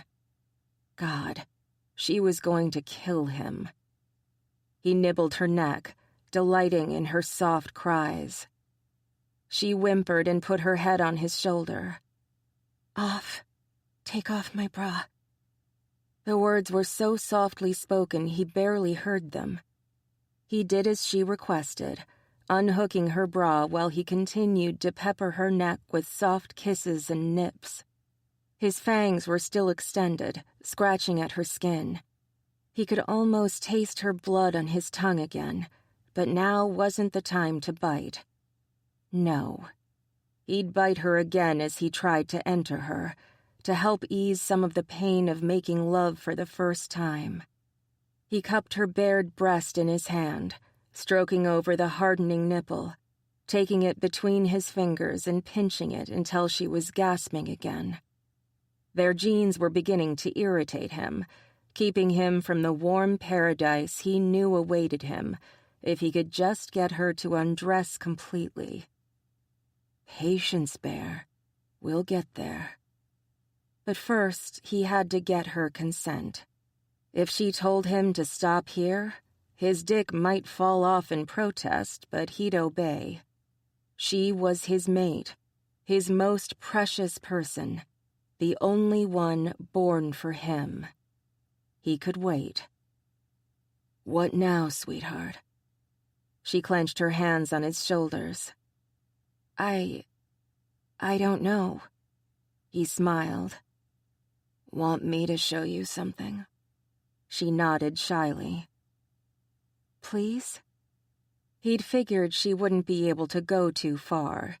It would be a while before his innocent mate began making demands of him in bed. So instead of doing what he really wanted to do, which was push her down and devour her, he spoke, telling her what was about to happen. Sit back a bit. She did as asked, pulling away until only the tips of her breasts touched the hair on his chest. Now what? He bent and took one of those hard tips into his mouth. Heather cried out, arching her back and pushing herself farther into his mouth. He sucked on her, barely able to keep himself in check as she began riding his jeans-clad cock. The friction wasn't enough to do anything more than torture him, but Heather's reaction was spectacular.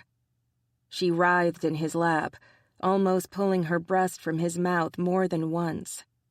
He switched, desperate to see if her right breast was as sensitive as her left. It was. Jeans off, he whispered against her skin. Again she nodded, but didn't move. So Barney unbuttoned and unzipped her jeans for her. You have to do the rest, sweetheart. He kept his hands on her as she struggled to remove her jeans, eventually laying her back down on the comforter as she shoved the pants and her underwear off. Holy fuck, he breathed.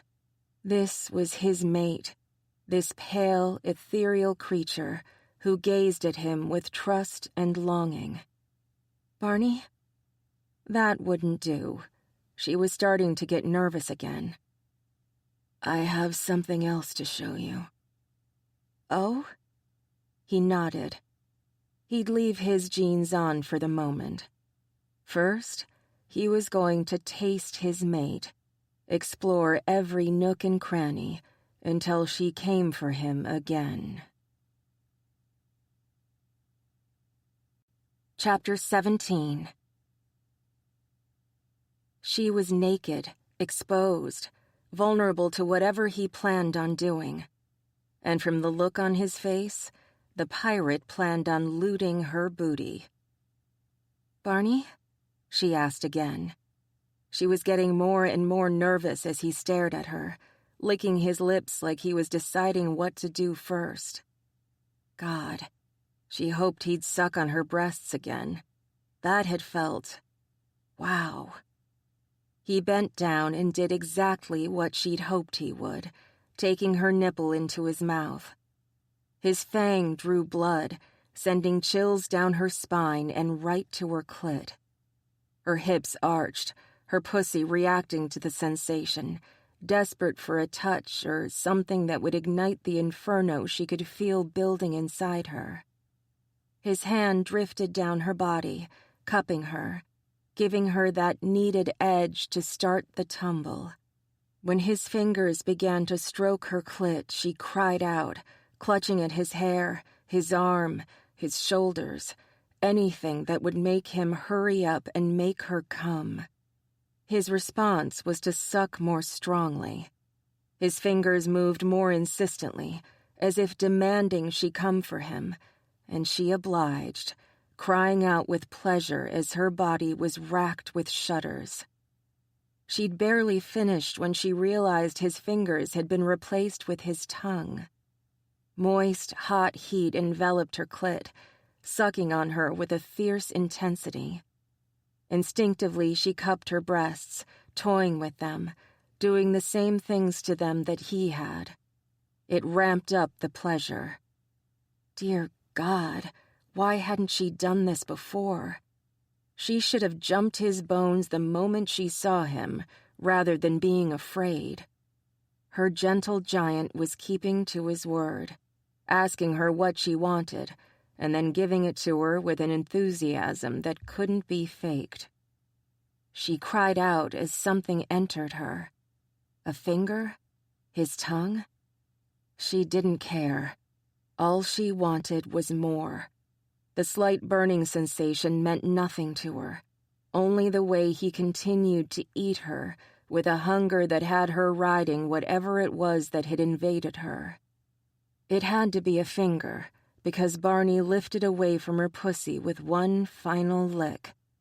His gaze turned to her breasts, and she noticed that his eyes had gone completely brown.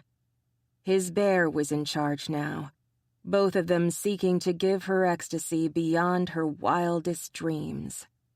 He licked his lips and zeroed in on her breasts as he continued to fuck her with his finger.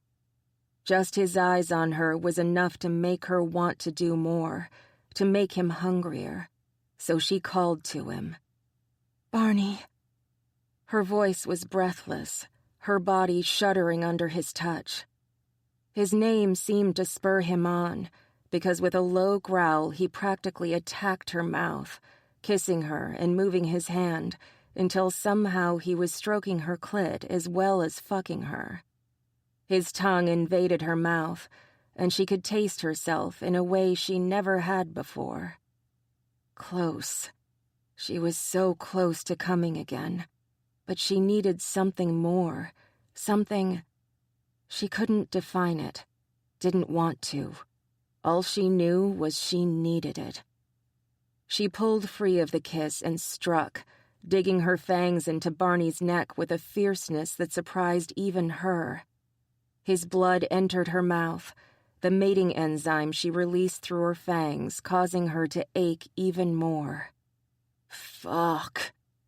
Barney's groan was low and almost mean-sounding. His body left hers, leaving her reeling in surprise until the sound of ripping cloth filled her ears. She got on her elbows to see what he'd done. He'd ripped off his jeans with his bare hands. She tilted her head, curious even as her body continued to throb with need. How do you not have the biggest wedgie in the history of underwear? He stared at her for a moment before tilting his head to the side. Bad jeans? Ouch. She lay back down, crossing her legs, making the delicious throb even worse. Sorry.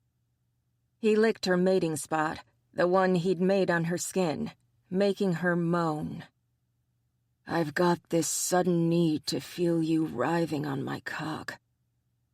Oh, she breathed. She arched up against him and felt the hard flesh of his cock slip across her stomach. Soon? Soon, he crooned. How many times do you want to come before I do? She whimpered, unsure if she should uncross her legs or not. He was going to kill her with orgasms before he finally took her. Can you do that finger thing again? Maybe if he stretched her out a little more, it would ease the way. Of course. His tone had softened, her gentle giant back in control once more. At least she thought so, until he was nose to nose with her, those huge brown eyes staring right at her. And then I'm going to fuck you. She nodded slowly, spreading her legs for him. I trust you. Barney shuddered. You have no idea how much that turns me on. Now? Now. His hand moved, brushing her hip, sliding along her stomach until he was once more caressing her clit. He kissed her again as he slipped his finger inside her, but the burn was a bit brighter this time, the sting a little bit sharper. Hurts, she muttered, clinging to his biceps. I know. Barney lapped at her mating mark, and the sting practically vanished under a wash of sensation. I'm sorry it's hurting you. No, no, no. Don't you dare stop, she breathed. He'd started to withdraw his hand, but she managed to grab his wrist before he could pull away completely. Keep doing that thing with my neck. It makes the sting stop. Then hold on. I'm going to try 3 fingers now. She gasped as she was stretched, but once again he licked her mating mark, sending pain and pleasure tumbling together through her body. Oh, God. Her hand clenched around his wrist. Coming. Go, he muttered, sinking his fangs into her skin.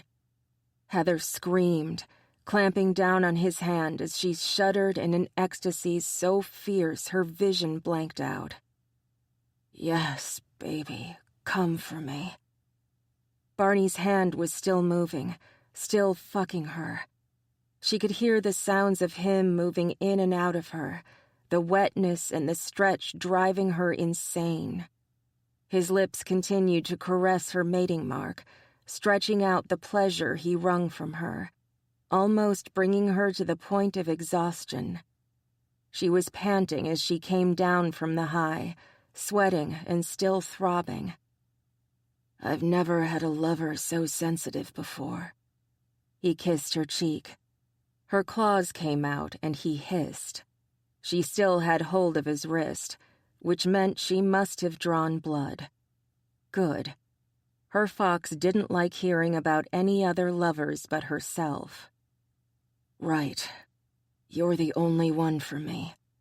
Now let go of my wrist, baby, so I can fuck you properly. She did as asked, removing her claws from his flesh.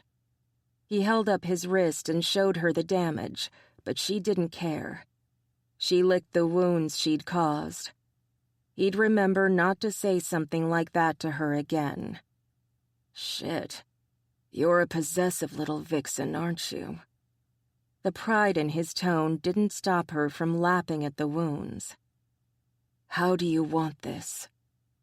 Want what? She stared up at him, the blood forgotten. Fucking, sweetheart. His brows rose. There's more than one way to do this, so what's your preference? Tell me what you like. She found she liked it when he spoke to her. It fired her imagination and made the desire that much stronger. He nipped at her chin. Missionary. On your back, me on top, my cock inside you. He bit at her shoulder. Doggy. You on hands and knees, I'm behind you, fucking you. Heather shivered as he continued to describe positions. You, draped over the bed, your ass in the air. She could feel his cock nudging at her pussy, and had the feeling she didn't have long to decide before he decided for her.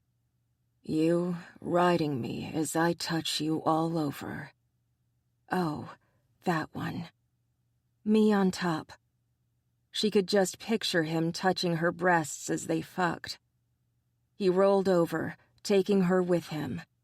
She wound up draped over him, her legs on either side of his. His cock was almost where she needed it to be, but not quite.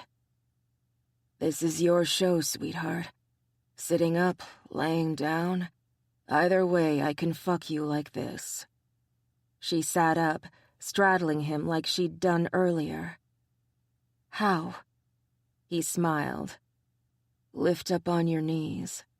She did as instructed.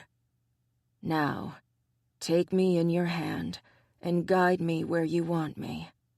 He shuddered as she gripped him. If you need to, scoot back. Before too long, she'd maneuvered and wiggled until she had him at her entrance.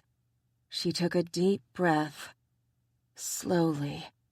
His hands landed on her hips, stopping her from plunging down. Take your time. She felt the tip of him slip inside her, stretching her.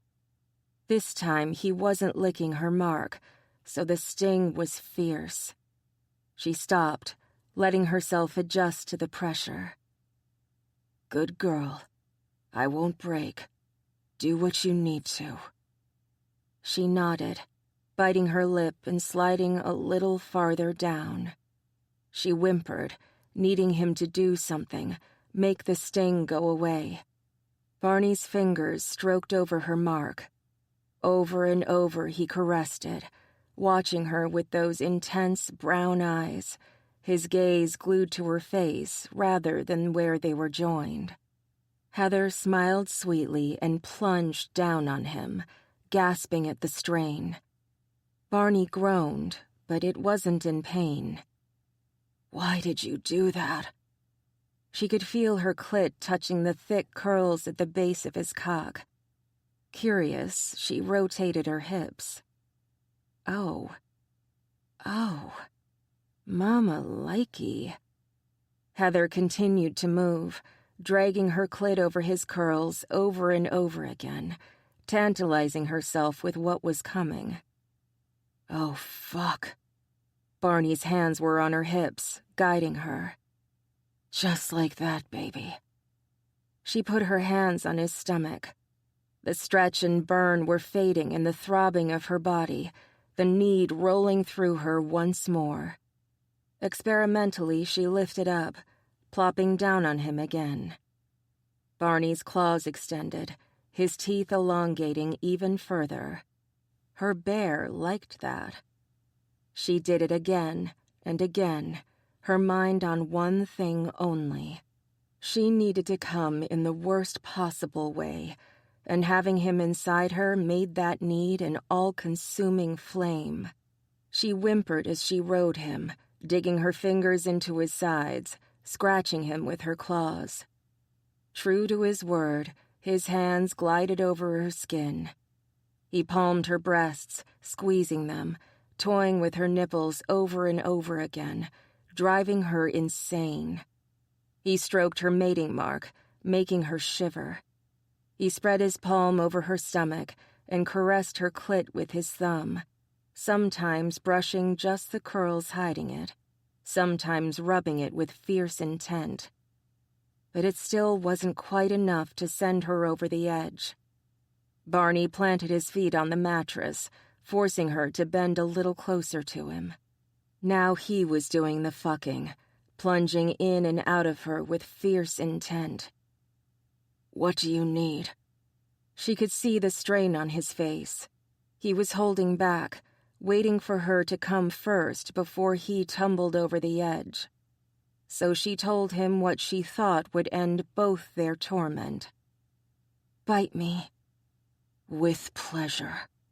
He reared up, sinking his fangs into her mark once more. Heather couldn't even cry out. Her whole body began shuddering in the best orgasm she'd ever had. She could feel herself clenching his cock as the spasms rocked her body. She was certain she was going to die here, and she wasn't sure she cared. If this was bliss, she goddamn needed more of it. His muffled cry against her neck told her he'd found his release as well.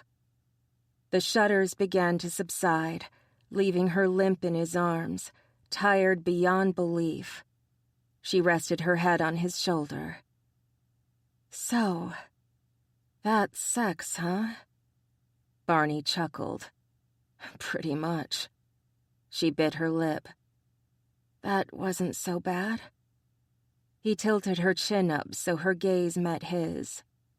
His expression was full of warmth and affection, and something she couldn't quite put a name to. No, not bad at all. She bit her lip, wondering if she was about to be too forward. But hell, this was her mate. Round 2 after pizza?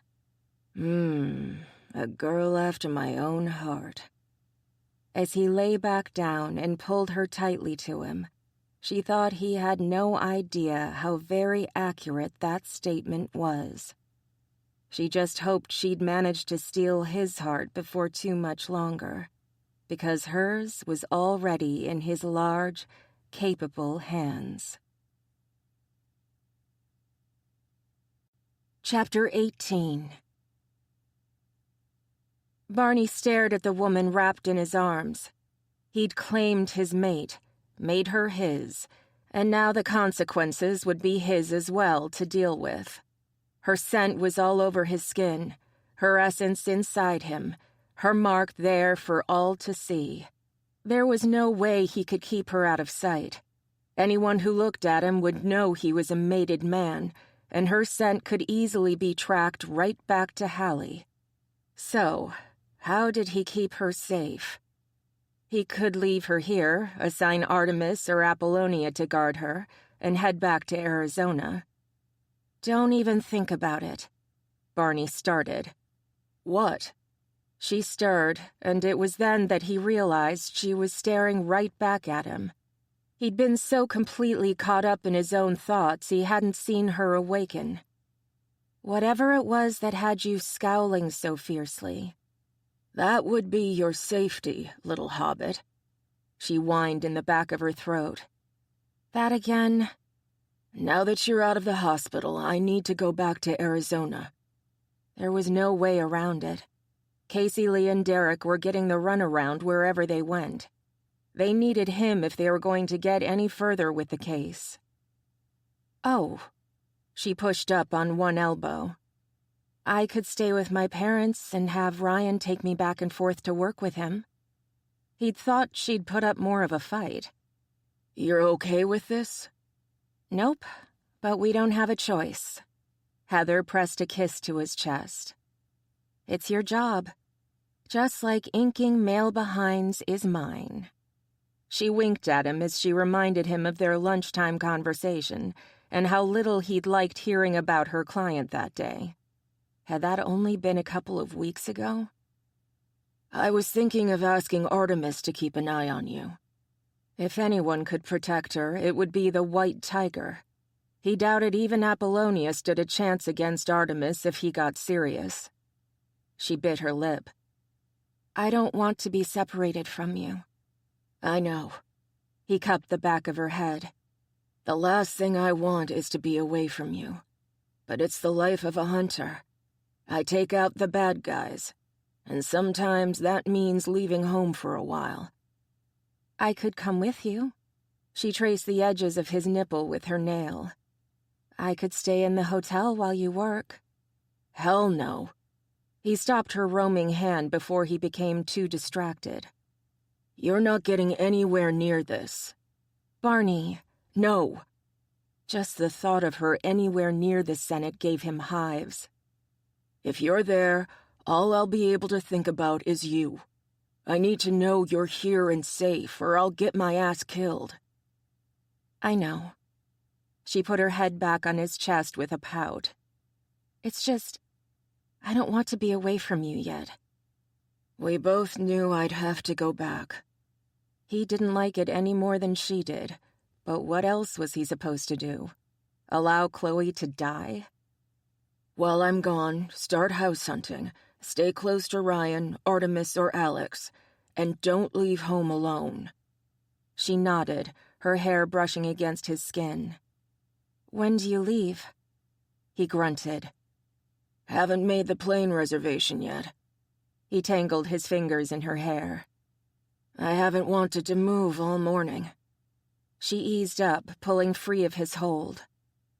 "I hate to say this, but the sooner you go, the sooner you'll be back." "Eager to have this over and done with?" He felt the same. "More than." She stood, stretching. She seemed so nonchalant and easy in her nakedness, but he could see how red the tips of her ears were turning. Without looking at him, she headed for the bathroom. "I'm taking a shower first. You relax, or better yet, book a flight. I'll make breakfast when I'm done." The door shut behind her, blocking the best view he'd ever woken to. Damn. He got up and headed for the tiny kitchenette table where his laptop was. He busied himself with booking a flight out that day, choosing to take the red-eye. He made a quick call to Casey Lee to inform him of his impending arrival. "Hey, boss." Casey Lee's drawl sounded strained. "Your gal out of the pokey?" Barney shook his head, even though Casey Lee couldn't see it. "She's out and claimed." Casey Lee whistled low. "Thought you were gonna wait on that until after this mess was cleared up. My bear wouldn't stand for it." And neither would he, but he didn't need to tell Casey Lee that. "I'll be in town late tonight. I'll expect a status report when I arrive." "Can do. Mr. Barnwell has been more than accommodating, but he's the only one we can say that of. Everyone else is avoiding us." "Well, they won't avoid me." He leaned back in his chair, listening for the sound of his mate moving about as he contemplated his next move. "I tell you what, let me think on the plane, and we'll discuss what we've come up with once I get back. I have a lot to tell you two as well." "Will do. Want us to pick you up?" "It would be appreciated." He could hear the shower turning off. Heather would be out any moment. "Time for me to go. I have a wet, naked redhead to play with." Casey Lee groaned. "Man, I want a mate too." "Be careful what you wish for, buddy." Heather had his full attention. Talking to Casey Lee was no longer an option. "Bye." He barely heard the other shifters' farewell. Heather was coming into the room, wearing yesterday's jeans and one of his T-shirts. It was so big on her it fell to her knees.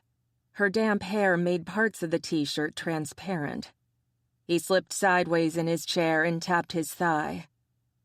"Come sit for a minute." She walked over to him, eyeing him warily. "I'm kinda sore."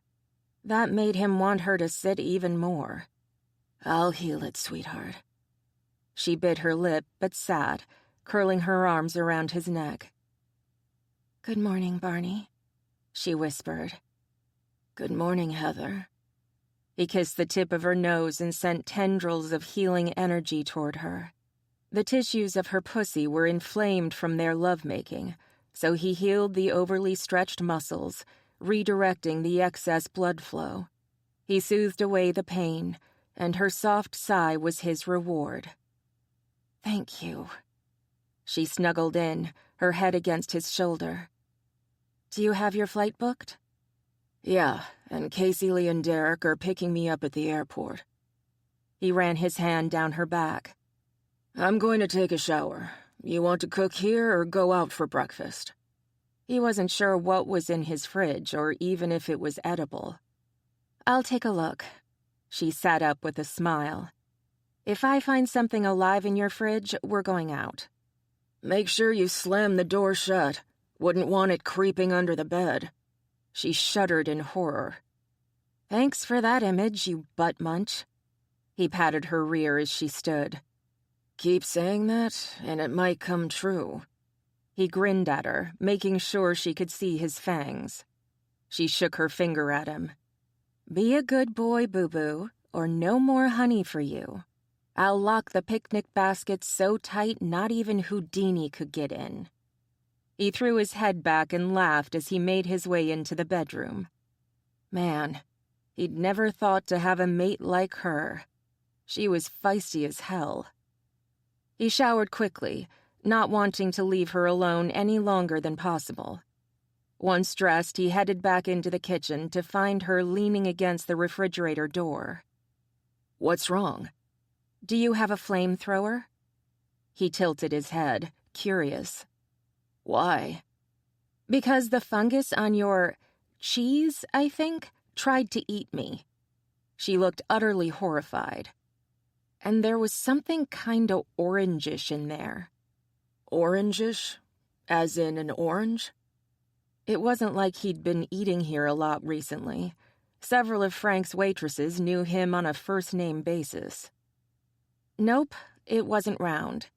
It was kind of..." She waved her hands around. "That shaped." "Oh." That made absolutely no sense. So, IHOP? Works for me. She glanced behind her. After we chain the door shut. He shook his head, amused at her antics. Get your shoes on. I'm going to call Artemis and make sure he can keep an eye on your wandering hobbit ass while I'm out of town. She stuck her tongue out at him and made her way back to the bedroom. He picked up his cell and called Artemis. Before he even got a chance to say hello, Artemis spoke. I can do it. Do what? Watch your mate. Fucking smart-ass tiger. How the hell did you know I was calling you about that? Don't worry about it. She'll be safe. I won't leave her side. Drop her off at her parents' after breakfast. Artemis hung up before Barney could question him any further. So, do I have a bodyguard? Barney nodded. An extremely freaky one. She started to laugh. He'll fit right in. Good point. He put his arm around her and led her to the front door. Come on. I hear some pancakes calling my name. Chapter 19. Barney had left her at her parents' just as he'd been told to do by Artemis. Now the white tiger was lounging on her parents' couch, complaining that he was hungry. Her mother was busy making sandwiches for the walking stomach, while Heather sat in the recliner, desperate for something to do. Ugh. Bored? I feel like I should be doing something to help Barney. And not shopping for a house, no matter how fun that sounded. The riddle was an itch under her skin now that her mate was out of sight. I know he didn't get a lot out of Dr. Howard, but what about Hope? Artemis's head turned toward her. Hope Walsh? Heather nodded. Has anyone spoken to her? She was pretty sure Hope was so far out of the loop she didn't even know it existed. She might have an insight the rest of us don't. Want to go chat with her? Artemis sat up and gave Heather's mom a huge smile as she carried in the plate of sandwiches. Thank you, Mrs. Allen. This looks great. You're welcome, Artemis. Stacy Allen ruffled his dark hair. You eat up now. You're going to visit Hope and Sarah today? He blinked up at her in that lazy cat way he had. Yes, ma'am. Good. That girl could use some friends. Mom pointed to the platter of sandwiches. One was already in Artemis's mouth. Eat, before the tiger gets them all. Yes, Mom. Heather grabbed a sandwich and began nibbling. Can we go after lunch? Artemis nodded, not even pausing before he stuffed another sandwich in his mouth. He muttered something that was utterly garbled by meat and bread. Ew. Heather wrinkled her nose. Happy to know you like salami. Artemis winked at her and swallowed. I want to move in here. Sorry, I'm taken. Heather giggled. But I can introduce you to my sister Tiffany. Tiffany would kick his lazy butt from here to Sunday and back again. Is she a cute little redhead like you? Artemis looked hopeful. Nope. Short dark hair, blue-green eyes, and an attitude that makes Rambo look like a mouseketeer. Oh, a challenge. I like those. Artemis winked and grabbed one more sandwich before standing. Let's get out of here and go see Hope. Thanks, Artie. He growled, the sound utterly feline. Don't even go there. It's okay. She patted his arm. Everyone knows you're a total bamf. Bamf? What's that? Mom was carrying 2 travel mugs, probably full of her homemade iced tea. Badass MFer. She wasn't going to say the whole thing in front of her mom. That was just asking for an ass-kicking. Humph. Her mom shooed them out the door with their mugs. Be safe, both of you. Yes, Mom, they echoed. Artemis pulled her over to his car, a cherry red sports convertible. "Climb in." Thanks. He held open the door for her. What kind of car is it? He beamed with pride. "A vintage 1969 Firebird." Oh, sweet.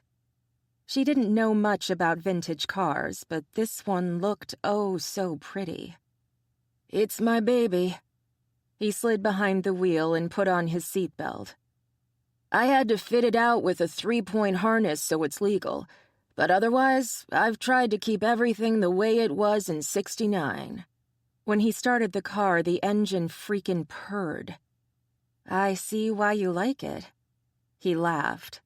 "It's why I borrow my sister's car whenever I go on a date. I don't want anyone messing with my baby." He slid the car into gear and roared out of the driveway. Heather held on to the seatbelt for dear life. So much for keeping her hobbit ass safe. Artemis Smith was an insane man behind the wheel. Any second now, her brains were going to be splattered all over Main Street. Usually it took 15, but with Artemis behind the wheel, blithely ignoring things like speed limits and red lights, it had been more like 10. She got out of the car on shaky legs, eager to be on solid, non-moving ground. I think I'll take the bus back. Artemis shrugged. "I'd say it's your loss, but I'm just going to toss your ass into my car anyway." He patted her head. "So enjoy the ride. Pretend you're at an amusement park." That can kill me. Heather strode past him into the Alpha's front door. I hope Sarah's here. "Why? You need to talk to her?" Artemis reached over her head and knocked on the door. Not for me, for Hope. She plastered a smile on her face as the door cracked open. Hi, Emma. Emma nodded, patting the baby she was holding on the back. Little Felix could lift his head now, and was staring at them with curiosity. I was wondering when either you or Barney would show up here. Heard he'd talked to Dr. Howard? Heather accepted Emma's silent invitation to enter the house. And that means someone needs to talk to Hope as well. Emma led the way into the family room, with the great stone fireplace. Hope was there, seated on the sofa, sipping something that smelled like chamomile tea. Sarah was on a chair opposite her. Hope, Heather's here to talk to you. Hope nodded. Jamie warned me you'd be by. Sarah gasped. Heather blinked, confused as to why Sarah looked so shocked. It sounded good to her. Mates should talk to one another, even if Hope wasn't quite ready for her mate to claim her. Oh, I'm glad the two of you are talking. Hope smiled secretly. It was a shock to me, but he makes me feel safe. Good. Your mate should do that for you. Heather settled on the sofa next to Hope.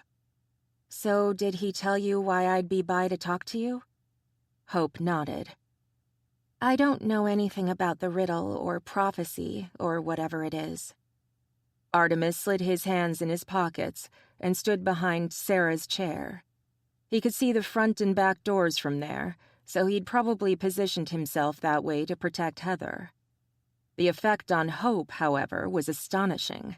The smiling woman began to quiver, the scent of fear strong in the air. She seemed to shrink in on herself, her shoulders tightening, her hands shaking around the teacup. Sarah stood and put her arm on Artemis's biceps. Artemis, would you mind going to the kitchen and getting us something to drink?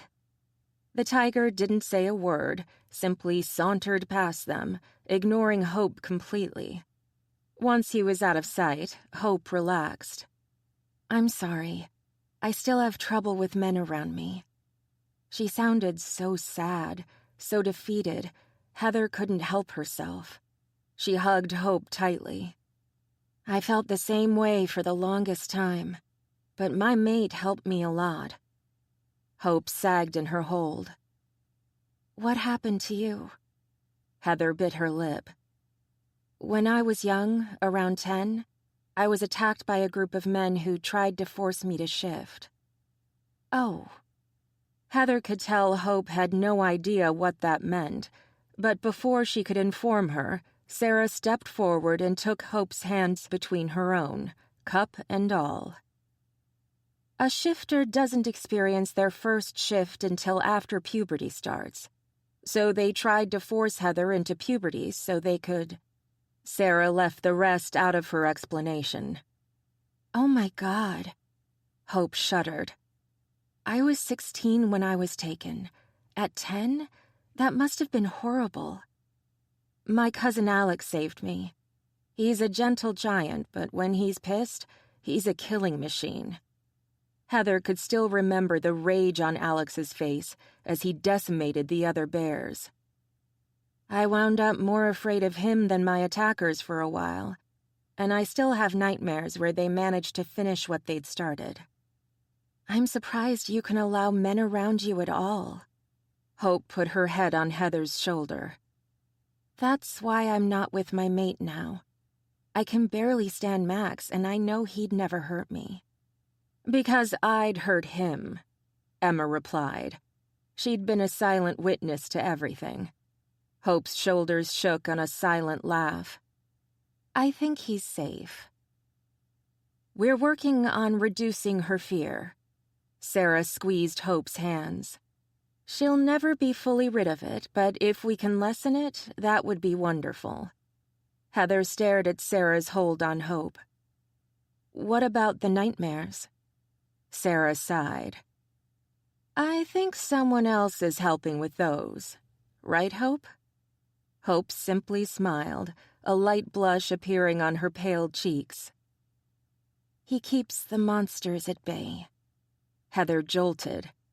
"The mate dreams? You actually talk to Jamie through the mate dreams?" Hope nodded. "Isn't that how it works?" "Not most of the time, no." Sarah patted Hope's hand and pulled back. "It does for me and Gabe, though. We thought we were the only ones until we met you." "Does he mention Marie at all?" Heather was hoping that Jamie had told Hope something that he wouldn't tell Barney. Hope nodded, her expression full of sorrow. "We've discussed her. We both believe that Marie was... She was supposed to be..." Hope closed her eyes. "She was ours." Marie would have been Hope's mate as well. It was meant to be a tri-mating. Sarah thanked Artemis for the cup of tea he handed her. If Jamie had died as well, she'd never have even a chance of becoming well. She'd never be able to endure the touch of a man again. Hope chuckled, but it lacked humor. "But I would still have had the option of women." Her words were bitter. "I'm glad the man who killed my mate is dead." "I'll let Ryan know. He's the one who killed him." Heather leaned her head against the top of Hope's. "He'll be happy to know he helped even a little bit." Hope sighed. "That's not why you're here, though." She was watching Artemis, distrust all over her face. "You want to know about the riddle?" "Yeah." Heather sat up. "Do you know how it goes?" "No, and I'm not sure I care." Hope held up her hand, stopping Heather's next words. "It can't have anything to do with me. I wasn't even around, remember?" 2 becomes 1, 1 becomes 3. Heather took a deep breath. "I think 2 becomes 1 is Marie dying." "Then how does 1 become 3? Hope scowled, still watching Artemis rather than Heather. "I'm not sure, but I'm positive it involves you and Jamie somehow. He doesn't want to hear it, but..." Heather shrugged. "Nothing else fits." Hope's shoulders sagged, her short blonde hair barely long enough to cover her temples. "I'm so tired of everything. I just want it all to end." Sarah immediately focused on Hope. Heather watched as Hope's shoulders slowly straightened, the despair sliding away. "You're going to be all right." Jamie would tell you the same, and you know you can rely on him." "I do," Hope whispered. "I just wish things had been different." "I hate to ask this, but..." Sarah glanced between Heather and Hope. "Could you have another mate?" Hope shook her head. "No." Artemis spoke softly, as if trying to keep Hope from being even more frightened than she already was. "Wolves will have 1, maybe 2 mates. Never more. That's not the answer." And since he was the white tiger, Heather was inclined to believe him. He knew something he wasn't telling, either because he was an ass or because he couldn't. So maybe she could test her theory out while Artemis was there to hear it. Could the answer be pregnancy? Hope grimaced. "I never got pregnant with Salazar. I'm not sure I'm capable." Artemis said nothing, his expression remaining blank. Hope patted Heather's arm. "If I think of anything that might help, I promise I'll tell you." She bit her lip. "Are you certain the first half of the riddle is me and Jamie?" Heather nodded. "Yeah, I am. No one else does, except maybe Barney, but I'm positive." Hope smiled, and for once it looked like a happy expression. "Then maybe you're the key mentioned in the rhyme." "I guess so." Huh. Maybe she was the fox. Then Barney knows what to do. And his obsession with the white shifters, Hope and Jamie's bond, it was all tied together after all. We'll have to trust in him. "If you don't mind, I'll trust in Jamie." Hope's smile faded. "He's all I have." "No." Heather hugged Hope hard. "You have Halle now. We protect our own." "Amen," Emma whispered. "Preach it, sister." Hope's soft laugh was all the reward Heather needed. Chapter 20. "Are you sure you can get in there?" Casey Lee had his back to a wall as Barney picked the lock to the one area even hunters were banned from. "Trust me." The lock gave way and Barney grinned. "I'm an expert." He'd already disabled the alarms and the motion sensors. Cutting the power wasn't an option. A generator would automatically kick in and alert everyone still in the area. He'd triple-checked for any backup alarms, but hadn't been able to find any. Picking the lock to the back door had been the final thing needed to get inside. "Derek is with Carl?" He needed to make certain Carl was still being protected, as well as Darian. Darian had agreed to move in with Carl and his mate until all of this blew over, giving Casey Lee and Derek fewer places to protect and patrol. "Yup. He's still pissed he lost rock, paper, scissors." Casey Lee chuckled. "He always picks rock, paper." Barney carefully pushed the door open. "Got it." He tuned to Casey Lee. "Keep an eye out for me.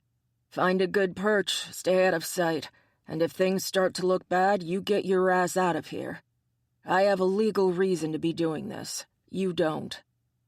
If necessary, Barney would pull the Leo card and let Sebastian Lowe save his ass. He wouldn't sit in shifter jail while the Senate went after his mate. "I think I can get up to a good spot where I can see the building." Casey Lee hefted a pair of binoculars. "I wanted to take my sniper rifle, but Derek talked me out of it." "We're not here to kill. We're here to gather intel." Barney pushed Casey Lee's shoulder. "Get in place and remember the plan." "Right. You get the supposed hit list of white shifters. I keep watch on your furry ass." Casey Lee saluted and ran off, his scent disappearing. He was using his fox powers to hide his trail. Only Barney's scent would remain in the area. "Good boy," Barney whispered. He snuck into the building and lit the small flashlight he'd brought with him. His night sight was the same whether he was using his human eyes or his bear's, so the flashlight was necessary in the dark building. There was not a sound as Barney began walking through the room. The information desk was in front of him, a place where senators went to find the materials they needed, whether it was paperwork or microfiche. There was library shelving everywhere, desks with computers and microfiche readers, and a small area with vending machines for when the senators needed to take a break from researching the laws of the shifter world. Barney wasn't certain what all was contained in the room, but this wasn't the area he was looking for. No. According to what Casey Lee and Derek were able to discover, there was another part to the building, the basement. It was there the oldest records were kept, and it was there he'd find the lists of shifters who'd lost their lives. If Casey Lee and Derek were right, not only would he find the death records, he'd find a list of special deaths, hidden away from the normal, everyday records. It would take some time to find them, so he ignored everything on this floor in favor of making his way to the basement. He eventually found the stairs hidden away at the back of the stacks. It wasn't a secret entrance, but it was tucked into an alcove away from the rest of the room. He checked the knob, not surprised to find it locked. Out came his lockpicks, and in seconds he was on his way down. It was even darker down here, without the windows allowing the moonlight in. Once down, the layout of the room was similar to the one upstairs, but without the information desk. This couldn't be where the list was kept. It was too open, too obvious. No, it had to be somewhere else, where only the senators involved could access it. He searched the room, looking for hidden rooms or floor safes, but after 2 hours his search was fruitless. He stood in the middle of the room, scanning the shelves with his flashlight, ready to curse up a storm. This couldn't have been for nothing, damn it. It had to be here. Casey Lee had assured him that his source was certain the list was here, safe behind locked doors. Wait. Behind locked doors? Did that mean that one of the small offices in the room might have the list? Could it be that simple? He began going around to the small offices he'd ignored earlier, finding all of them unlocked. Just in case, he searched each, checking the desks for false bottoms, looking in filing cabinets and tapping the floor for any hollow areas where documents could be hidden. Nothing. He was boned, and not in the good way. If the documents weren't here, they must be somewhere nearby. There had to be a place where no one would think to look, where they'd... He blinked as his flashlight roamed across. No, that couldn't be it. But it was the only place he hadn't checked. Barney pushed open the door to the men's room. He checked each urinal, flushing them, wiggling them to see if they moved. Nothing. The sinks hid nothing from him, and the soap dispensers and paper towel dispensers all acted normal. Nothing was out of the ordinary. Each stall had a toilet, but none of them had a tank he could inspect. There was nothing under the seats or under the toilets themselves. They really need to clean in here more often, he muttered as he inspected the last stall. When he was done, he leaned against the tile wall, utterly exhausted. One last place to check. He strode out of the men's room and into the women's. Here, there were no urinals, but more stalls to check. Again, there were no surprises around the sinks or dispensers, so he began to check the stalls. In the last stall, the handicapped one, he found what he'd been searching for. One tile, when wiggled, slid aside to reveal a button. Barney pressed the button and stepped back as a 3-foot-wide portion of the tile wall silently slid back into the side. A secret entrance, just as he'd thought. It had been so cleverly hidden that unless you knew what to look for, you'd never see the slight crack in the grout. Curious, he turned slightly and flushed the toilet. Yup, it was a working stall. That meant that whoever used the room had to go in and out at night or risk being seen. Either that or so few people used it that there was no risk whatsoever. He strode into the room, wondering what he'd find. There was a single desk, a small filing cabinet, a bookcase, and printer. A state-of-the-art computer sat on the desk. He strode around the desk, hoping to see something that would indicate who used this room, but it was almost sterile in its lack of personal touches. There was nothing that would show who'd been there. Barney grabbed the Scotch tape dispenser and some index cards. He might not be able to find out who used the room from pictures, but sure as hell there'd be fingerprints on almost everything. He began using the tape to try and lift prints, attaching the tape to an index card when he found one. He noted on the card where it had been found and the date and time. He managed to lift about 4 partial prints before he realized he was running out of time. He needed to be out of here before whoever used the room discovered him hiding down here. The last thing he wanted was for the senators to realize the archive building had been broken into. It would put the Leo in a very bad position, pitting him against the senators before he had proof that some of them were conspiring against the shifter world. He began to dig through the rest of the desk, finding orders with Vaughn's signature on them. Vaughn was the hunter liaison and had been missing for weeks, but there was an order with his signature from days ago, ordering Casey Lee and Derek back to the Senate for questioning by the Lion Senator, Holmes. There were other orders for other mercenaries, orders that made Barney's blood run cold. Other shifters were being hunted, killed in cold blood, without explanation. Just orders to do as told and not question. Whoever had set this up was a rat bastard of the First Order, and Barney was going to kill the son of a bitch when he caught him. He finished going through the desk and went to the filing cabinet, checking out the first drawer marked A.B. In the drawer, he found names. Lots of names. Wren Bunsen was listed, with a special mark next to her name shaped like a star. Artemis Smith, Jamie Howard, and Chloe Williams Woods all had the same mark, but it had been changed, almost erased.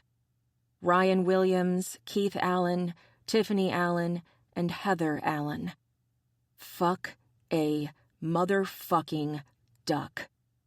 Heather's name was on the list, and she had the goddamn star next to her name. His hands shook with rage. His mate's name was listed amongst those who were targeted by the Senate. Could her attack at the age of 10 have been an attempt to kill her rather than rape her? How far back did this go? And why those of mixed blood? He had to focus. Heather would want that. He needed to figure this fucking puzzle out before he let his bear loose on the entire Senate and simply removed the threat by force. Heather might not want that, but at least her little hobbit ass would be as safe as he could make it. He'd sacrifice almost anything to make sure she was never hurt again. Julian's entire tribe of Kermode was also listed, as were those few Polars who still lived. But their stars had been erased just like Chloe's. He rifled through, noting the number of names with .D next to them. Deceased shifters? All of them had the star, and all of them were of mixed lineage. Almost all of them were children or teens.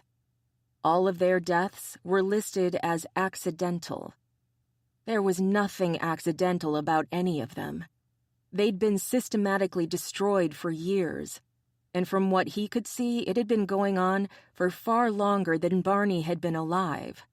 Some of the records dated back to the Revolutionary era, when America was fighting for independence from the British. White shifters had to come from those of mixed blood, from indirect lines. It was the only explanation that made any sense whatsoever. From the lost Arctic foxes to the almost extinct polars and the Kermode bears, there must have been far more white shifters before this purge began. Why did the Senate want them dead so badly? It had to be the connection the white shifters had with the spirit world. But why would the Senate want that connection cut off?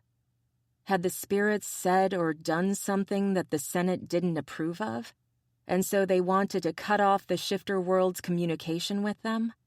Or was there something more sinister going on? In the drawer, he found the list of Lows who'd ruled the American shifters since 1776. Each Leo had an erased star, just like Chloe. Was it because they were confirmed white shifters? Was that what the erased star meant? None of the Leos had been killed the way the other white shifters had been. They'd all lived normal, happy lives. The direct line of the Low family had wound up diverging a few times as the Leo wound up being born by a sibling or a cousin, but they always carried the name Low. Was it because killing a Low would be too obvious? Pain, the scent of blood, and darkness. Chapter 21. Heather stared at the plane ticket that had been sent to her email address early that morning. The return address was Barney's. The plane tickets were for her and Artemis to fly to Flagstaff, Arizona, on the noon flight.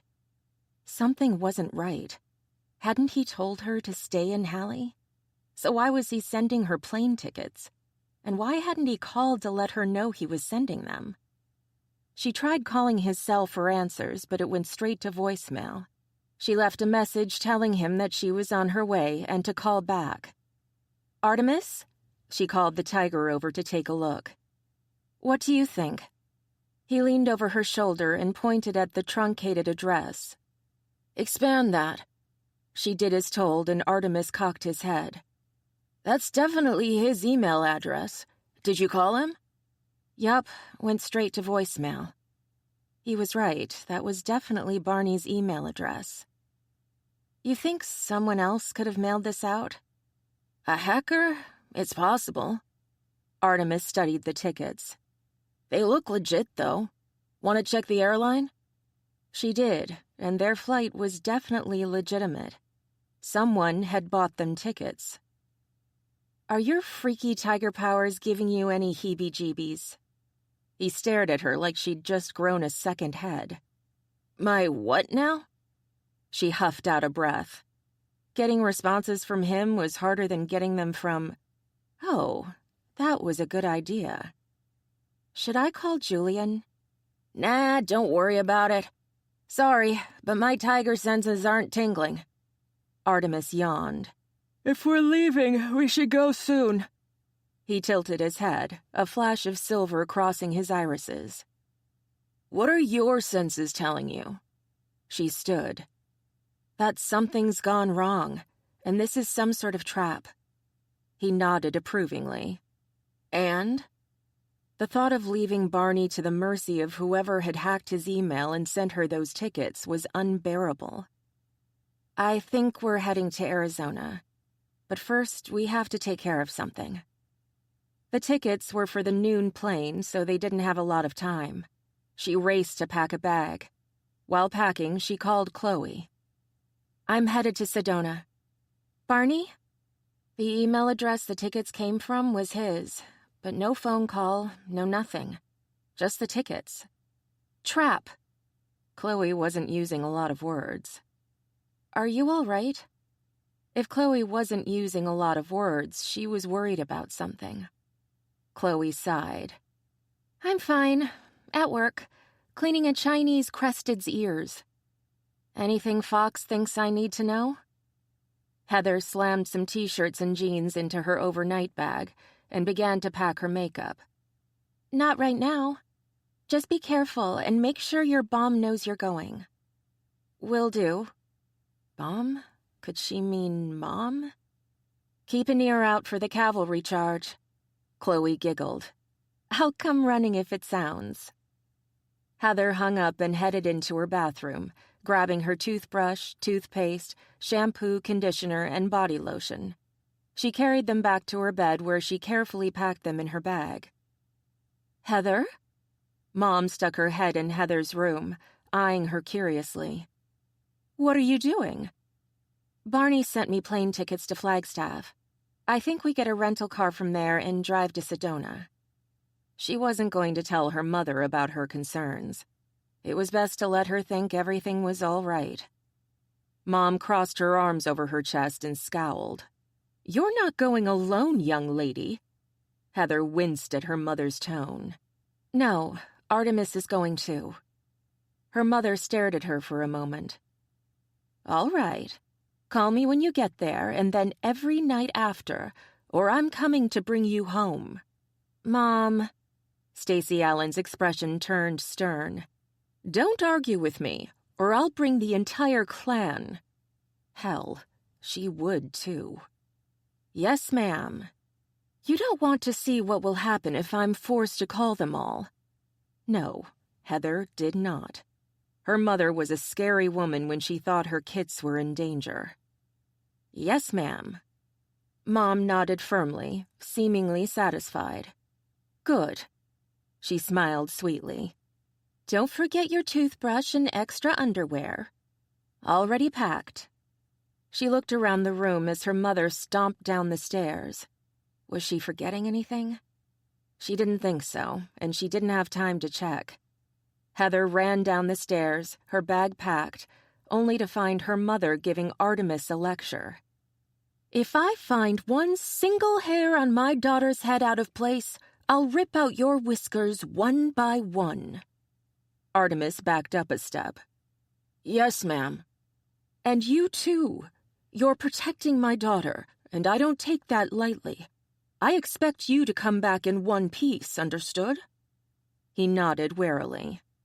"Yes, ma'am." "Now give me a kiss and get out of here." Mom tapped her cheek and waited expectantly.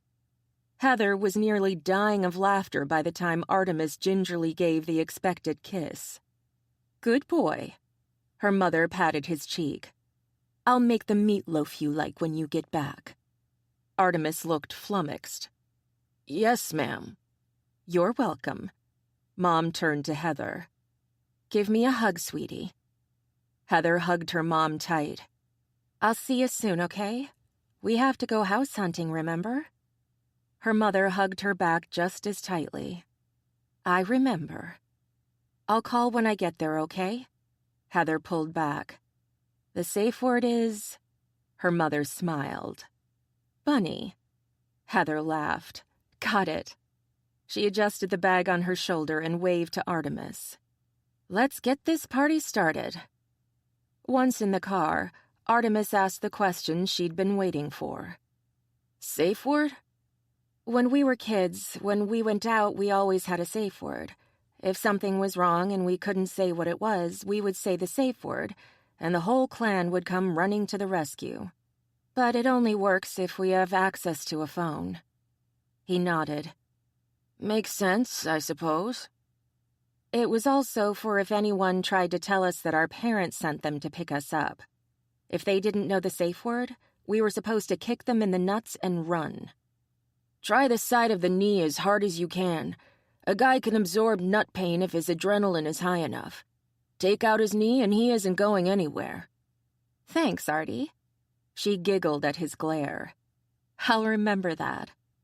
He grunted and drove off, taking them straight to the airport. Once they were in the air, she turned to Artemis and asked the question that had been bothering her since she received the email. "If these tickets really do turn out to have been sent by one of Barney's enemies, what should we do when we arrive?" Artemis shot her a toothy grin, his eyes turning silver. "You leave it to me. We need to do this, though, so don't worry your pretty red head over it." "Okay. Well. So my job is to hide while you play?" "Damn straight. You get hurt on my watch and Barney will rip my balls off, and your mom will rip out my whiskers." He sighed sadly. Also, she won't make that meatloaf anymore, or comb my fur when I'm itchy. It sounded like her mother had pretty much adopted poor Artemis. She wondered what his mother would think of that. So relax, I've got you covered. Read or something. He put his head back and promptly fell asleep for the rest of the flight. Read or something, huh? She pulled out her tablet PC and began researching Sedona.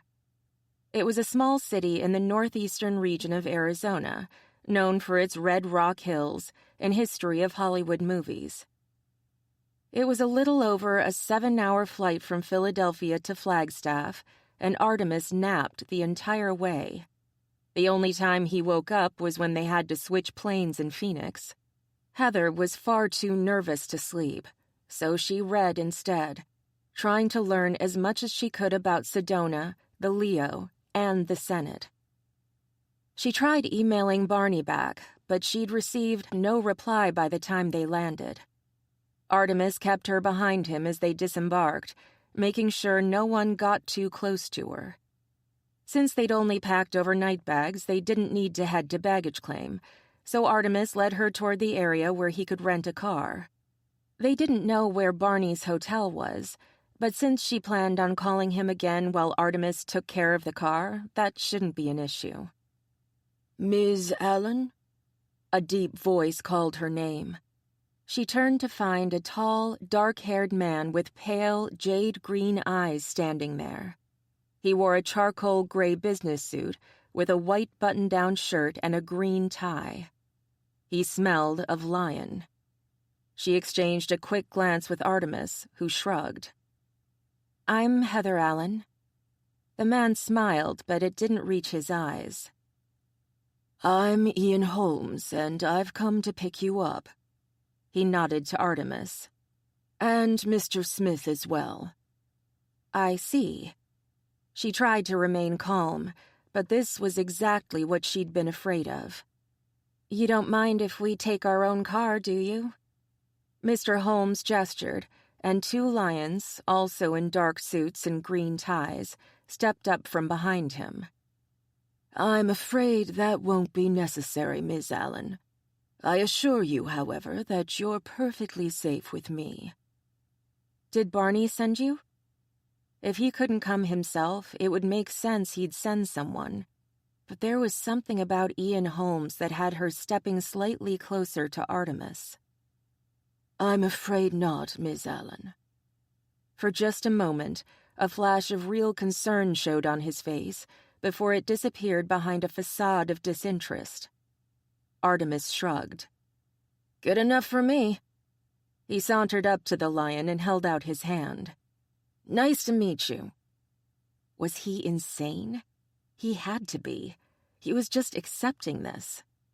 But when he glanced back at her, Heather could see a flash of silver in his gaze. He winked and shook Mr. Holmes's hand. Mr. Holmes's brows rose in surprise. "And you as well, Mr. Smith." He shook Heather's hand next. "If you and Ms. Allen will follow me." He gestured toward the doors, where Heather saw a black SUV at the curb. "We have little time to talk before we reach our destination." "All right." Heather kept Artemis between her and the men. She didn't trust them, not even a little. But that glint of silver in Artemis's eyes? He must have something up his sleeve, so she'd follow and see where he led. Artemis stopped her just as one of the men opened the back door. "You go first." She nodded and hopped into the car, Artemis following right behind her. This put her at the other door as one of the men settled next to Artemis. One of the men took their bags and put them in the back of the SUV. Holmes got into the front passenger seat, while the other 2 men flanked him, one driving, the other staring out the window intently. Once the car started moving, Artemis poked Holmes on the shoulder. "Can I ask a question?" Holmes waved his hand. "Please do, Mr. Smith." Artemis blinked in that cat-like way of his, as if he was debating whether or not to be fascinated or bored by the whole situation. "Why is the Lion Senator picking us up at the airport?" Heather blinked. This man was a senator? Fuck. The pile of shit she'd landed in was higher than she'd thought.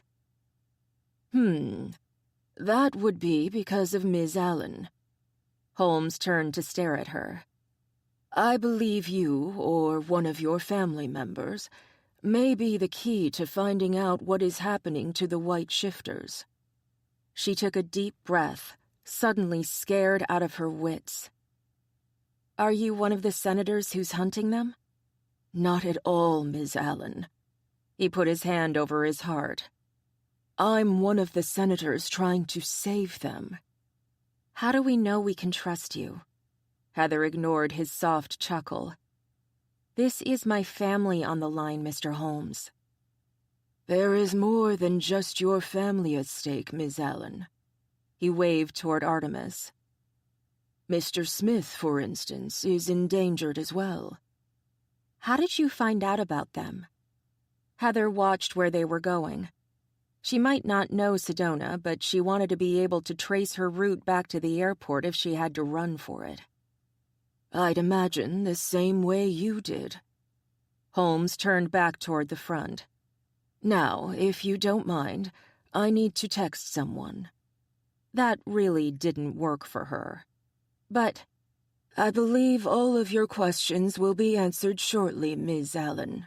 For now, please enjoy the view. Sedona is quite lovely this time of year." "Mr. Holmes," the man beside Artemis held up his hand.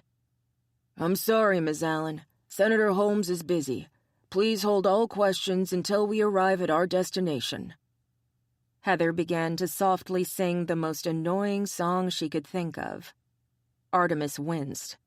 One of the bodyguards groaned, and the Lion Senator's left eye began to twitch. The bodyguard who'd asked her to be quiet was the only one who laughed. "What does the fox say, indeed?" "Hati, hati, hati, ho." Chapter 22. Jesus God, his head was killing him. Barney slowly opened his eyes, squinting into the darkness. Where the fuck was he? What had he done or hadn't done? He tried to sit up, but the sound of rattling chains stopped him cold. He stared at his wrist, feeling the weight of the cold metal surrounding it. It was thick, the chains equally so. Both wrists and ankles were bound by the metal. Looking around, he wasn't all that surprised to find himself lying on a hard cot placed against a cold, concrete wall. Ahead of him was a metal door with a square window covered in thick glass. A toilet and a sink were against another wall. He sat up, gingerly holding his head. There was a lump back there, and the scent of dried blood. Someone had hit him hard enough to knock him out. How long had he been here? Looking down, his clothing had been removed, leaving him naked other than the thick steel cuffs. He took a deep breath, trying to sort out the scents around him. Lion. Definitely lion. And in the room recently. He sniffed his arm, wondering if it was the lion who'd removed his clothing. But instead of feline, he got the distinct odor of hyena. It was a hyena who'd set his chains. He sniffed again, catching a faint whiff of ocelot. There was also something else, another shifter, but he couldn't quite identify who or what it might be. Worse, all he was getting was the shifter type, not the individual shifters. He had no idea who the hyena or lion might be, only that they'd been in the room. Had they figured out a way to scrub their scents? Or were they messing with him by piping scents into the room? Was the hyena the only one he could be certain of? Fuck this shit. Barney focused, sending healing energy to the lump on the back of his head. His headache eased as he dealt with the inflammation and tissue damage. Before long, all he had to worry about was the dried blood. He stood and stretched, finding yet another bit of damage. A small pinprick on his arm told him that the blow might have knocked him out, but a drug had kept him out. He could be anywhere now. And if the person who had created the bathroom office knew Barney had intel on them, then Heather was in danger. Just that thought made his grizzly insane. He roared, breaking the chains as he shifted, his grizzly ready to tear apart anything that got between Barney and his mate. The steel bands broke at the latch, freeing him from the shackles. He lumbered to the door and wrenched it open, the screech of tortured metal filling the hallway beyond. Psst. He felt a pricking sensation in his neck. There must have been an automatic sedative, similar to the one in the shifter jail, for those who attempted to break free. But Barney was a hunter, and he was in his grizzly form. The bear easily shook off what the unconscious man had not been able to. He roared his challenge, ready to fight his way out of wherever he was. He knew now that this wasn't the Senate's jail, where they housed rogues. No, this was someplace else, a private jail. The question was, whom did it belong to? Now that he was free of his cell, he could scent things more easily. There were all types of shifters here, some in cells, their scents muted. The guards were easier to scent, most of them being lions, a few being hyenas. He thought he caught the scent of fox and possibly wolf as well. Barney lumbered out, shoving past the guard racing toward him. He bared his teeth and let loose a primal scream, determined to get free. The guards attacked, and Barney held his ground, using his weight and size to his advantage. He swiped at them, his claws digging deep into their flesh, taking two of them out of the fight. He couldn't let them get control over him. If the lions began to try and order him around, there was a chance, thanks to their unique abilities, that he'd be forced to obey. Lions could, as kings of the jungle, order others to do their bidding. Only their alphas were stronger, able to control crowds of shifters. But together there might be enough lions here to command one pissed-off grizzly. The corridor was far too narrow for him to fight as he'd like, but returning to his human form would mean losing the thick pelt of fur and skin that kept him safe from their claws and teeth, both bared in the cat shifters. One of them pulled a gun, trying to shoot him down. If they shot into his body, his largest target, the bullet would penetrate and do damage, but the odds of it killing him were negligible unless they got a lucky shot. There was a slim possibility that a bullet fired at his head would glance off his thick, grisly skull, but at such close range he wasn't willing to take that chance. Barney managed to get one of the other guards between him and the gunman before the shot went off. The lion went down, a dart sticking out of his neck. So, the orders were to recapture, not to kill. Good to know. It meant he could act without fear of death. He'd try not to kill too many of them. They'd need to be questioned once he was out of here. Damn. He was not looking forward to giving this report to the Leo. He roared again as another guard went down under his claws. He could hear other shifters, those behind the metal doors, begging to be released. But he had no time to worry about them. He'd come back for them once he determined whether or not they deserved to be there. He reared, forcing the guard in front of him to back up before the full weight of a grizzly landed on his shoulders. Barney lumbered after him, forcing him back even farther. He could see the doorway beyond the guards, one that hopefully led to the way out of here. Even if the corridor were wider, that would be good for him, giving him more maneuverability. That door became his target, getting there his only goal. He could see some of the guards taking off their clothes, preparing to fight him in their shifted form. Fuck. If that happened, if they dogpiled him, he'd have no chance of coming out of this intact. He needed to think fast. He didn't have enough room to set up a charge, but a scream off to his left caught his attention. Yes, that could work. He turned, ripping another door off its hinges and using it as a shield.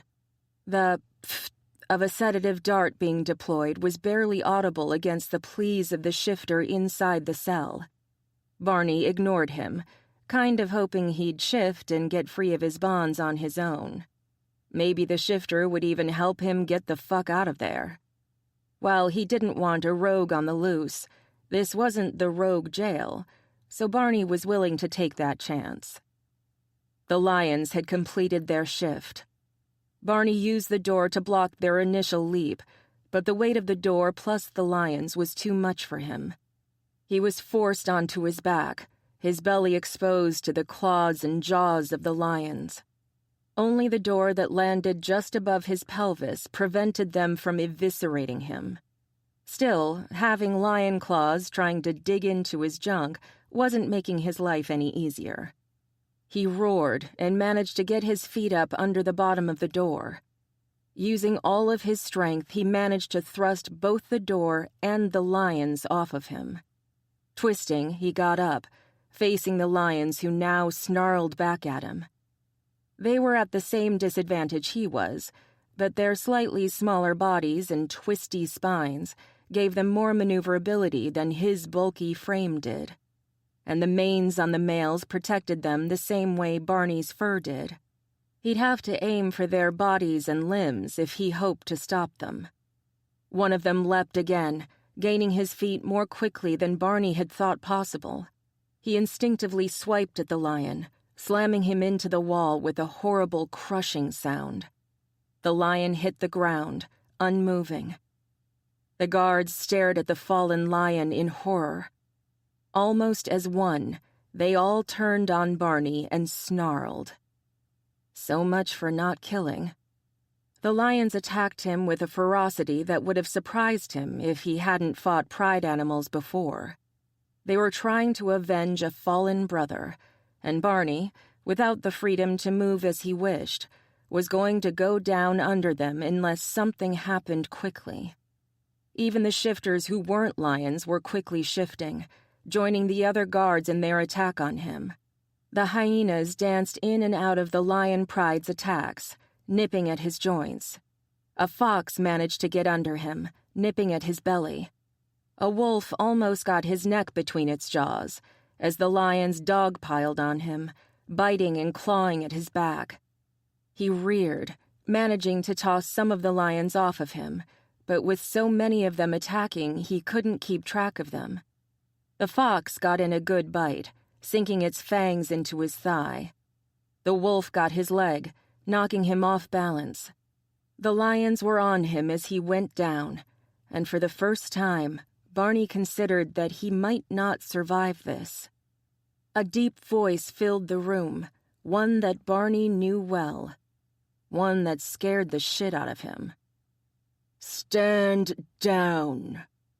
The shifters surrounding Barney paused in their attack. "Now." With low growls and yips, the shifters pulled back, leaving Barney to stare at a pair of dark boots coming his way. He lifted his head and stared up at the head of the Leo's security team, and Sebastian Lowe's most trusted ally. "You really know how to have fun, don't you, Barnwell?" Kincaid Lowe tilted his head, his brown eyes filled with anger. "You want to tell me why you're fucking with my guards?" Barney lowered his head with a groan. "Shift." Barney obeyed. You didn't flip Kincaid Lowe the bird if you wanted to live to see another day. "Follow me." Kincaid turned, muttering to his guards to shift and dress once more. Barney followed, limping and bleeding from multiple wounds. Kincaid opened the door Barney had been focused on reaching. "Why the fuck were you in my jail?" Barney glanced back, staring at the concrete hallway. I have no idea. Chapter 23. They'd driven about an hour outside of Sedona when the driver made a right turn. Another 10 minutes, and they were pulling up in front of large metal gates flanked by adobe walls topped with sandstone. Carriage lights flanked the gates, and the drive had gone from tarmac to paving stones. In the distance, she could see mountains, and on either side was sand, cacti, and desert grasses. "Where are we?" No one answered. The driver leaned out of the window and waved a card in an electronic reader. Within moments, the gates swung open, allowing them entry. As they pulled down the stone driveway, she began to get glimpses of the home they were approaching. With adobe walls and a clay tile roof, the building was truly a desert beauty. The greenery was sparse, but what there was of it blended beautifully with the desert backdrop. The home was a mishmash of angles and wrought iron, with lighting everywhere she looked and a simple fountain by the front door. The car stopped, and the Leo senator got out. "Please, Mr. Smith, Miss Allen, follow me. There's someone I'd like you both to meet." She exchanged a glance with Artemis, who shrugged. He looked as confused as she felt, but they followed anyway. Whatever was going on, whoever they'd been brought to see, had to be big in the shifter world to own such a home. Lions braced either side of the large, ornately carved double doors that led to the interior of the home. The scents of the desert perfumed the air, making her nose twitch.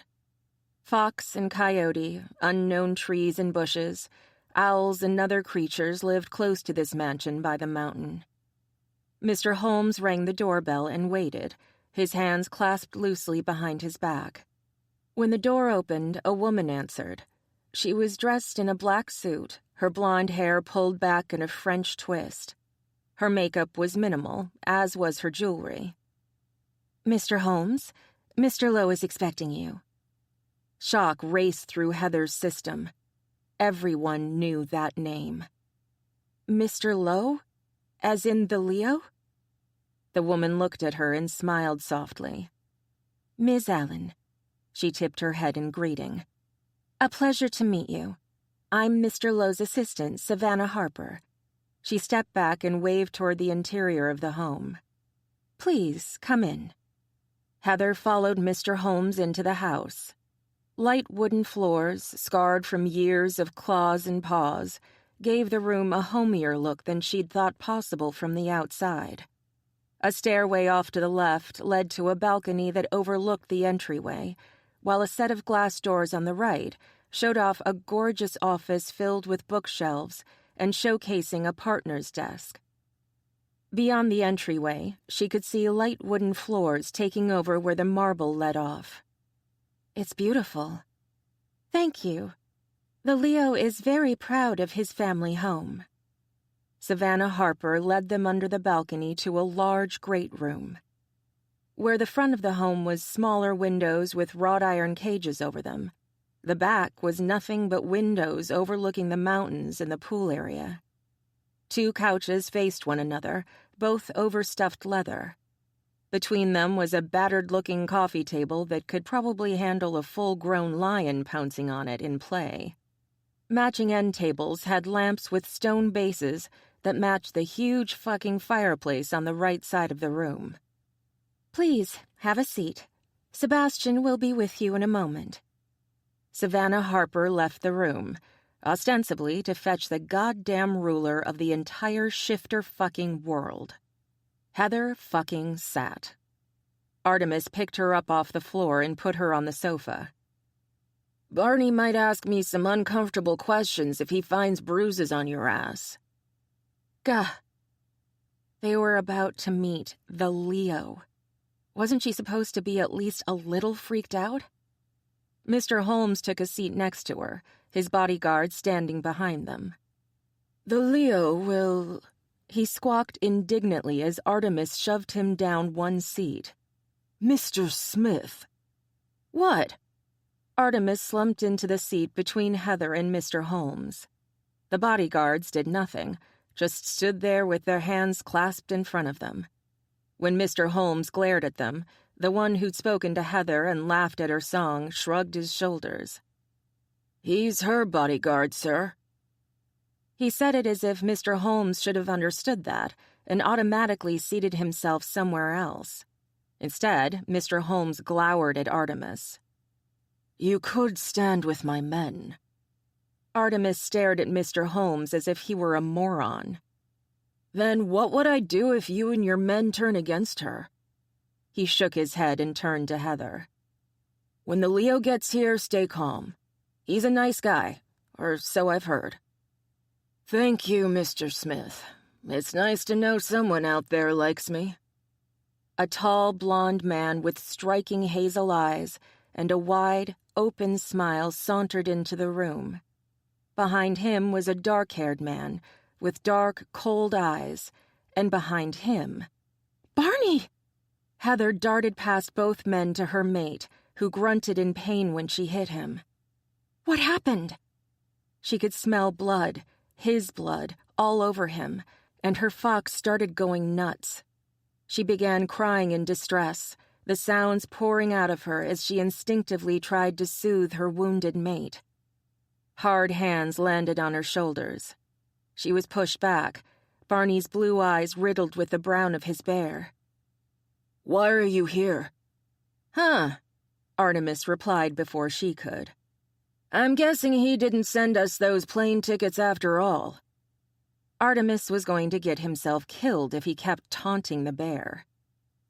"Heather?" More brown seeped into Barney's gaze. She took the deepest breath she could.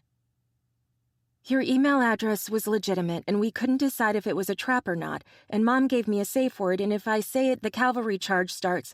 And Mr. Holmes took us here, even though he was kind of douchey to me, and he knows about the white shifters, but he wouldn't tell us anything, so I sang the fox song, the really annoying one. And Artemis has been really protective, so don't skin him, please," she panted, all out of breath. "How did you get hurt?" Barney's mouth hung open in shock. Good. While he was processing, he couldn't yell at her. The Leo, on the other hand, began to laugh. "Did you just call the Lion Senator a douche?" The douche stood and cleared his throat. "You've made it, Barnwell." Barney shifted his gaze to the Lion Senator. "Yes." Mr. Holmes scowled.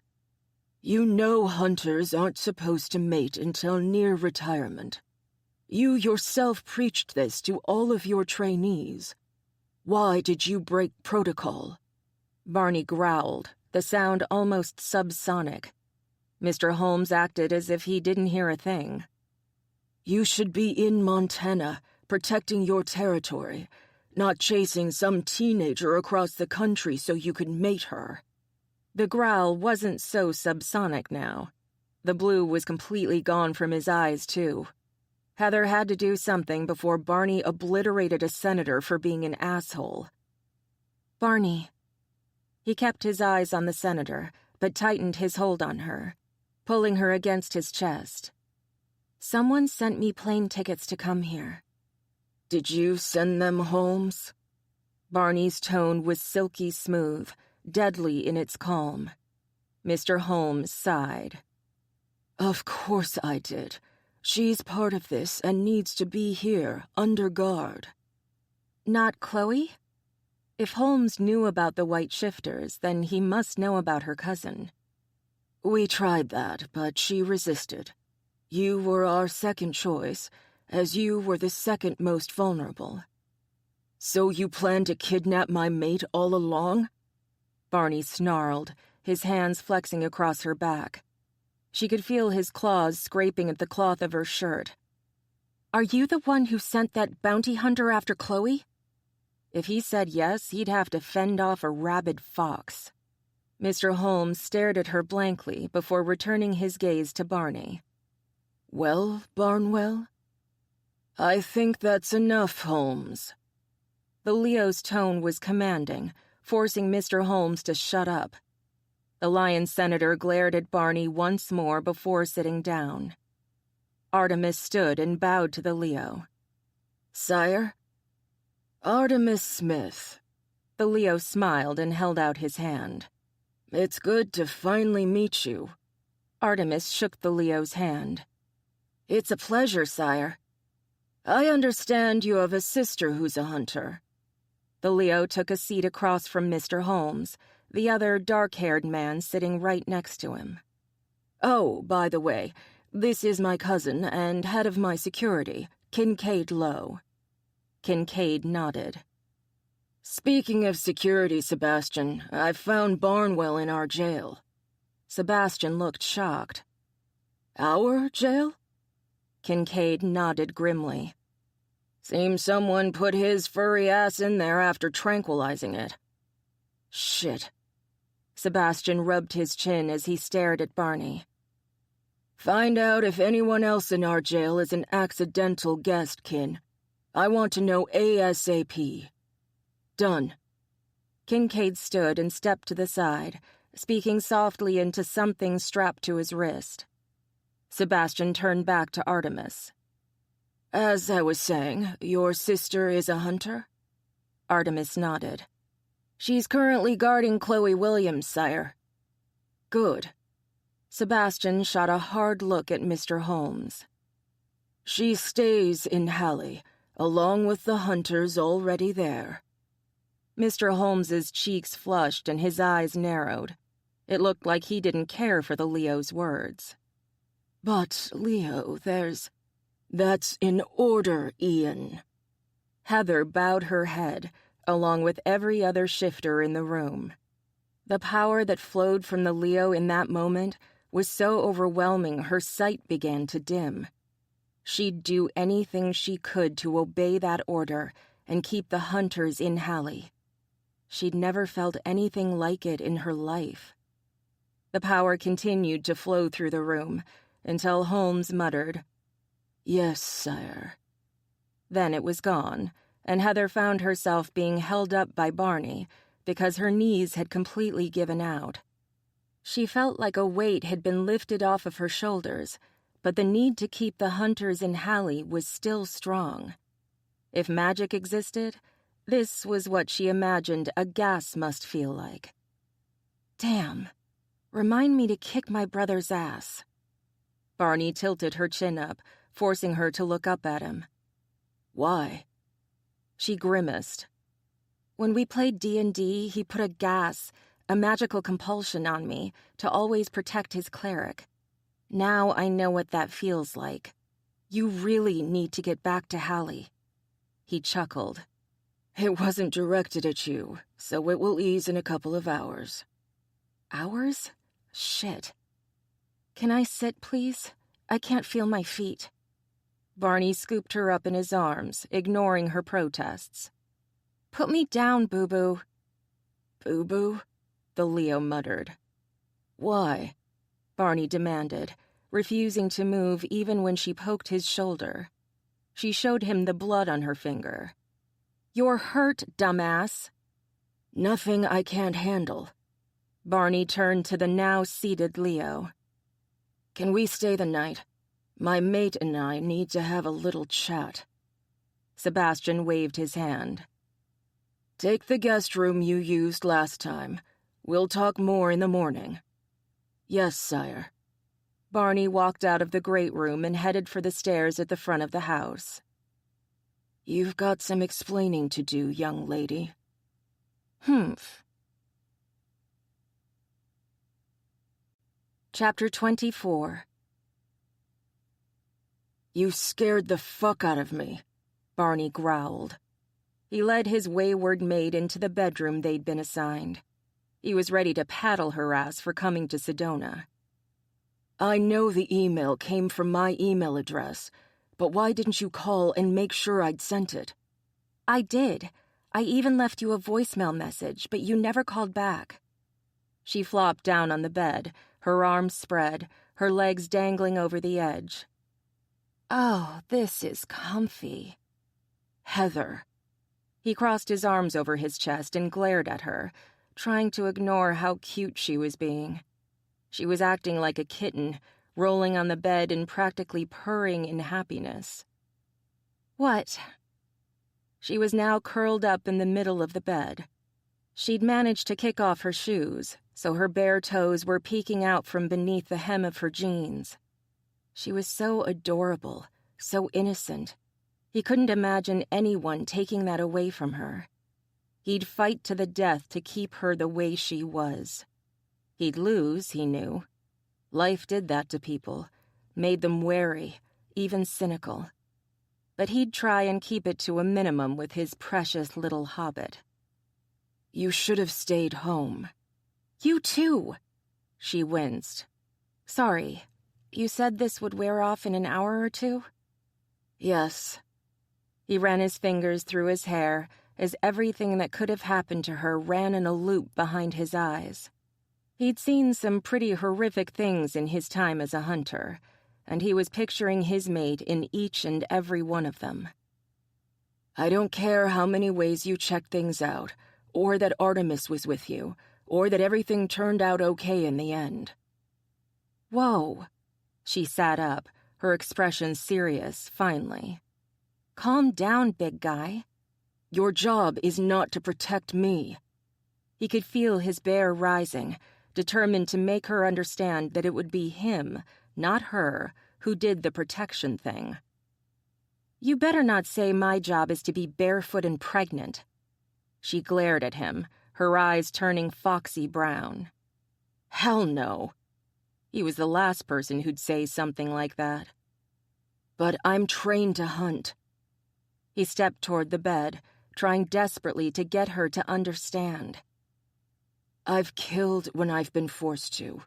I know how to protect myself. He lifted his shirt and showed a small scar. This is the worst damage I've ever sustained, and I healed it. It took me 2 days, but I did it. He lowered his shirt again. But if something happened to you, there's no way I could heal it. He held out his hand, letting her see him shaking, showing her his vulnerability. I still have nightmares about you being shot. She closed her eyes and leaned her forehead against his stomach. I'm so sorry. I didn't mean to make you worry like this. Tell me it was stupid. He needed to hear her acknowledge that. I knew it might be a trap, and I took precautions, but yeah. I'll tell you it was stupid. She was placating him. You'd do it again. She looked up at him and grinned. Fuck yes. He pulled her against him, lifting her until she was held against his chest. Stupid hobbitsies. If you call me your precious, I'm gonna... She squinted up at him as his hold on her tightened. Be extremely flattered. She looked so irritated at the thought that he had to laugh. His bear had begun to settle down now that she was in their arms, safe and secure. It might not be his den, but with Kincaid and Sebastian Lowe in bedrooms near them, it was almost as good. He brushed his chin over the spot where her mark was. The sensation would be muffled by her t-shirt, but she'd still feel something. She moaned, hiding her face against his chest. The scent of desire began to fill the air around her. He breathed it in, letting it fill his senses. The need to fuck her, to prove that she was alive and well, filled him. He pushed her down on the bed, ignoring her squawk of surprise. She had to move her legs so that her feet were on the mattress. He took hold of her knees and spread her thighs, kissing each fabric-covered knee in turn. Barney? Her eyes were wide, but he could see the building desire in her. You make me crazy, you know that? He took hold of her wrists and held her down. You always have. I figure it's my job to make you nuts. She gave him a cheeky grin. Right, Gandalf? He coughed. Aragorn. I'm definitely Aragorn. She tilted her head, still grinning at him. You've got that pretty blonde hair. His brows rose. Pretty? And dazzling blue eyes. Oh, hell no. I'm not Legolas, damn it. But Legolas was a hunter too, remember? She was barely holding back her laughter. He pressed down against her so she wouldn't accidentally knee him when he blew a raspberry on her neck. She squealed, wiggling under him, her body rubbing against him in all the right ways. "Stop that!" "Stop trying to give me a heart attack." He stared down at her, hoping she'd pick up on how serious he was. "Nobody asked you to throw the ring in the volcano, Frodo." "He volunteered," she pointed out. "Besides, I had Samwise with me, remember?" Uh-huh. Speaking of which, he had a bone to pick with Artemis the next time he saw him. "And why didn't he try to stop you?" She looked away for a moment. His eyes, they turned silver. Then he was shaking hands with Mr. Holmes like they were long-lost buddies. Barney froze. "Tiger told him to go." "I think so." She cupped his cheek. "We really didn't plan on scaring you. We took every precaution we could think of." Suddenly, she scowled. "And I have to call my mom." "What?" She was pushing at his shoulders, trying to get him off of her. "I told her I'd call when I arrived. For all I know, she's already—" "Why are you dialing?" He smiled down at her. There was no way in hell he was going to allow the Bunsen-Allen clan to descend on the Leos' home. The man would never be the same. "Hello, Mrs. Allen?" "Oh, hello, Barney. Is my daughter there?" He heard the edge in Stacey Allen's voice. "She got distracted by meeting the Leo." "That's no Who? My baby met the Leo?" He chuckled softly as Heather glared at him, and her mother damn near choked to death. "She's here, safe and sound, and I'll have her call you tomorrow, all right?" "All right. Tell her I said goodnight." He said his goodbyes and hung up the phone. "Now, where were we?" She looked anywhere but at him. "I have no idea." He kissed her chin. "Then let's get ready for bed." Her cheeks started to turn red. "We can do that." He hadn't had a second chance to make love to her before returning to Sedona. Perhaps now was his chance to taste her again. He let her up, watching her wander around the bedroom. Someone, probably Sebastian's assistant, had seen to it that her luggage was brought upstairs to his room. She began unpacking, watching him out of the corner of her eye as he sat and watched her. "Need help?" "I've got this, thanks." She turned, smiling, holding a pair of flimsy panties. "That's good." He could feel his bare. Both of them were fascinated by the emerald underwear.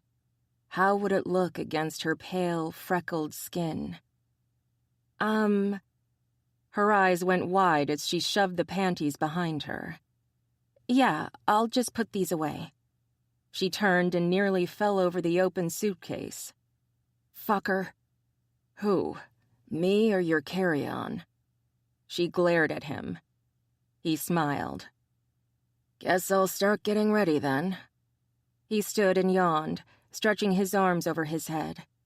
He swore he could hear her gulp as he reached for the hem of his t-shirt. "You need to finish unpacking," he added as nonchalantly as he could. "Yes, unpacking." Her gaze moved to his groin. "Definitely unpacking." He had to bite his lip as she turned around and put her underwear on top of the bureau. He pulled off the t-shirt. When it was right around his head, he heard a distinct thud. She must have tripped over the suitcase again, because when he whipped it off, she was righting herself, one hand on the bureau, the other clutching that same pair of green panties. "Having trouble finding places to put your stuff?" He reached for the button of his jeans. "Gah!" She turned around and opened a drawer. "Nope, I can put them next to your undies." She shoved them in, no doubt making a mess out of his orderly pile of tighty-whities. "Okay." He unzipped his jeans. You have pajamas? She nodded, digging in the suitcase and holding up a black Pokemon tank top and matching shorts. Those shorts would barely cover her butt. Cute. He kicked off his shoes and pulled off his socks. Finish unpacking, sweetheart. We have to go to sleep, right? He began sliding his jeans off his legs. She whimpered. Before his jeans were kicked off, she'd gotten almost everything unpacked except her bathroom stuff. Bed? He nodded. Want to change in here or the bathroom? He knew which one he was hoping for, but he'd understand if... Sweet mother of mercy. Her t-shirt hit the floor before he could restart his brain, but who'd want to? Skin. She was showing him her beautiful, freckled skin, and he was reaching for her before she'd managed to kick off her shoes. I think we can skip the pajamas. She nodded, molding her hand to his cock. The head was already peeking out of the top of his underwear, weeping and ready for her. I can do that. Gah. He shuddered as her hand moved, tracing him oh so delicately. Her touch was barely felt, but his skin tingled in the wake of her fingers. Naked? She laughed, and with that won their little round of teasing. Naked sounds good, too. Now? He pushed into her hand, desperate to make that light touch harder, stronger. She nodded, giving him permission. Now. No matter how much he needed, he wouldn't hurt her. He carefully unhooked her bra, her breasts freed from the silken material. Pink perfection, dotted with little brown spots he wanted to touch and lick. Someday he'd do just that. He'd lay her out and kiss every freckle he could find. Hopefully it would drive her as crazy as he already was. She held still as he pressed a kiss to each breast before unbuttoning her jeans. He slid them down her legs, taking her panties with them, and set them aside. Heather was staring at him, her pupils expanding, her eyes turning brown. Now yours. He stood, shoving his underwear off as quickly as he could. Bed. His voice was gravelly, full of want. With a sweet smile, she took his hand and led him to the bed. She turned down the sheets and climbed in. Now you. He crawled on top of her and kissed her before she could say anything else. What else was he supposed to do? She was there, bare and waiting.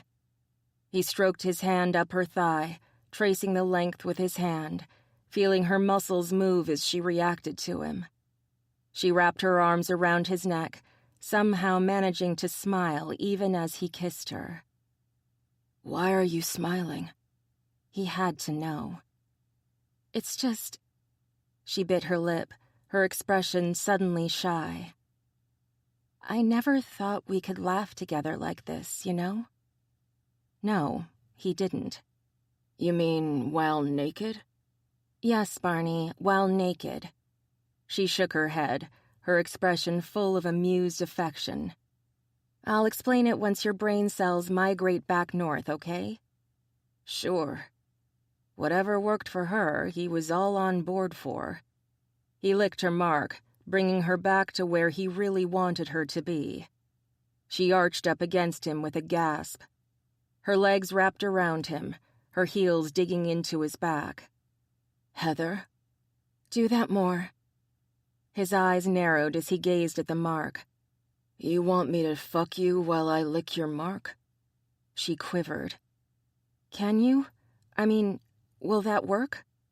He smiled. Let's find out. He slipped inside her slowly, carefully, letting her get used to him again. He lapped at her mark, keeping his hips still while she rocked herself against him. Those tiny little motions of hers were driving him crazy, but he kept still, using up all his willpower. Her breathing began to change as she panted. She was reacting the same way she had when he'd licked her pussy, sipping at her until she came. Shit, was she about to come? Just from this?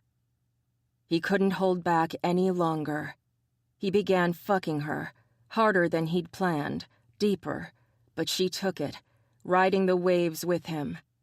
He licked at the mark, waiting for that first hitched breath, the first quiver of an orgasm, before sinking his fangs deep inside her. She screamed, clenching around him so hard he saw stars. His own roar drowned her out as he poured into her, filling her with his seed. He remembered just in time to flop down next to her, not on her. Squishing her was not on his agenda that day. Fuck, that was good. She nodded, rolling over to wrap herself around him. He pulled her close, putting his hand just above her ass.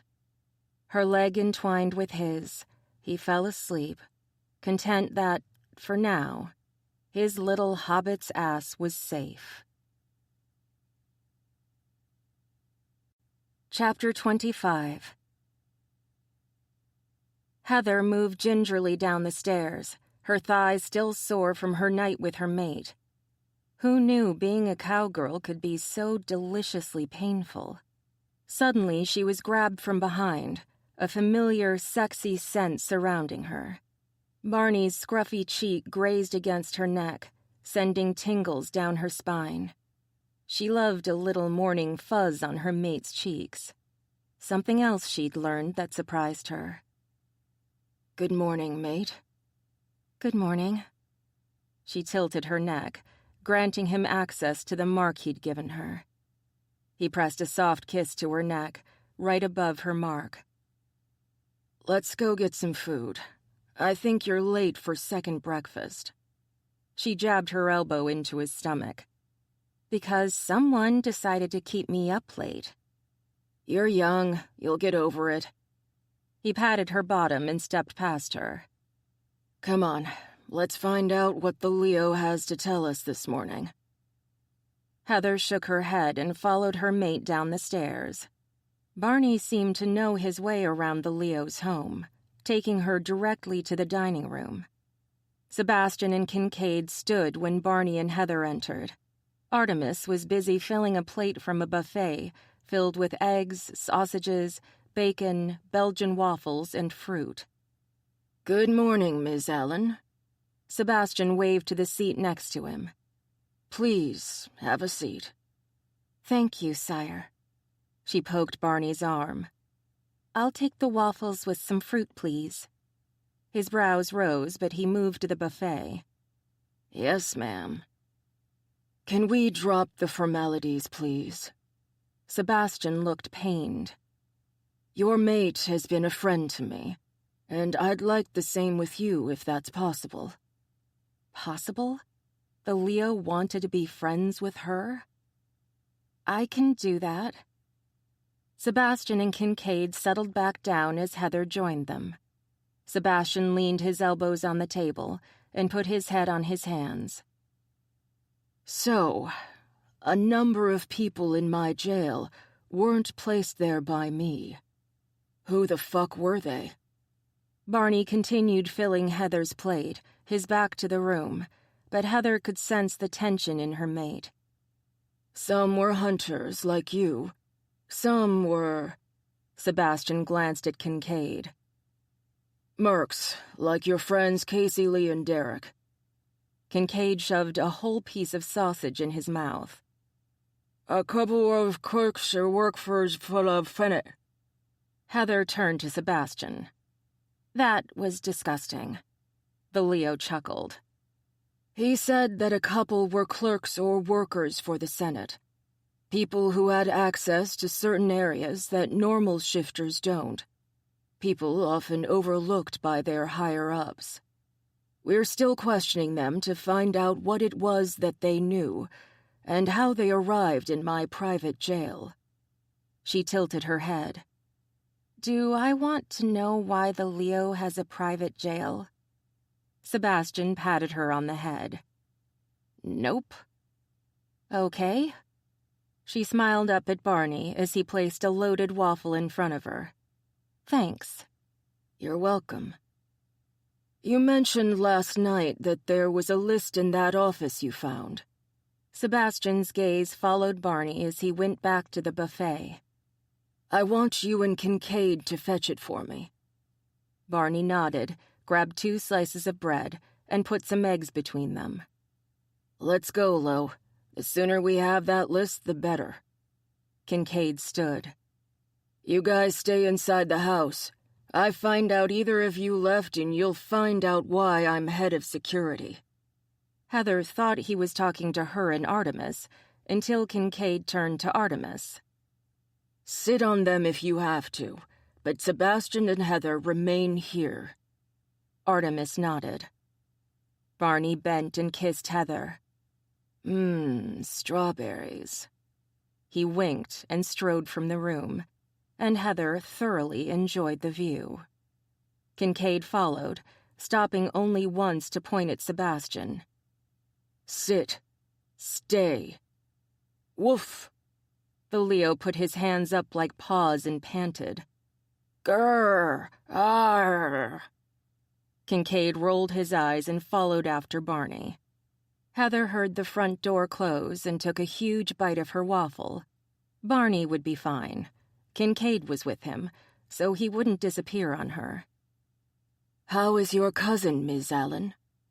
Heather turned back to Sebastian to find him staring at her with what appeared to be genuine concern. She's as good as she's going to get. I understand she was jumped and almost died. Sebastian shook his head. I can't understand what the hell is going on.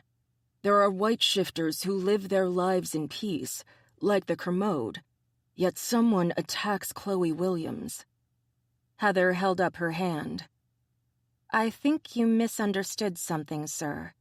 Chloe wasn't born a white shifter. She was a red fox before she was attacked. Sebastian blinked. That's odd. Heather nodded.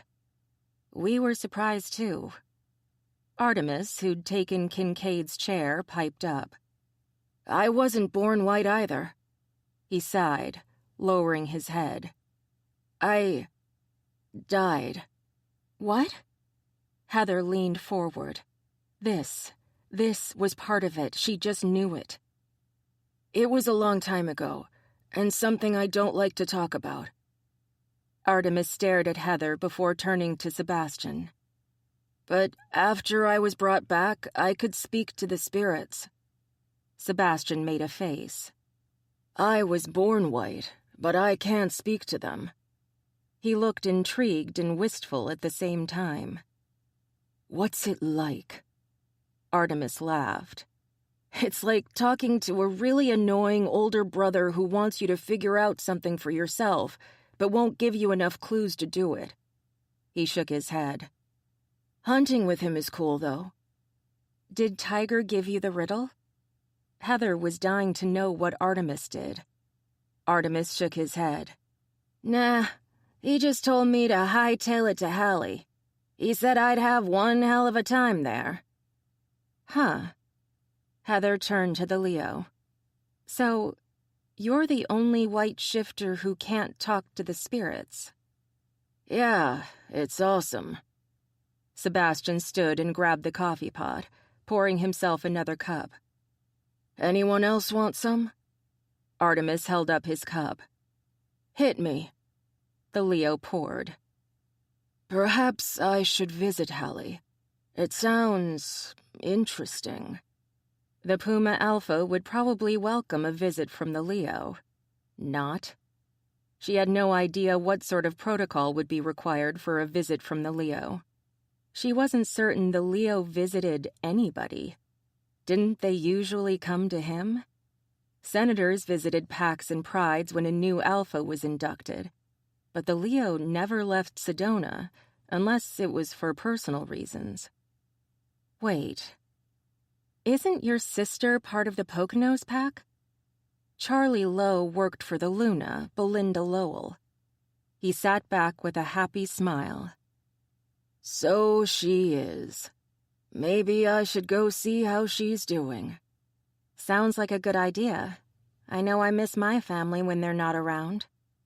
So do I. Sebastian sat back down and stared at his empty plate with a pensive expression that he quickly shook off.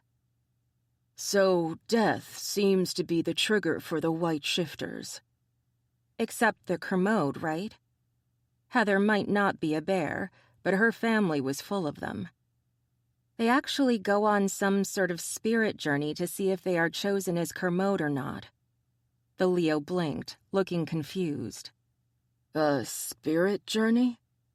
He sat back, staring at nothing. Is that the answer? Not death, but touching the spirit world? Maybe. All I know is Julian bit Sin, but she didn't become a Kermode. She's a grizzly. And I heard some mated by Kermode don't even become bears, but other types of shifters.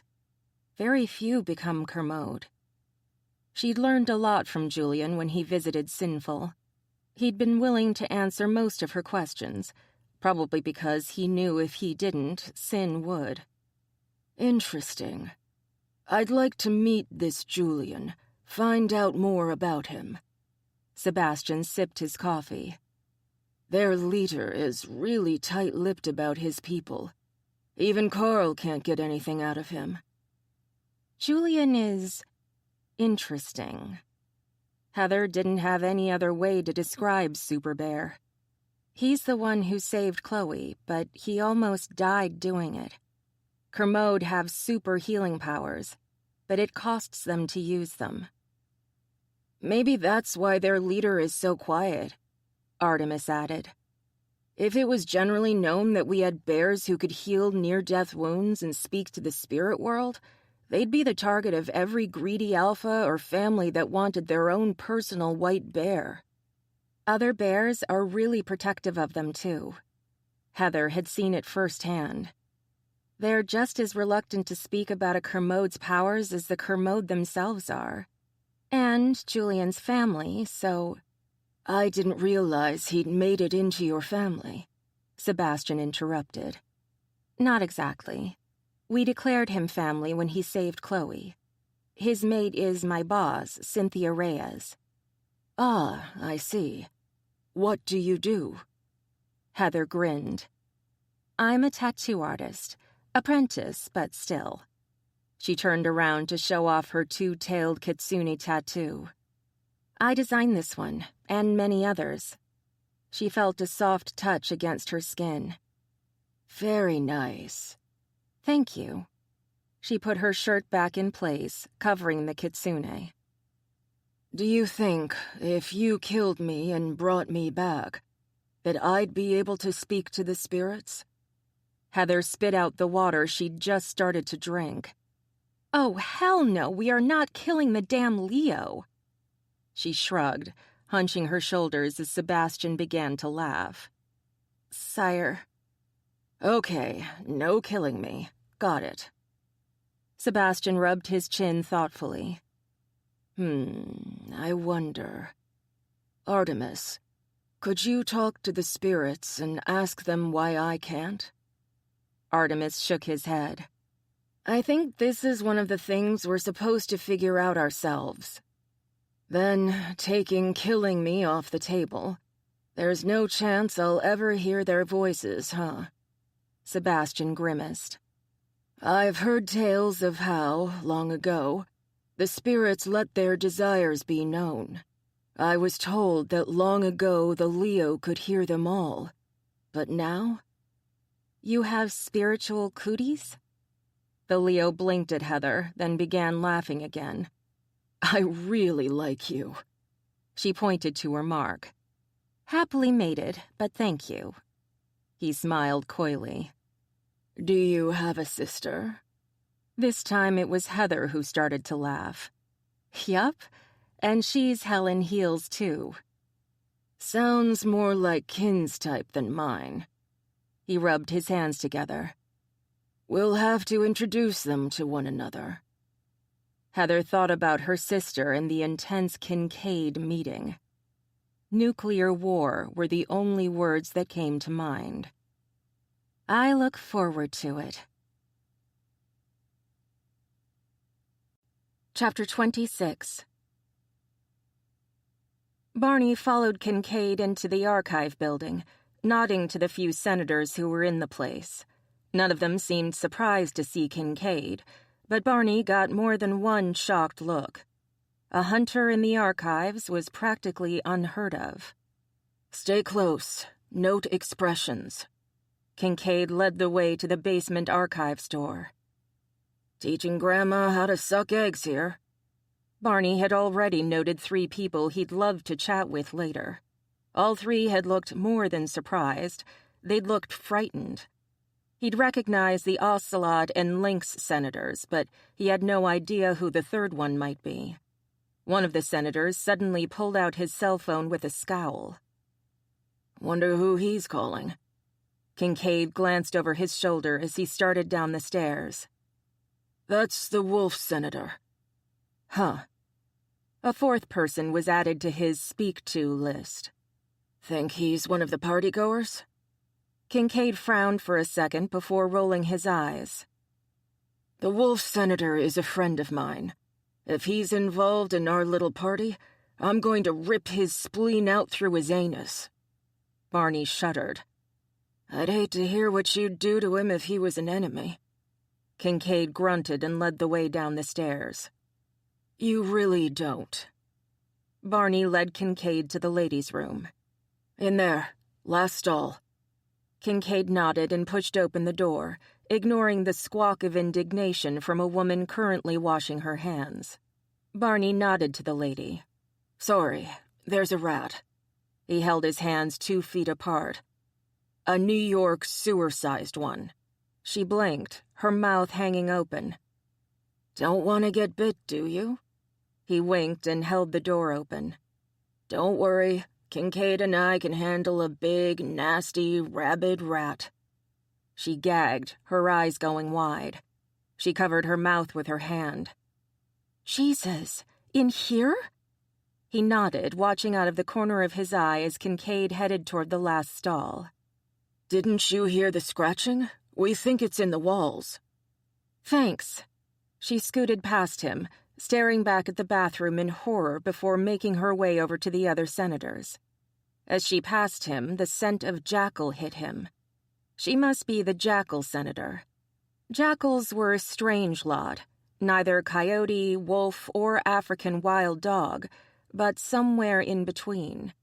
They didn't move in packs like the others, but in family groups or pairs, more like the foxes. Because of this, they were lower on the canine totem pole than any other canid shifters.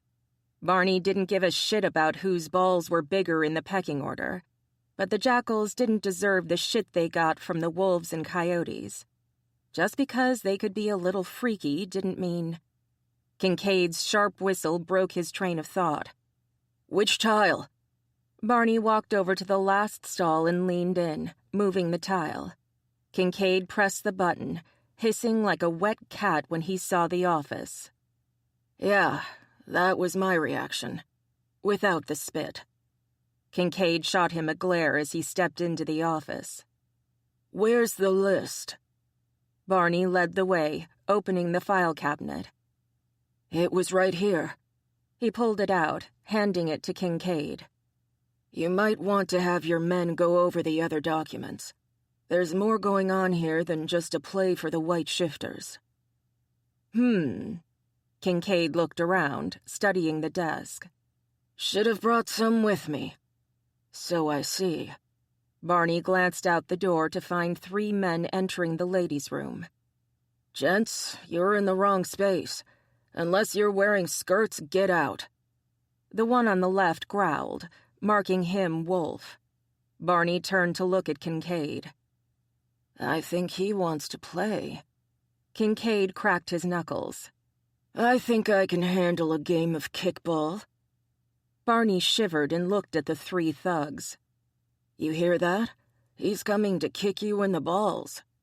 The wolf leapt, the other two following him. Barney backed into the office, wanting more room to fight than the bathroom afforded him. You'd think a Senate-only women's bathroom would be large and luxurious. Hell, he'd seen better setups in airports.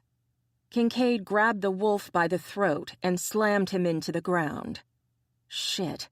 Dude was strong. Barney focused on the other two, leaving the wolf to Captain America. He managed to dodge the swipe of claws from a feline, a puma from the scent.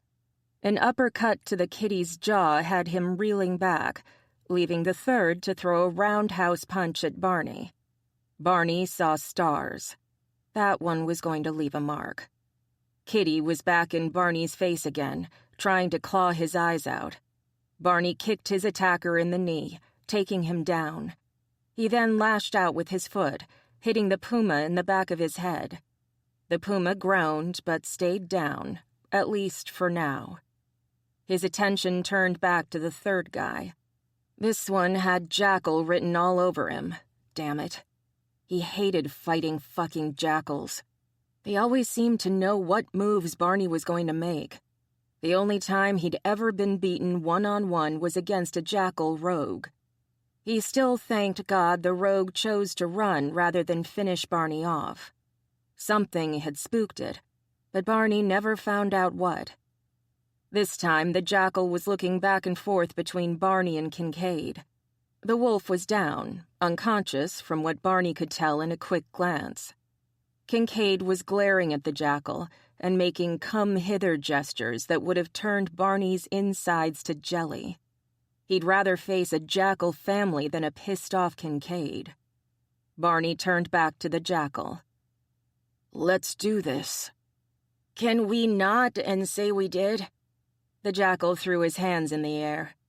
"I'd rather live, thanks." "Who hired you?" Kincaid growled. The jackal frowned. "The Senate did." Kincaid and Barney shared a quick glance. The puma slowly got up. "Fuck, Cole. Why not tell him we're—" A second after the puma stopped speaking, Barney heard the gunshot. The puma went down, his face completely obliterated. The jackal dove left, narrowly avoiding the same fate. "Fuckity-fuck-fuck." "Ditto." Barney swerved right, flanking the doorway with the jackal. "Mercenary?" The jackal nodded. "Yeah, name's Cole Miller. We were hired by Chris Jennings to protect this place. We've done work for her before."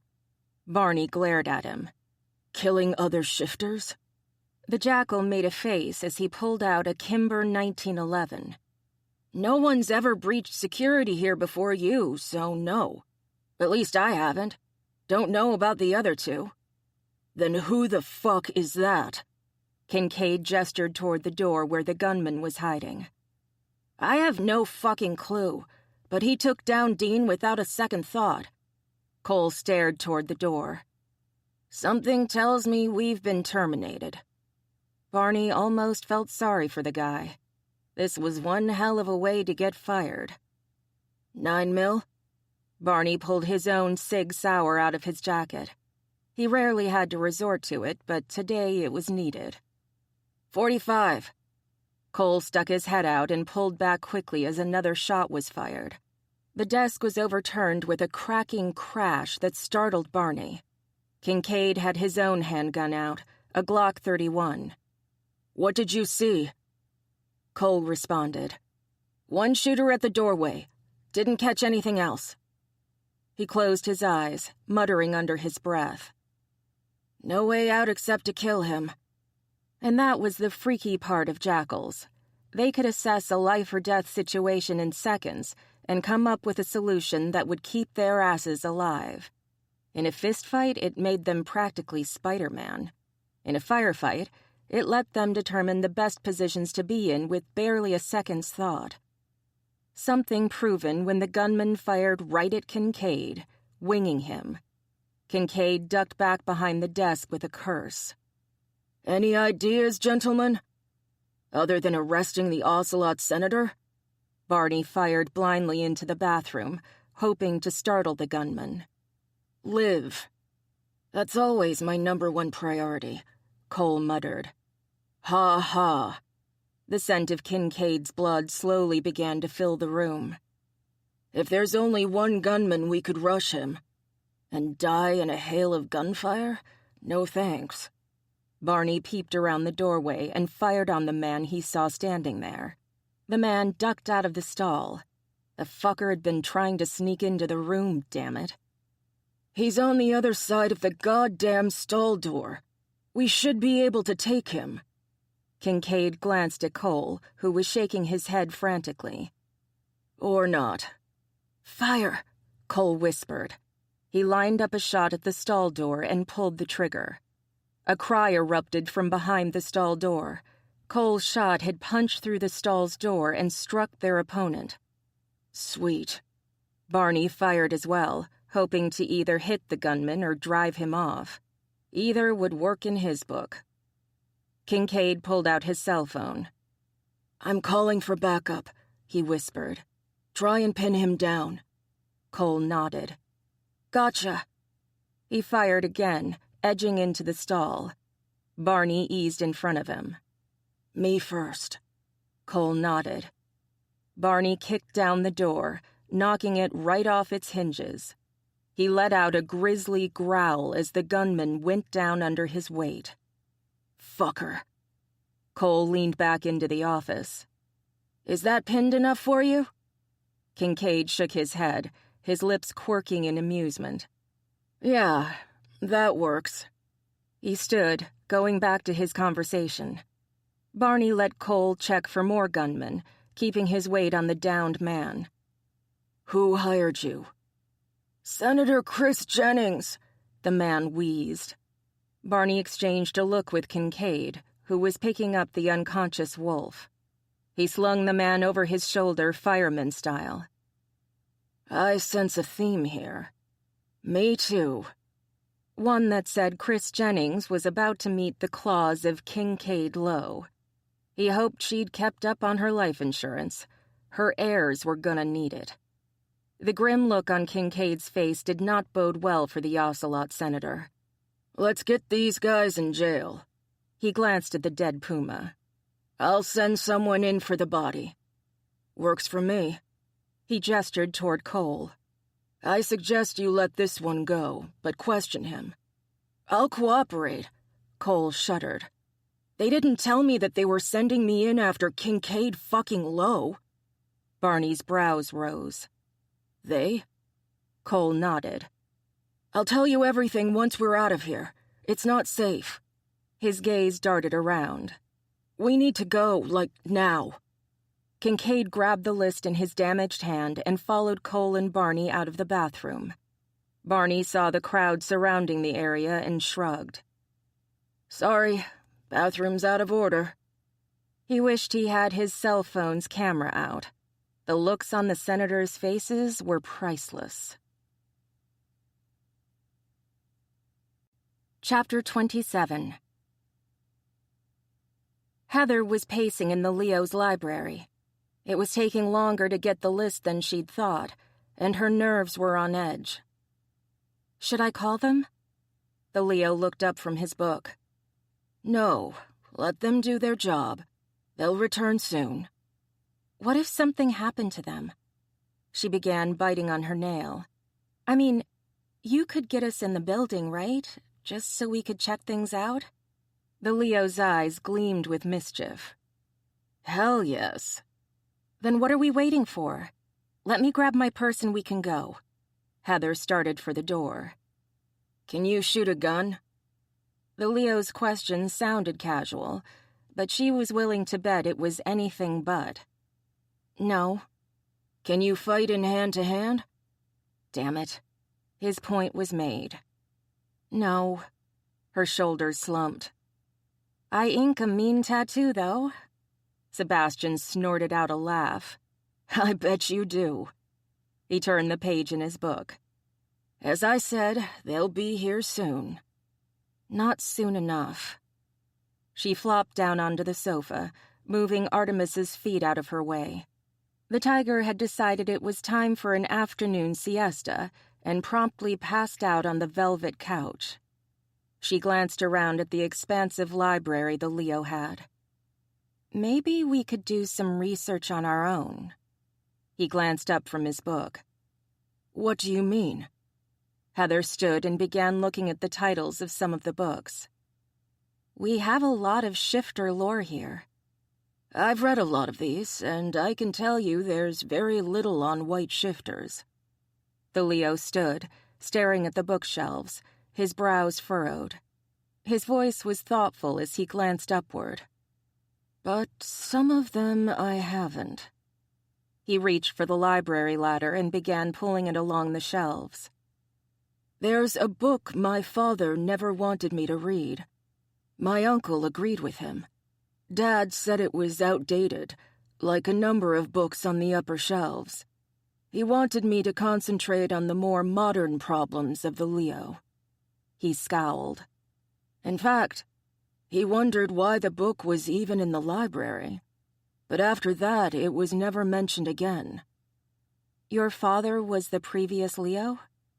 Heather held the ladder steady as the Leo began to climb. Nope, my dad was the Leo's brother. The Leo wanted me to study every single book in here, but no one could do that and have a life. He stopped climbing and looked down. My teen years were hell. She chuckled. I bet. Work, work, work. The Leo sighed as he resumed climbing. I was just glad there were books I didn't have to study. Ah, here it is. He pulled a dusty, yellowed book off the shelf. Coming down. Gotcha. Although she could admit the view going up was pretty stunning. She was mated, not dead, and the Leo had one fine booty. All right. He stepped onto the floor and let go of the ladder. Let's see what this book has for us. Heather followed him back to his chair, where he settled down and cracked open the book, careful of its aged exterior. What in the fuckity-fuck? Sebastian was staring at the book like it housed bees instead of words. What is it? She glanced over his shoulder to find that, hidden inside one book, was another, smaller one. Huh. I wasn't expecting that. Neither was I. The Leo lifted the second book out. Someone went to a lot of trouble to hide this from me. From you or from all Leos? Heather stroked the cover of the new book. There's no title. If it was hidden from all of us, why put it in our private library? He glanced up at where the book had been on the shelf. Hidden in plain sight, where any of us could accidentally stumble on it. It doesn't make sense, unless someone did want you to find it. She could only think of one person. Ian Holmes? The Lion Senator was knee-deep in this, but she wasn't certain whose side he was on. If he'd hidden the book in plain sight, maybe he wanted the white shifters to survive. You think he knew of it? Sebastian opened the cover. How out of touch with my Senate am I? Barney and Kincaid entered without knocking. She stood with her hands on her hips and glared at her mate. You're late. He smirked. We had to dance a little before we could leave.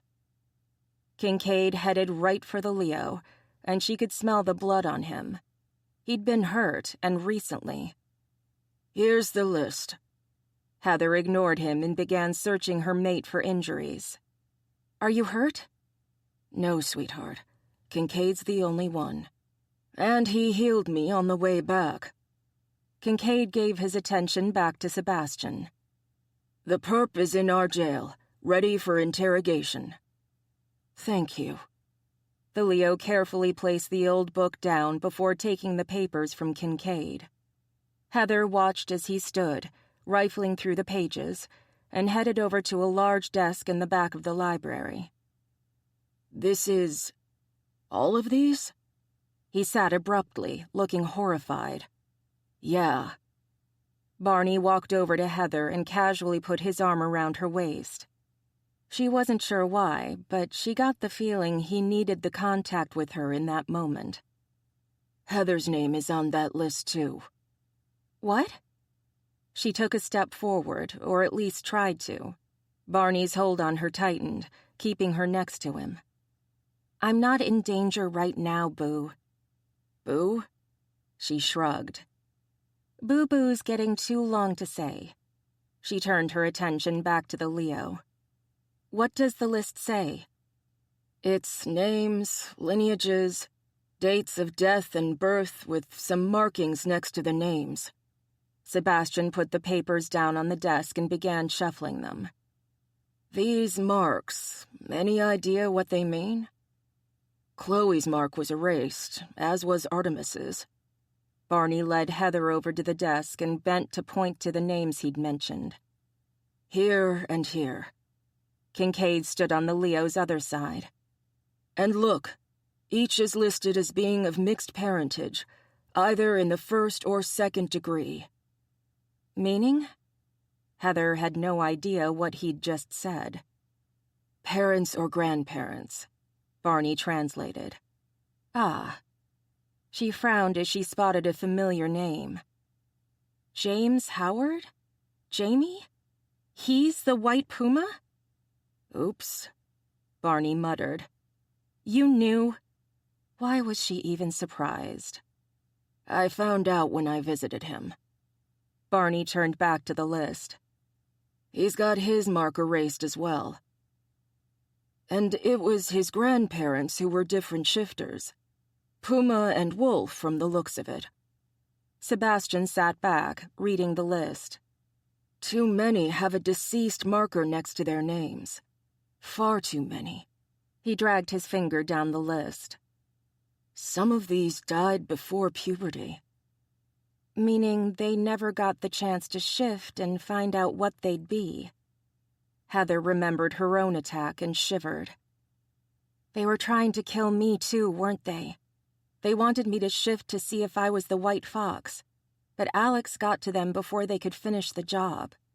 Either that or they wanted it to look like an attempted rape gone wrong. I think so. Barney kissed the top of her head. He hugged her tight, pulling her back against his front, his chin on her shoulder. Thank God Alex made sure that particular group would never do anything like it again. I owe him more than I thought, she whispered. Bake him a cake. Kincaid's brows rose when she stared at him, dumbfounded. What? She rolled her eyes at him. Seriously, not the time. There's always time for cake, Kincaid muttered back. Look how far back this goes, Sebastian whispered. Jesus, they've been killing off people since the Revolutionary War? It's more than just the Ocelot Senator, then. Kincaid tapped his fingers on the desk, his claws coming out. We're looking at a really long-term conspiracy. Thank you, Captain Obvious. Heather had heard Emma call her mate that more than once, and she couldn't think of anything better to call Kincaid. Better obvious than oblivious, Kincaid replied. Take a look here. The Kermode all have the mark, and all of them have been erased. But not all of the parents of Kermode were Kermode themselves. Sebastian traced the line of white bears. Meaning the entire bloodline is made up of different shifters. That's true for all the ones who had the mark and were killed before their first shift. Barney pointed to several names. All of them were of mixed blood, like Chloe Williams. Artemis's mother wasn't a tiger, but a lynx. So it's the mixed blood that marks a white shifter. That is so weird. That can't be all of it, just having mixed blood. Or every shifter with mixed blood would be white, right? Not true. Only the Polars bred true. Most, if not all, Kermode have mixed blood. But not all Kermode give birth to Kermode. Even among the Low family, there's only one white lion born into the family at a time. and he's the only white lion ever." Sebastian rubbed his hand over his head. "I just don't understand how one becomes a white shifter." "You were always white?" Barney asked. Sebastian nodded. "Since my first shift." "Bloodlines." Kincaid started to pace. "It must have something to do not only with mixed blood, but the bloodlines themselves. So, if we traced ancestry, we might be able to predict that a white shifter would pop up in a certain family, but not necessarily which person would become a white shifter." Barney stared at Heather. "That explains the attack on you, but not the attack on Chloe. She didn't become a white shifter until she nearly died." Same thing with Jamie Howard, right? He died and Julian brought him back. They exchanged a horrified glance. Why does near death result in a red fox turning white? "I'm not sure, but it must have something to do with the spirits. Reconnecting, maybe?" There was a loud snort from the sofa before Artemis's snoring resumed. Heather picked up one of the pages. Here it says that the Polars were the same as the Lowe family, white shifters from birth. But look, this is a new mark. The line at the bottom of the list of Polars had an E next to it. "E for extinct." Sebastian threw the page he'd been holding onto his desk. "There are no more Polars in the world." Could this be about extinction? Heather bit her lip and frowned. Could they be trying to exterminate any possibility of white shifters? Both Sebastian and Kincaid looked at her like she'd lost her mind, but Barney's hold on her tightened. "It's a possibility. If they keep the white shifter population down, what do they gain? Or what do we lose?" Kincaid stared at the list again. "Seb, maybe it's time to bring the white shifters here." "No." Sebastian stood. "The whites are gathering in Halle for a reason. I say we go to them.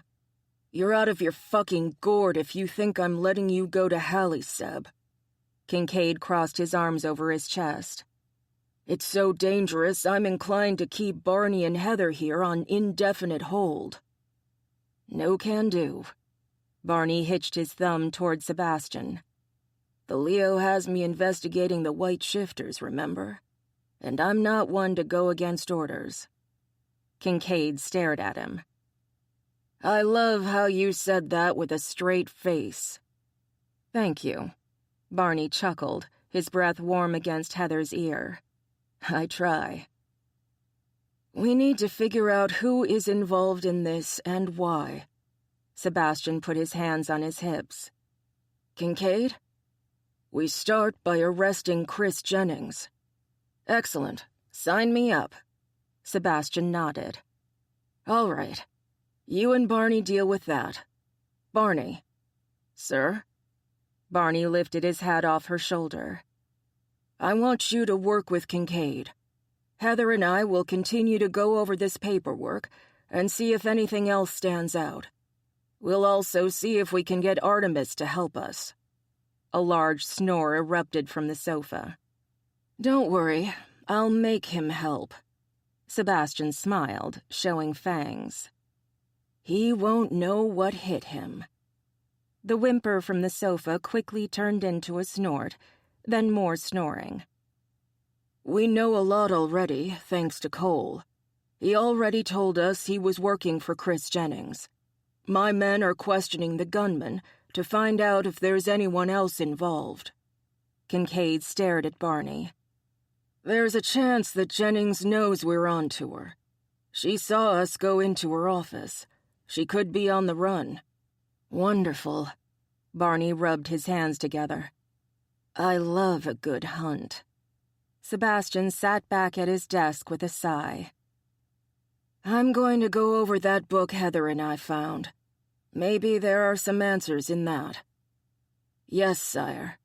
Barney bowed, which was awkward as hell considering he was still holding her. Text me if you find anything. Kincaid walked out of the library. Will do, Sebastian shouted after him. It's not like I don't know whom I report to, he muttered under his breath. He glanced at Barney. You still here? Nope. Barney picked Heather up and put her in the chair across from Sebastian.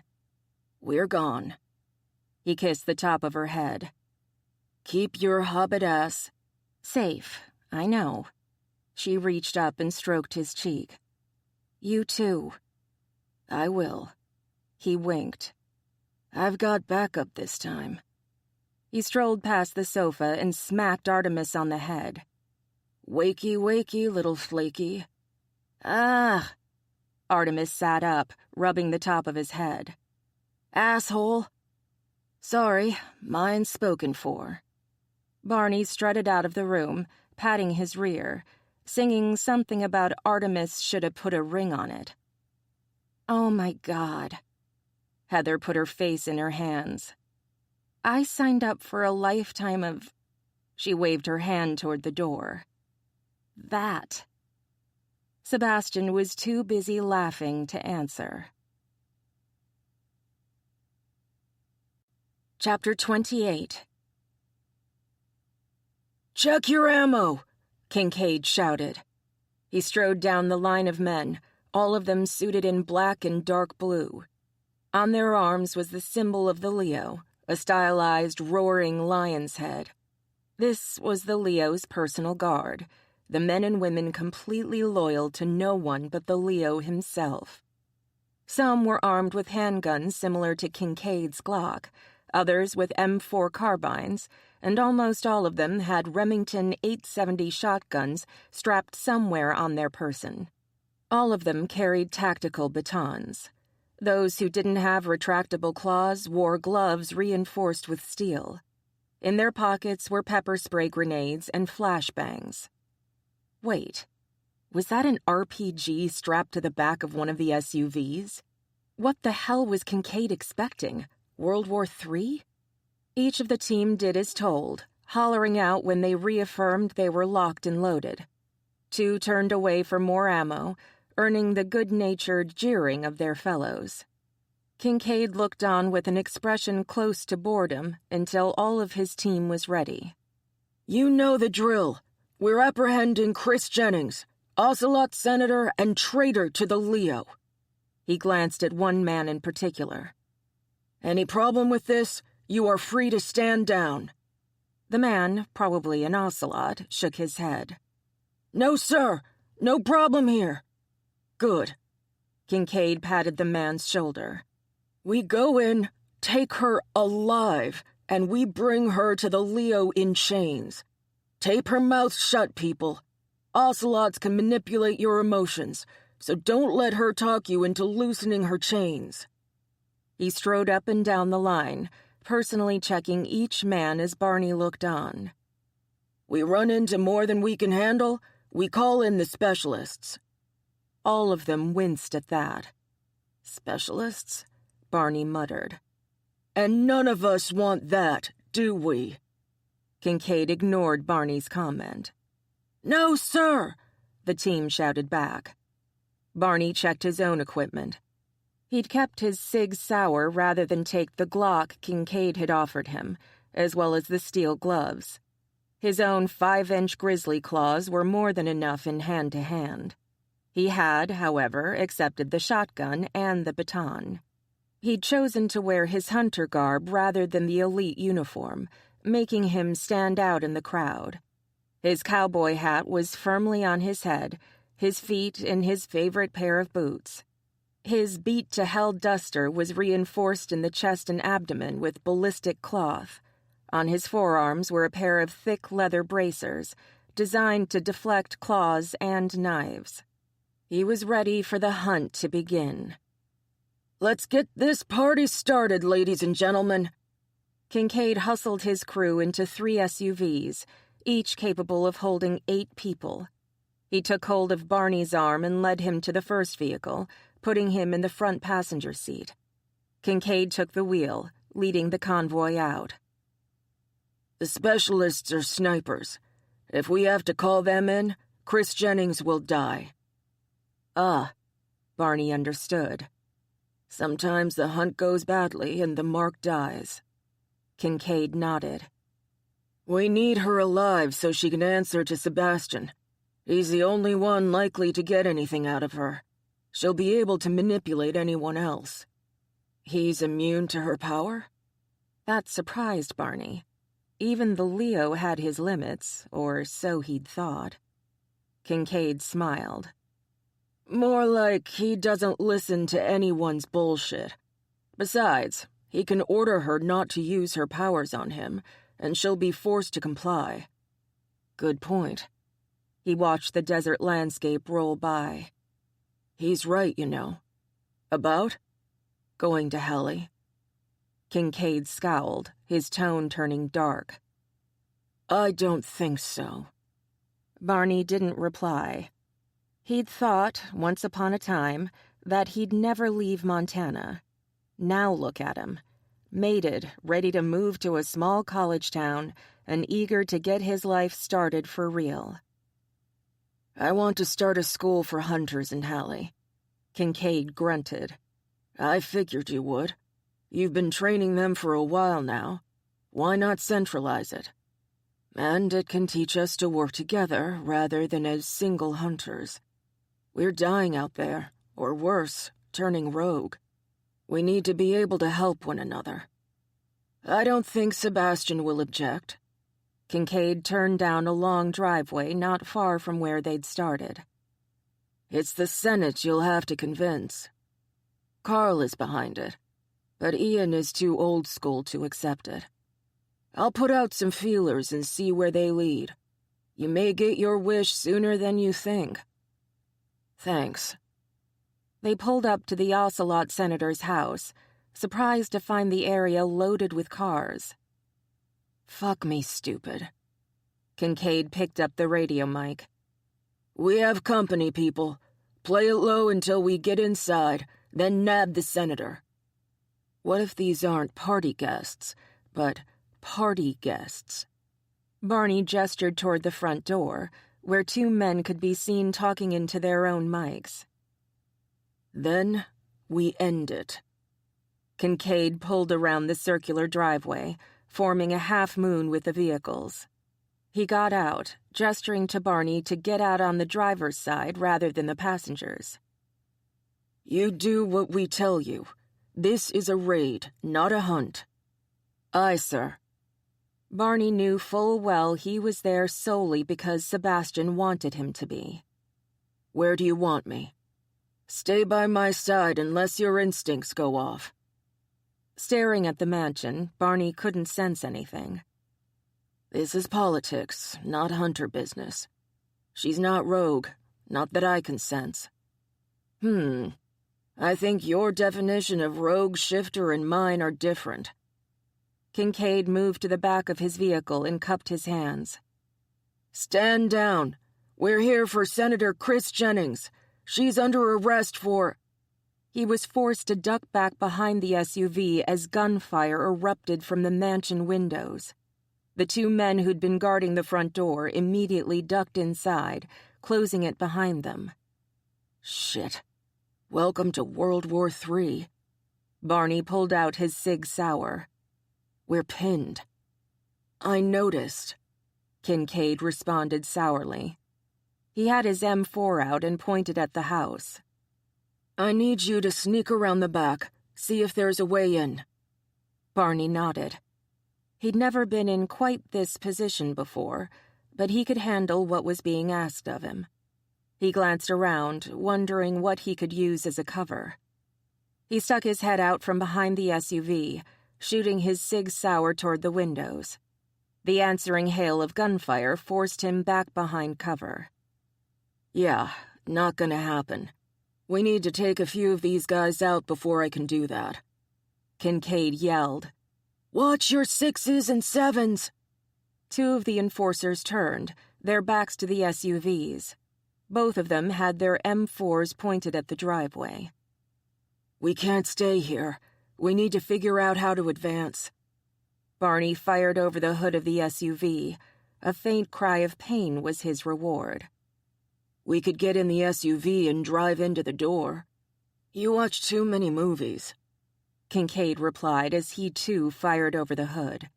The gunfire was damn near deafening at such close range. We hit the steps, not drive up them. You need a stuntman on your team.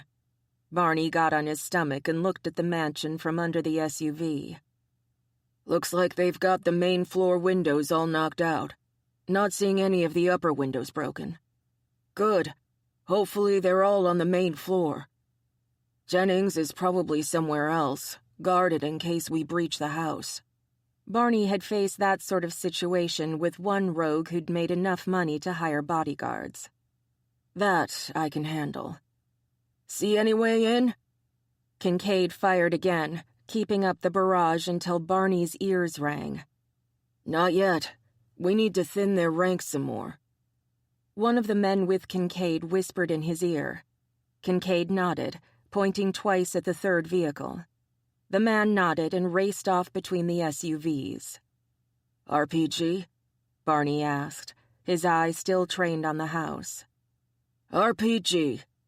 Kincaid stuck his head under the SUV. We're aiming for the first window on the left. A rocket-propelled grenade, possibly filled with tear gas, would take down a number of them, especially shifters with sensitive noses or eyes. That would get them the time they needed to get into the house and find Chris Jennings. I'll go in that way, then. One man might slip by from the back. While we storm the front. Kincaid glanced to the right, where the RPG was located. We'll fire on the left once you've moved. Give me a 3 count once the first grenade's gone off. Barney readied himself to move. His adrenaline was pumping, his grizzly ready to head out of this no-win situation and nab their target. This, grabbing the bad guy and bringing him or her to justice, was what he was born to do. He heard the telltale pop-whoosh of the grenade being launched, then Kincaid's soft 3 count. He rolled out from under the SUV and crawled along the driveway, keeping as low as he could. He could hear the coughing and screaming as the pepper spray took effect. He'd just made it around the corner of the mansion when the second pop-whoosh went off, undoubtedly making the gunmen's lives miserable. Barney had been on the receiving end of pepper spray before. Personally, he wasn't a fan, but in this case, he loved it so much he wanted to make babies with it. He made it to the back of the house without incident, surprising the hell out of himself. Were all the guards at the front? Surely there had to be. Damn it. He rolled under a bush as a bullet impacted the dirt right next to where his head had been. He got to his hands and knees, his gun still in his hand, and searched for the man who'd tried to blow his brains out. He caught movement out of the corner of his eye and lashed out, his claws digging into someone's ankle. The scream that followed was barely heard over the charge of Kincaid and his men, bringing down the front door of the mansion. Barney pulled, practically severing the foot of his attacker. The man fell with a grunt, and Barney finished him off, shoving his claws into the man's throat. The man gurgled for a moment before he died, his eyes wide and horrified before their life drained out. Barney pushed away from the body and pressed his back to the stucco and stone of the house wall. He glanced up, seeing a window above him. Going in that way might work, but if someone on the other side heard the window opening, Barney would be screwed. No, he'd stick to the original plan and head around to the back. If there were more guards, he'd deal with them. He slid along the wall, keeping his coat from getting too scratched up by the stucco. God, he hated that shit. It looked pretty, but it could grow mold, crack, and worse, scratch the crap out of you. He reached the back of the house without another encounter. He checked the yard, finding no one there. All of them must have been in the house, dealing with Kincaid. Or so he hoped. There could be a sniper in the trees, guarding the back of the house. If there was, he was fucked. He'd just have to risk it. So he ran for the back door and rammed it open, hoping the sounds of Kincaid and his men would keep him from being found out. Turned out he was right about that sniper. The bullet barely missed his head, singeing the top of his ear and some of the hair away. He dove once more to the floor and used his foot to slam the door shut. He was inside. Now all he had to do was find the Ocelot Senator. Chapter 29. Now it was Sebastian's turn to pace. He was holding the yellowed book in his hands, reading random passages out loud, while Heather compiled a list of deceased shifters versus those who had lived and become white shifters. I can't fucking believe it. Listen to this. And the white shifters will stand at the side of the Leo and be his advisors in all things. What the hell? That's the fucking Senate. He turned another page. Ah, here we go. But should no white shifter be born of a line, then the line shall elect an advisor to be approved by the Leo. Wait, so the Senate was made up of white shifters once upon a time? Heather looked up from her notes, astonished at what the Leo was revealing. So that means that the white shifters were killed over power? And then all mention of them were suppressed so that no Leo would ever know that he was missing his link to the spirit world. We had our own fucking Bible here all along, and we ignored it because it wasn't relevant. He carefully turned another page, grimacing as he read. It seems like there was this whole other universe I knew nothing about. And my father hid it from me. He looked like he wanted to throw the book across the room, but luckily he refrained. Why hasn't the Leo ever looked into this before? Heather glanced at the book, but the list she was writing wouldn't handle itself. She went back to it, keeping one ear on the Leo's reply. I think you were right. It was hidden from us. The Kermode became something of a legend. The Arctic fox became extinct because of predators, and the polar's demise was blamed on global warming. Seriously? Heather scowled. Polars lived anywhere they wanted to. After all, who would stop them? I know, he grunted in response. It's just so damn stupid. Did your uncle know about this? Heather added another name to the deceased list. I don't think so. He agreed way too easily with my father. He sat down heavily on the sofa, jarring Artemis, who'd nodded back off once Barney and Kincaid left. My father was the Lion Senator. Fuck, Heather breathed. He was voted out after I became the Leo. The Lions believed he would be prejudiced toward my ideas, and they wanted someone more neutral. Even now, he tries to tell me what I should or shouldn't do. Sebastian closed his eyes, rubbing his forehead wearily. I may have to bring him in for questioning. Sadness infused his tone, his expression falling as he opened his eyes. This sucks. Yeah. She couldn't imagine her father turning out to be a traitor, not only to the family, but to all foxes.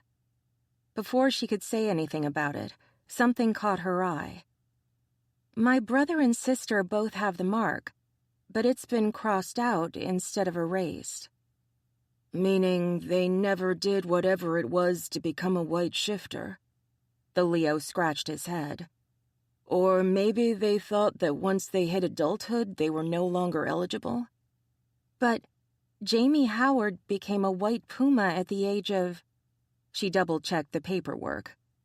27. Which just means they were wrong. True. She added 3 more names to the deceased list. The list she was compiling was only during the current Leo's reign. So far, 20 possible white shifters had been killed before puberty struck, while 10 had died while in their teens or late 20s. and she was only on page 1.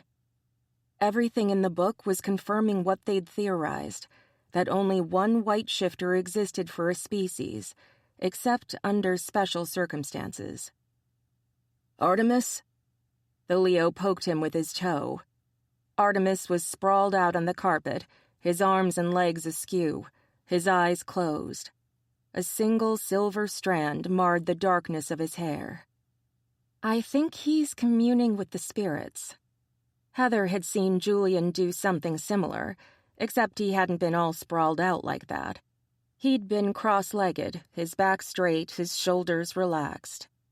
See the white stripe? He's using his powers, but he's not in his man-tiger form. Really? The Leo leaned down and breathed in Artemis's ear. Hello, Artemis. Nothing, not even a twitch of Artemis's lips. He didn't even pretend to snore. He'll come out of it when Tiger releases him. The spirits could be demanding of the ones they chose. I wonder what it's like to talk to your spirit animal. He stared at Artemis for a moment before shaking his head. Never mind. I need to read more of this book. Figure out what else my dear old daddy was hiding from me. Why didn't you read it? She glanced up, asking the question that had been bothering her since the moment he told her of the book. The Leo wanted you to. My father is a very strict man. Sebastian shivered. I didn't say no to him, not until I became the Leo. Then I kicked his ass out of my house when he tried to get Kincaid replaced with a beta of his choosing. You and Kincaid are close, huh? No more deceased on the first page. She started the next list of those who'd actually become white shifters. That would be the shortest. He saved my life once, Sebastian said softly. His voice was full of affection for his beta. He's also my best friend. You had to use your Leo voice, didn't you? To get your dad to leave, I mean. She added Jamie Howard, Chloe Williams, Artemis Smith, and someone named Bianca Flores, a jackal, to the white shifter list. 4. Only 4 had survived. Shit. Time to start the list of those who'd lived and hadn't become white. That also would be a short list. Fuck. There was horror in the Leo's voice, catching her attention once more. What? His expression was equally horrified. Listen to this. Should all white shifters cease to exist, so too shall the Leo, for his life is tied to theirs. Her jaw dropped. Fuck, she breathed. No wonder they've been hunting them down. Power. He carefully put the book back down on the table, but she could see the way his hands shook. It all comes down to power. And who has it? She tapped her finger on the table. They'd not only gain control of their own species, with no oversight, but they'd be able to rule the entire shifter world without having to worry about someone stepping in and stopping them from whatever abuses they wished to heap on us. They could rule as they wished. He picked up his coffee mug and studied it for a moment before throwing it at a wall, shattering it. Fuckers think that they can kill me? We'll see about that. He turned on her, his eyes the gold of his cat. New priority, he said, his Leo voice in full force. Get me a list of every living white shifter. Name, address, number of people they've fucked, I don't care. I want them. She bowed her head. Yes, sire. She immediately began going through the other pages, barely listening in when he got a phone call. Tiger, check. Jackal, check. Puma, check. Fox, check. Bear, well. She supposed Julian would do, so she wrote his name down. Jaguar, nope. Not yet, anyway. There was no hyena either, But down near the bottom of the second page, she found a white lynx named Darren Perkins. No cheetahs, wolves, coyotes, or ocelots had survived to become white, but the cheetah and wolf at least had some with marks next to their names. She jotted them down with question marks. "Heather!" "What?" Why was the Leo shouting at her? She was doing as asked, wasn't she? "Sorry, I called your name 3 times and—" He sighed. "We have an update from Kincaid." Did they get her? She really wanted to know what Chris Jennings had to say. "They're under heavy fire, but they've managed to breach the mansion." Heavy fire? Her heart sank. Barney? Sebastian smiled. "He's fine. Kincaid says he went through the back door, so he wasn't in the line of fire." Good. Her heart could start beating again.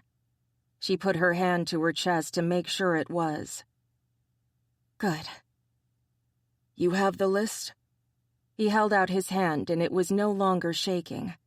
His eyes were still mottled with gold, his lion very evident in the way his claws kept extending and retracting. "Yes, sire." She held up the list. "It's as complete as I can make it. Any white shifters past page 2 are already dead." "Shit." He glanced at the list and grimaced. "Possibilities?" "Huh?"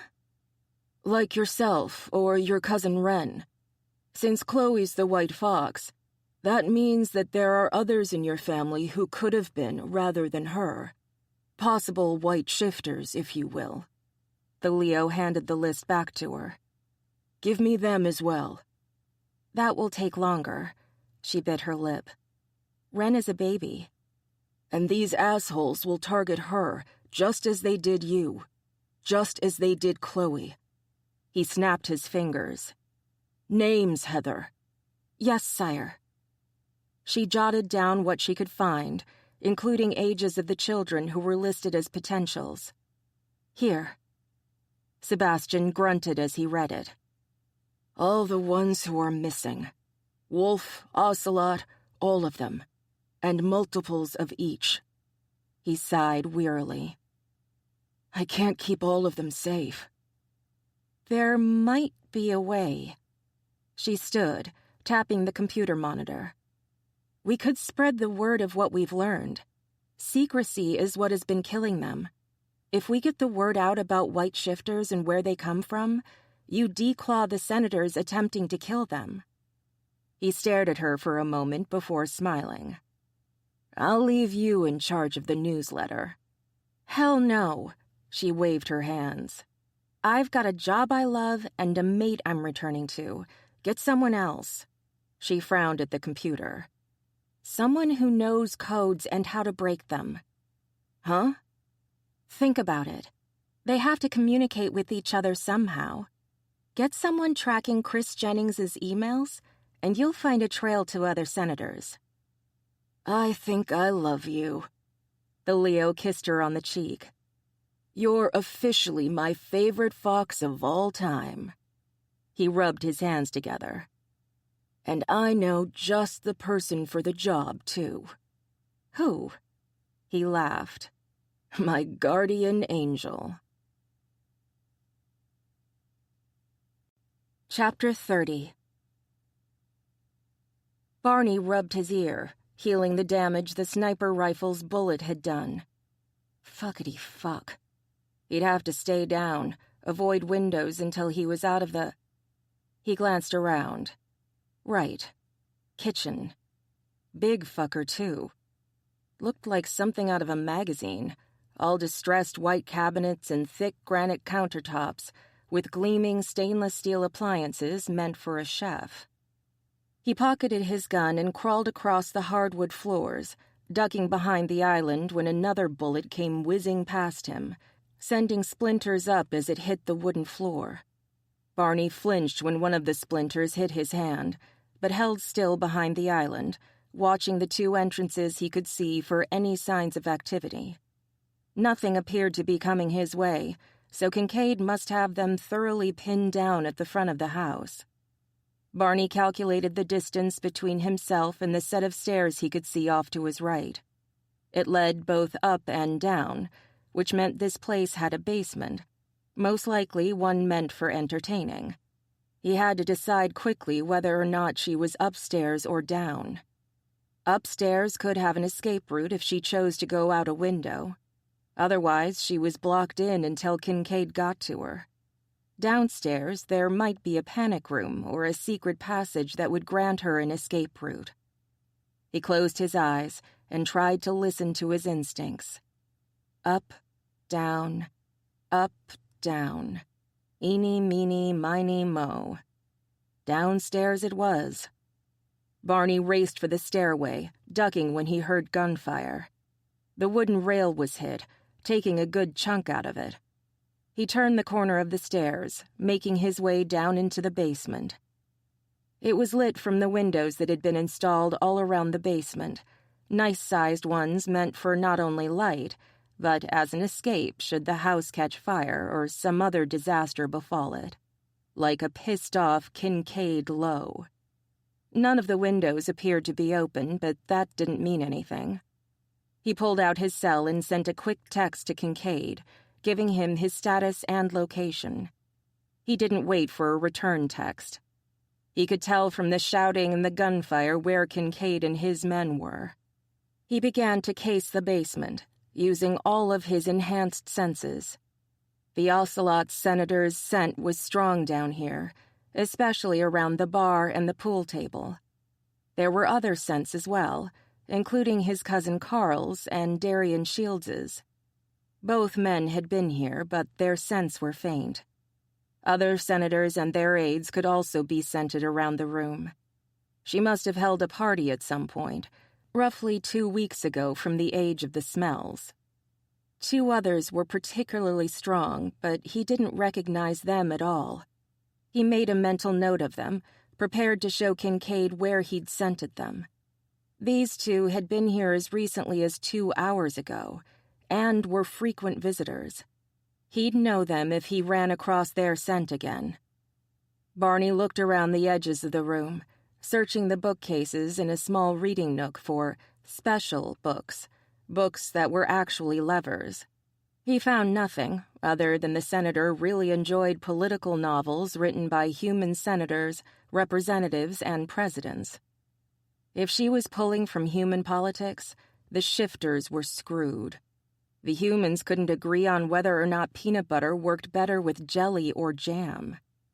The pool table came under scrutiny, but no James Bond crap happened when he toyed with the inlay, the balls, or the pockets. He could find no hidden buttons or levers, so he moved on to the bar, where the scents were also strong. He found a beer keg, so he checked that out. Nothing, other than a nice, foamy stream of golden goodness. He hated to waste the beer, but he was on the job. Drinking wasn't an option. After, however, he could get as hammered as he wanted. No hidden buttons under the bar, no loose tiles behind the bar, either on the wall or on the floor. Barney stepped away from the bar, trying to clear his nose of all the scents around it. He had to focus more on Chris Jennings's scent than anyone else's. He'd met her before, knew what she smelled like. Finding her shouldn't be this hard, not for a hunter. There. Another spot where her scent was strong, over by a sofa, love seat, and chair set. Oddly enough, her scent was strongest at the edges of the television mounted to the wall on a decorative panel. He smiled, searched the TV, and found a button that shouldn't have been there. He pulled out his gun and pressed the button, standing to one side as the wall the panel was mounted on slid the other way. A gasp sounded. A shot rang out, right where Barney would have been standing had he not moved to cover. Then it was Barney's turn. He entered the room, finding 2 men guarding the Ocelot Senator. The man on the left screamed as Barney swiped his offhand upward, knocking the gun, and the man's pinky finger, to the floor. The second man was covering Ms. Jennings, his body over hers while she cowered on the ground. Barney finished off the first guy with a side kick to the knee before he could recover from the pain of losing a finger. The bodyguard covering Ms. Jennings lifted his head and pointed his gun at Barney. Barney pointed his gun at the bodyguard. Stand off. The first bodyguard moaned, clutching at his knee and his hand, or at least trying to. Now. Barney held out his hand. Give me your gun, and I won't tell Kincaid Lowe that you tried to fuck over the Leo. The bodyguard's eyes went wide. What does the Leo have to do with this? Barney smiled, and the man paled. Who do you think ordered the senator's arrest? The man put the gun down and got on his knees, his hands above his head. No job is worth getting on the Leo's bad side. My sentiments exactly. Barney walked past him cautiously, just in case this was all a ruse. The bodyguard didn't move. The other bodyguard stayed on the floor, watching through pain-filled eyes.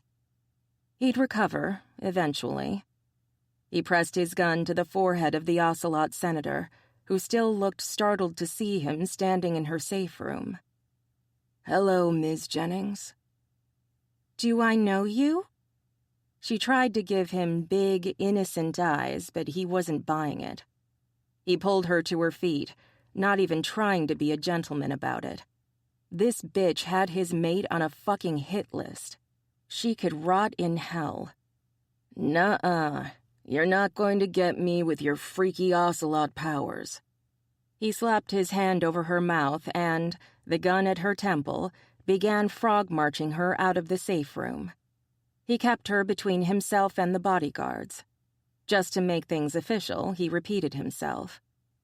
Chris Jennings, you are under arrest on the orders of the Leo. I'd suggest you take any complaints to him via Kincaid Lowe, P.O. Box, Barnwell. Kincaid's irritated shout echoed through the basement. Yes, Lowe? Barney replied languidly. You have her? Good work. Kincaid slapped him on the shoulder. I should hire you for my team. Get me the duct tape and let's get her in the car. He nodded toward the bodyguards. Might want to do something about those two as well. Kincaid's brows rose. You took off his finger?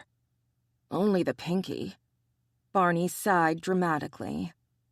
He'll never have high tea again. Kincaid snorted out a laugh. He pulled out his phone and texted. We're getting some ice in a plastic baggie. Maybe we can save it. Better make up a good excuse as to how he lost it then. Barney flicked the blood off his claw. Can't exactly tell the authorities at the hospital that he was attacked by a grizzly. Kincaid took the duct tape one of his men brought him and used it on Jennings's mouth. Cuffs. The same special police officer handed over his cuffs. I'll get some of the others to see to the bodyguards, sir. Good. Who's got the perimeter? Aaron and Kenesha, sir. Good. We've also called for a van to transport the prisoners. Kincaid gave him a tight, approving smile. Excellent. Get me some men down here for these three. And remember, do not remove the tape from Jennings's mouth. Understood, sir. The officer saluted and strode off quickly. The hunters can learn something from your men, Barney commented quietly. Ours can learn something from you as well. Kincaid watched as 4 officers came down and efficiently gathered not only the bodyguards and Jennings, but the errant pinky finger. That officer looked a little green around the gills. You'll get used to it, Pepper. She stuck her tongue out at Kincaid. Kincaid scowled at her. Pepper, not now. She sighed. Yes, sir. She trudged after the other officers, her shoulders slumped. Newbie? Worse, a relative. Kincaid turned back to the safe room. Chris must have thought we'd never find this little room of hers. She must have thought the same thing about her hidden office. Unlike the office, the safe room had nothing in it but a chair, some water, and some snacks.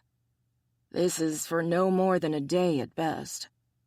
She would have had to sneak out sooner or later, and we would have had her. Kincaid put his hands on his hips and looked around.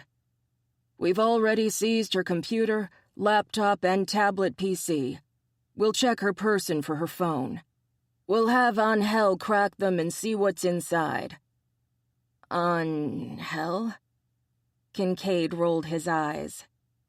Angel Baez, Sebastian's self-proclaimed second-best friend. He's the best programmer I know of. Sebastian calls him his guardian angel. Once we have more names, we make more arrests. Barney rubbed his hands together. I could grow to like this. Kincaid chuckled. Nope. You're going to go back home and deal with setting up that hunter school you wanted to do. He led the way up the stairs and back into the huge kitchen. Sebastian said I'd have to go through the Senate to get it approved. Fuck that. I approve, and I'm putting it under a joint Hunter-Leo's Forces training program that will allow us to work together in cases such as this one. Your unique talents and our force's equipment and teamwork will be mutually beneficial all around. And Kincaid Lowe had that kind of authority as the leader of the Leo's Special Forces. And I'll be in charge of this? Kincaid nodded slowly. I'll send someone to deal with the Special Forces training while you handle the Hunter training. This is an assignment directly from me, not from the Senate. Prove this works, and the Senate will have no reason to override me when I make the Hunter School official. Barney blinked. Clever bastard. Hey now, parents are happily mated, thank you. Barney and Kincaid left the house, discussing their plans while the prisoners were placed in the SUVs. Other members of the Special Forces were combing the mansion, carrying out boxes of possible evidence. Barney could definitely see the Hunters working with these guys. But, like the Hunters, there weren't enough of the Special Forces to fully police the shifter world. The Hunters filled in the gaps somewhat, but if the SF guys had been there when Casey Lee and Derek were after Chloe, Dr. Woods might never have been forced to fight Derek. They'd have been arrested long before then. Something else to discuss with Kincaid when the time was right. Chapter 31. Barney! Heather ran to him and leapt into his arms. Oh my God, are you okay? She growled when she found his singed patch of hair. I'm gonna kill a fucker. He laughed as if she was joking. It's okay, I healed it. His hands were on her ass as he hefted her higher. She pushed his cowboy hat back just enough to kiss him. You were under heavy gunfire. He nodded. Yep. You got shot. Again. Yep. He started walking toward the stairway, nodding once to the Leo. I think my baby needs me. Sebastian laughed and waved them off. I'll see you two in the morning. He and Kincaid walked off, talking quietly to each other. All right, let it out. Let it out? Grr. She was doing paperwork while someone nearly shot his head off. She glared at him for a moment, shoved the shoulder of his coat out of the way, and bit into the mark she'd left behind. Mine. And if he doesn't understand that, then he needs to get with the program real fast. Fuck, he moaned. I'm gonna drop you if you don't let go. She snarled around the shirt and flesh, unwilling to let him go. He pushed into their bedroom. You're gonna get it now. Like she cared.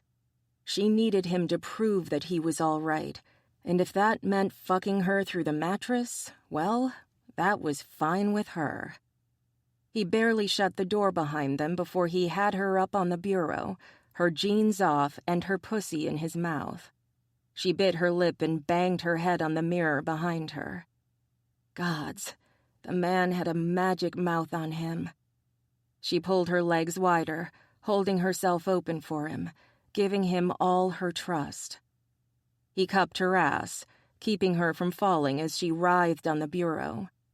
She looked down at him, watching him as he pleasured her. It only intensified the desire he was building inside her. She rocked against him, holding onto his head, feeling where he'd been hurt when her fingers brushed over his ears. Closing her eyes, she reminded herself that he was alive, that his mouth was on her, wanting her, only her. She was the only one who could heal him after a hunt. He growled against her, the vibrations sending her soaring, releasing the tension she'd been under. Her toes curled, her hands clenching his hair as the orgasm washed over her, leaving her breathless.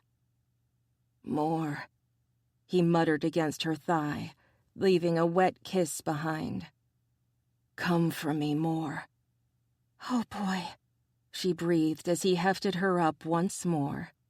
She had the feeling she was in for the ride of her life.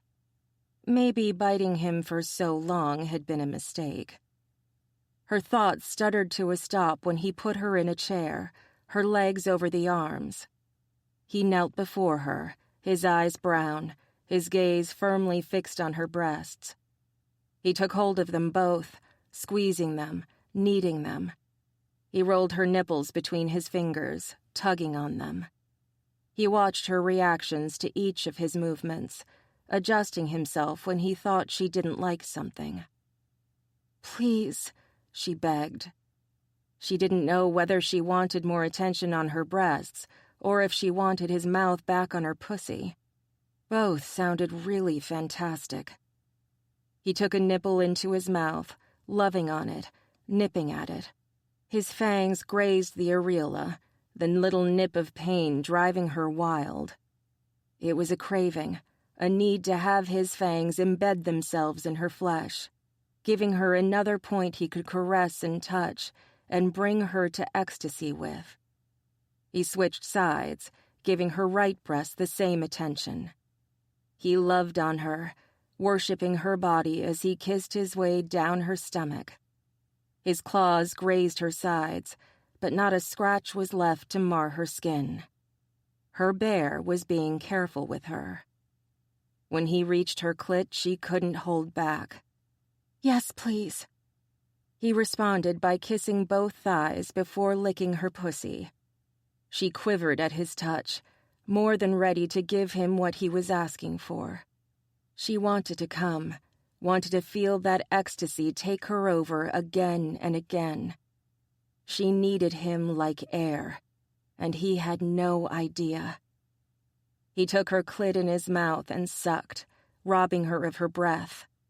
She bit her lip and began rubbing her breasts, amazed at the reaction he had when she did so. He began sucking on her harder, licking her like he wanted to devour her. He rubbed her with his fingers before fucking her with them. All the while his tongue, his magical tongue, continued to toy with her, bringing her to the brink over and over before pulling back, slowing down. He was forcing her to go at his pace, keeping the orgasm at bay with carefully orchestrated strokes. "Need you," she whispered. She stroked a finger over his mark, hoping it would drive him even crazier. It did. He let go, and this time he didn't pull back when she began to shake with her impending orgasm. She cried out as he stroked her to completion, her vision going dark as pleasure overrode every one of her senses. When she came back down, he was unbuttoning his jeans. "Gotta have you." "How do you want me?" The rumble in his chest made her shiver. "Turn over." She wasn't sure how that was supposed to work, but she tried. She turned over, keeping her knees on the chair, her arms over the back. He slipped inside her, moving her thighs a bit farther apart until they were right up against the arms of the chair. He grabbed her by the hips and began fucking her, pushing at her shoulders until her breasts were rubbing up against the fabric of the chair with each thrust. The added sensation was incredible. He filled her, overwhelmed her to her core. Her breasts felt tight, tingly, her whole body riding him as he filled her. She could feel his claws dimpling her skin and his jeans grazing her ass. She pushed back against him, fucking him back. Her hands tightened on the back of the chair, and she could hear it creaking as Barney thrust harder. He reached around, stroking her clit as he fucked her, driving her wild with sensation. It was too much, too new, too fucking fantastic not to let go. She threw her head back, enjoying the way he grabbed hold of her hair, letting her hip go in favor of tugging on it briefly. Eventually, she'd let him do that, pull on it when he wanted, but he stopped before she could say anything. His hand was back on her hip, digging in once more. She turned her head to look at him. He was staring at where they were joined, watching himself fuck her. His other hand continued to pleasure her, stroking her clit in time to his thrusts. Come on my cock, sweetheart. Squeeze me tight. She moved against him, her vision glazing over as a low, slow throb began to build inside her. Barney, she breathed, closing her eyes as the orgasm washed over her. She barely heard some fabric tear as her whole body clenched, robbing her not only of breath, but of thought. God, how could it keep getting better? Yes, he hissed, sliding out of her. Before she could protest, he picked her up and put her on the bed. Hands and knees. She did as asked, wondering how this position would feel. Barney didn't leave her waiting for long. He slid inside her, grabbing her waist and fucking her hard. She fell down on her elbows, her face in the pillow, the tips of her breasts barely grazing the sheets. She couldn't hold back her cries this time. Her fox wouldn't let her. It wanted their mate to know that he was pleasing her, giving her what she needed. He was so deep, so hard, and he felt so goddamn amazing. She held on to the bottom of the headboard, her body rocking along with her mate's as he took her. Had he been holding back with her? Because this was amazing. No pain, just pure, unadulterated pleasure ran through her, curling her toes and driving her wild. Her claws came out, ripping at the sheets like a wild thing, demanding her mate take her, consume her until there was nothing left but them. He bent until his chin was rubbing against her mark, his stubble rubbing it with every deep, hard thrust. She could hear their bodies slapping together, sweat and sex mingling together on their damp flesh. So good, he muttered, his breath stroking her ear. Gonna come? She whimpered, dragging her claws through the fabric beneath her. Bite me. Teeth met flesh, and Heather went soaring over the edge, screaming into a pillow as she came so hard she saw stars. She was on fire, every nerve ending tingling with the pleasure she took from him.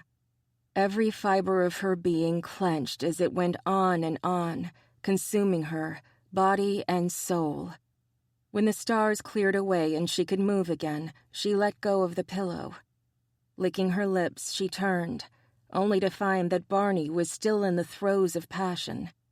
His head was tilted back, his hips hammering against her ass as he came.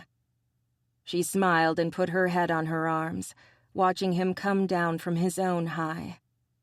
He blinked down at her. Both of them were out of breath, sticky and sweaty, and she couldn't have been happier. You are so beautiful. Maybe she could. The reverent look in his eyes, the way he stroked her hair. told her more than any words could say. You too. That made him smile. Uh-huh. Pretty like an elf, right? He pulled out of her, maneuvering them both so that they lay on their sides. His arm was under her head, his hand grazing up and down her side. She rolled her eyes.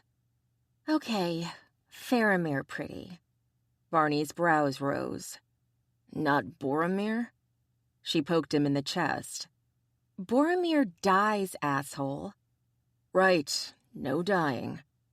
He winced and rubbed where she'd poked. Maybe do that without the claws next time, huh? Did I get my point across? It was hard to be mad at him when her whole body was sated. All she really wanted to do was curl up and sleep. He kissed the tip of her nose. As you wish. She choked on her own spit. What? She might be young, but she knew what that meant. She'd seen The Princess Bride more than once with her brother and sister. Hell, she'd cried at the end more than once. He chuckled and pulled her closer. Go to sleep, little vixen. We've got a long day ahead of us tomorrow. She snuggled up against him and whispered against his chest. She knew the best way to soothe the heart he'd just bared before her. As you wish. Needless to say, there wasn't much sleep going on that night, and by the end of it, both knew they were thoroughly and completely loved. Chapter 32. I want to thank you all for coming, Max Cannon said formally. The Puma Alpha was flanked by his Kiorana, or co-alpha, Emma, and his beta, Simon Holt. More than just the Puma Pride had arrived at the meeting the Alpha had set up. Barney had watched as Heather's entire clan, including their mates, had filed in. Some shifters from the local college had also arrived, restlessly watching the rest of the shifters in the room. Barney and Heather had been back in Halle for a little more than a week when Max sent out the order for a mandatory Pride meeting to be held on Pride lands rather than in the Alpha's home. Now Barney understood why. This many shifters would never have fit in the Alpha's lovely home. Perhaps if the Friedland mansion were still available, he'd have been able to hold the meeting in the ballroom there, but no. Jamie Howard was, of course, nowhere in sight, but Barney had the feeling he was there somewhere in the shadows. After all, Hope Walsh was there, standing between Sarah Anderson and Becky Holt. She was trembling, barely standing up, but behind her he caught sight of powder blue hair. Her twin Glory was right there, whispering in her ear, soothing her while Ryan stood guard over them all. Nothing would get through Ryan to those women. Casey Lee and Derek had agreed to join Kincaid's special forces. He'd been impressed with their work and agreed to allow them to become part of Barney's school. They were currently with Kincaid, going through some training before coming back to Halle. Barney was happy for them. They both deserved the recognition Kincaid was giving them. His attention returned to the Alpha when Max began speaking once more. While I know it's unusual to hold a Pride meeting with members of the community who aren't Pride, the issue I'm about to discuss concerns us all. Max was looking around the meadow, watching each of the shifters for their reactions. Barney had seen Alphas in action before, but there was something about Max that was different. He'd accepted people into the Pride who weren't Pumas. He enjoyed a close relationship with a wolf alpha, and he'd proven himself more than once to be concerned not only about his own people, but those who lived in his town. I've received a warning from the Leo. Gasps of shock followed his pronouncement, followed by whispers. I know. It's rare for the Leo to contact anyone, but he's sent out a mass email to all of the Alphas of Prides and Packs. He's asked us to contact as many shifters as we can to spread the word." Max sounded calm, but there was a faint hint of his power in the air, enough to let Barney know that the Alpha was anything but calm. He was going into protection mode. Barney knew enough about Max after having been in Halle for a few months to gauge the man's actions. If he was right, Halle was about to rally around its most vulnerable members, the children. Barney watched the shifters absorb Max's pronouncement, their gazes returning to Max as he continued to speak. "It seems there is a group of people who believe the white shifters, like our Chloe and Julian," Max pointed them out in the crowd, "do not deserve to live." More murmurs, some confused, some angry. Eric Bunsen looked ready to burst in anger as he sidled next to Tabby. His sister-in-law was holding Wren close to her. "In fact, they've been trying to prevent the white shifters from even existing by systematically killing those who have even the potential to become white shifters." Heather grabbed hold of his arm, her fingers trembling. "It's starting," she whispered. "What is?" What the hell was she talking about? She looked up at him, her expression tearing at his heart. "The war. They've been secretly killing for years, but now it's out in the open. Their only choices are to go underground or—" "War." Barney's back stiffened as he glanced around at the crowd. "Fuck. You think the Senate will try and do something about the Leo's actions?" "Not all of them, but yes." She stroked his arm. "Carl will side with us, but who knows about the others?" "We've got to get the list of names from Senator Jennings," Barney growled. "So far, the Leo hasn't managed to get anything out of her. After the duct tape was removed, she refused to talk, even when the Leo ordered her to." How? He could understand Heather's confusion. The Leo had to be obeyed, no matter what. "She somehow drugged herself. Kincaid still doesn't know who's funneling her the drugs. When I spoke to him yesterday, he was beyond pissed." "I bet." She scratched at his arm. "Shh. Max is speaking again." "I know that a number of you have no clue what the hell makes the white shifters so special, or why someone would want them dead." He held up his hand to stop the flow of questions that were suddenly being flung at him. "I want to reassure you that the Leo is now aware of this plot, and is asking us, as the brothers and sisters and families of these precious members of our pride, to be careful, be vigilant.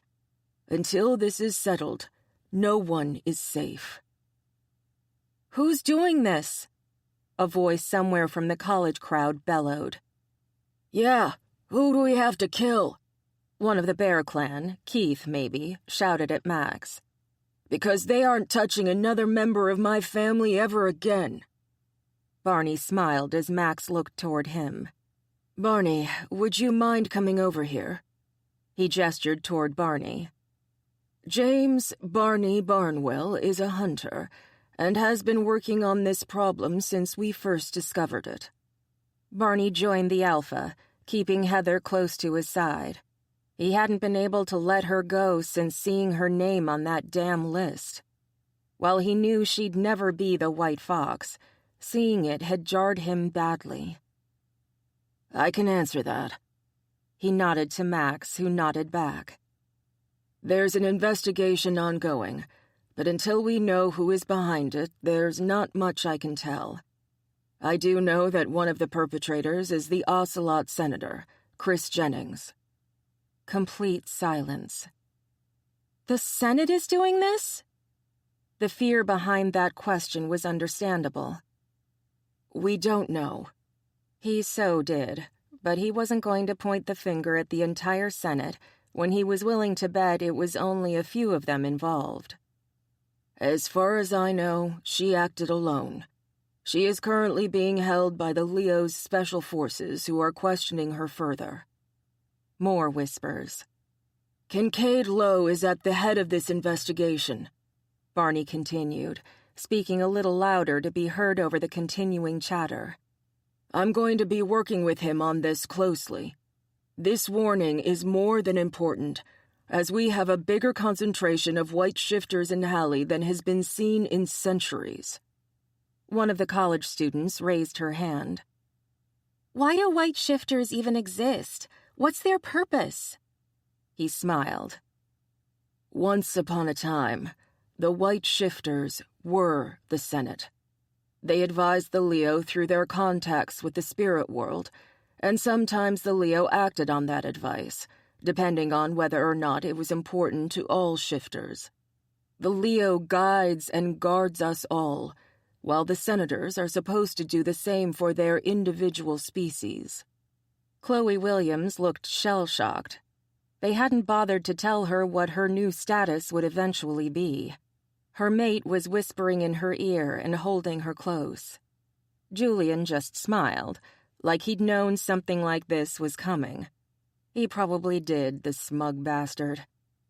Barney acknowledged another raised hand. This was beginning to remind him of a press conference rather than a pride gathering. Yes? How do we know who needs protection? It was a girl, standing alone just off the group of college kids. Those of mixed lineage, like half-bear, half-wolf. He pointed toward Tabby, who was holding her baby. Wren Bunsen, for example. The girl looked at Tabby. The one with the green hair? No, the baby. Barney held up his hands as some of them cried out in horror. Yes, Wren Bunsen is a target. Alex and Tabitha are well aware of it and are guarding her closely. He felt Heather snuggling closer to him. The attack that nearly killed Chloe Williams was, we believe, due to her having a bear father and a fox mother.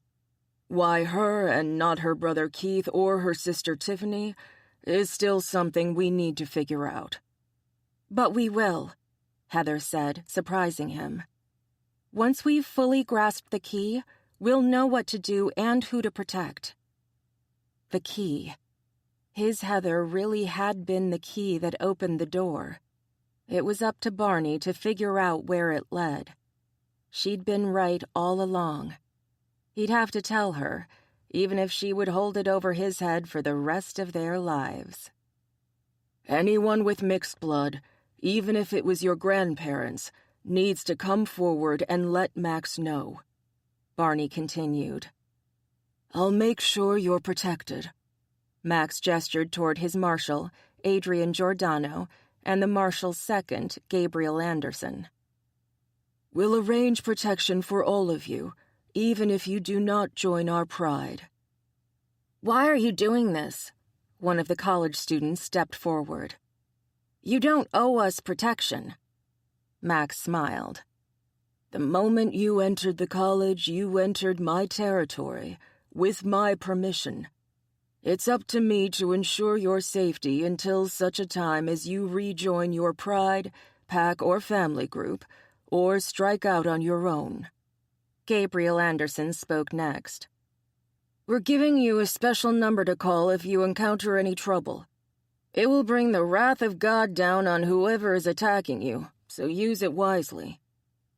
It will only be given to those of mixed lineage, like Chloe, Heather, and Wren, whose parents will hold the number for her. Adrian added. His mate Sherry was in the crowd, her seeing-eye dog at her side. She wore a hat and sunglasses, her arms covered by a light shawl. She was an albino and would burn easily in the sunlight. When we have more information for you, we'll be letting you know via a newsletter we plan on setting up. All of you are required to subscribe to it. Emma was speaking, her throaty voice reaching every part of the meadow. Her own power began to swirl around her, more than a match for her alphas. You will be checked up on regularly. You will respond when we text you. I don't care if you're in the middle of the best Max's hand slapped over his mate's mouth. Children, dear. She removed his hand, glaring up at him even as she changed what she'd been about to say. Happy, fun times of your life. You will respond. Do you understand me? Because if you don't respond, Max added gleefully, the entire Pride will turn out to look for you. The college students looked horrified. The Bunsen-Williams clan looked relieved, while the Pride seemed to take it in stride. If one of their own was in danger, and they responded, no questions asked. Be aware that Rick Lowell of the Red Wolf Pack, Grace Benedetto of the Philadelphia Lion Pride, and Nick Concilione of the New York Coyotes are also giving similar speeches to their packs in Pride. All across the nation, the word is spreading. Max stared at his people, and Barney could see the determination in the Alpha's gaze. I'm sorry this is necessary, but in order to make certain some are safe, we all need to be vigilant. Gabriel had some of his cops, also shifters, start handing out flyers. On this sheet is the URL for the newsletter. Those of you with mixed blood will receive a separate paper with the emergency number listed on it. Please keep these in a safe place. Don't let any humans get hold of either of them. He glared particularly at the college students. Not girlfriends, boyfriends, buddies you've known since kindergarten. No one. If you're mated and he or she is not present, feel free to share the information, Emma added. But only with them. Barney? Heather tugged on his arm. Do you think all of the mixed blood shifters will come forward? He shook his head. Hell no. Some of them won't believe it, while others will try to hide, thinking they're better off on their own. Some will think this is a trick to expose themselves to the ones killing them. She closed her eyes wearily. They'll be killed. More than likely, yes, unless we can get them to believe. Everyone, if you have any further questions, please direct them either to Gabe, Adrian, or Barney, Max yelled. The murmurs of the crowd were becoming louder, almost drowning out the Alpha's words. Their emails are on the flyer we just handed out to you. What? Barney grabbed a flyer from a passing cop and stared at it. Fuck my life. Heather giggled. Welcome to the Pride. Chapter 33. Heather was on her way to work. Things hadn't become normal again, not by a long shot, but Barney was far too busy with his own work to stop her from going to her own. She was looking forward to a nice, relaxing day of tattoos and bullshitting with the girls. It felt like a lifetime had passed since she'd done that. She pulled into the parking lot of Sinful, careful to park under a streetlight. Mrs. H., the owner of the building, had placed a large H on the streetlight, telling Heather it was her spot. Mrs. H. didn't like it when Heather, the youngest of the Sinful girls, had to leave at night, as she was the only one whose mate didn't come to pick her up. This was Mrs. H.'s way of protecting Heather, and Heather was grateful for it. She got out of the car and checked to make sure she had everything with her. Her sketchbook she'd shoved in her oversized purse, along with some drawing pencils. She hadn't been in the mood to take her entire kit with her, so she'd only brought the basics. Smiling, she turned away from her car, clicking the button on the key to make sure it locked. She heard the telltale beep beep and looked up, ready for her day to start. Only to have it stop dead in its tracks. Jamie Howard stood not 5 feet from her. His hands were loose at his sides, his feet shoulder-width apart. He was dressed in worn jeans and a gray tank top, and on his feet were a pair of work boots. His gaze was fixed on her, his eyes pure silver, as was his hair. The white puma had come to speak to her, and he was scary as hell. Good afternoon, Heather. Jamie spoke softly, but there was menace in his tone, a chill that struck her to the bone. His expression cynical. I have a message for your mate. Oh? She tried to remain calm, but her heart began to race as she stared at Dr. Howard. He smiled. Don't be afraid. His tone was soft, almost soothing, but the menace pouring off of him negated any sense of safety she might have had. I won't hurt you. Her back immediately stiffened. But you'll hurt my mate? He tilted his head, the gesture cat-like. His puma must be riding him hard. Only if he gets in my way. You were at the meeting 2 days ago? Barney had told her he suspected Dr. Howard was hidden somewhere, either in the crowd or among the trees ringing the meadow. He hadn't bothered to try and find the man because he didn't view him as a threat. Yes, I was. I heard what my alpha had to say. His hands twitched, and she saw his claws emerging. The Leo acted too quickly. A chill ran down her spine. What do you mean? He looked away with a grimace as his whole body shuddered. I don't give a fuck how many of you die. His tone was cold. None of you matter to me.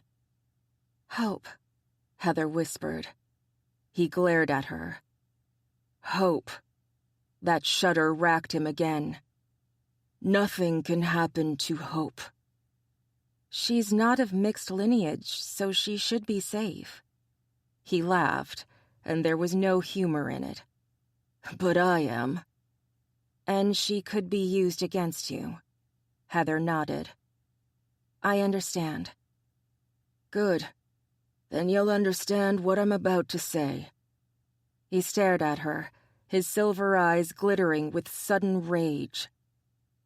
I've been forced to step in sooner than I'd planned, thanks to your mate and the Leo.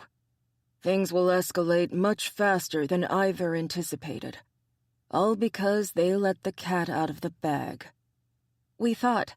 I know what you thought, he interrupted roughly.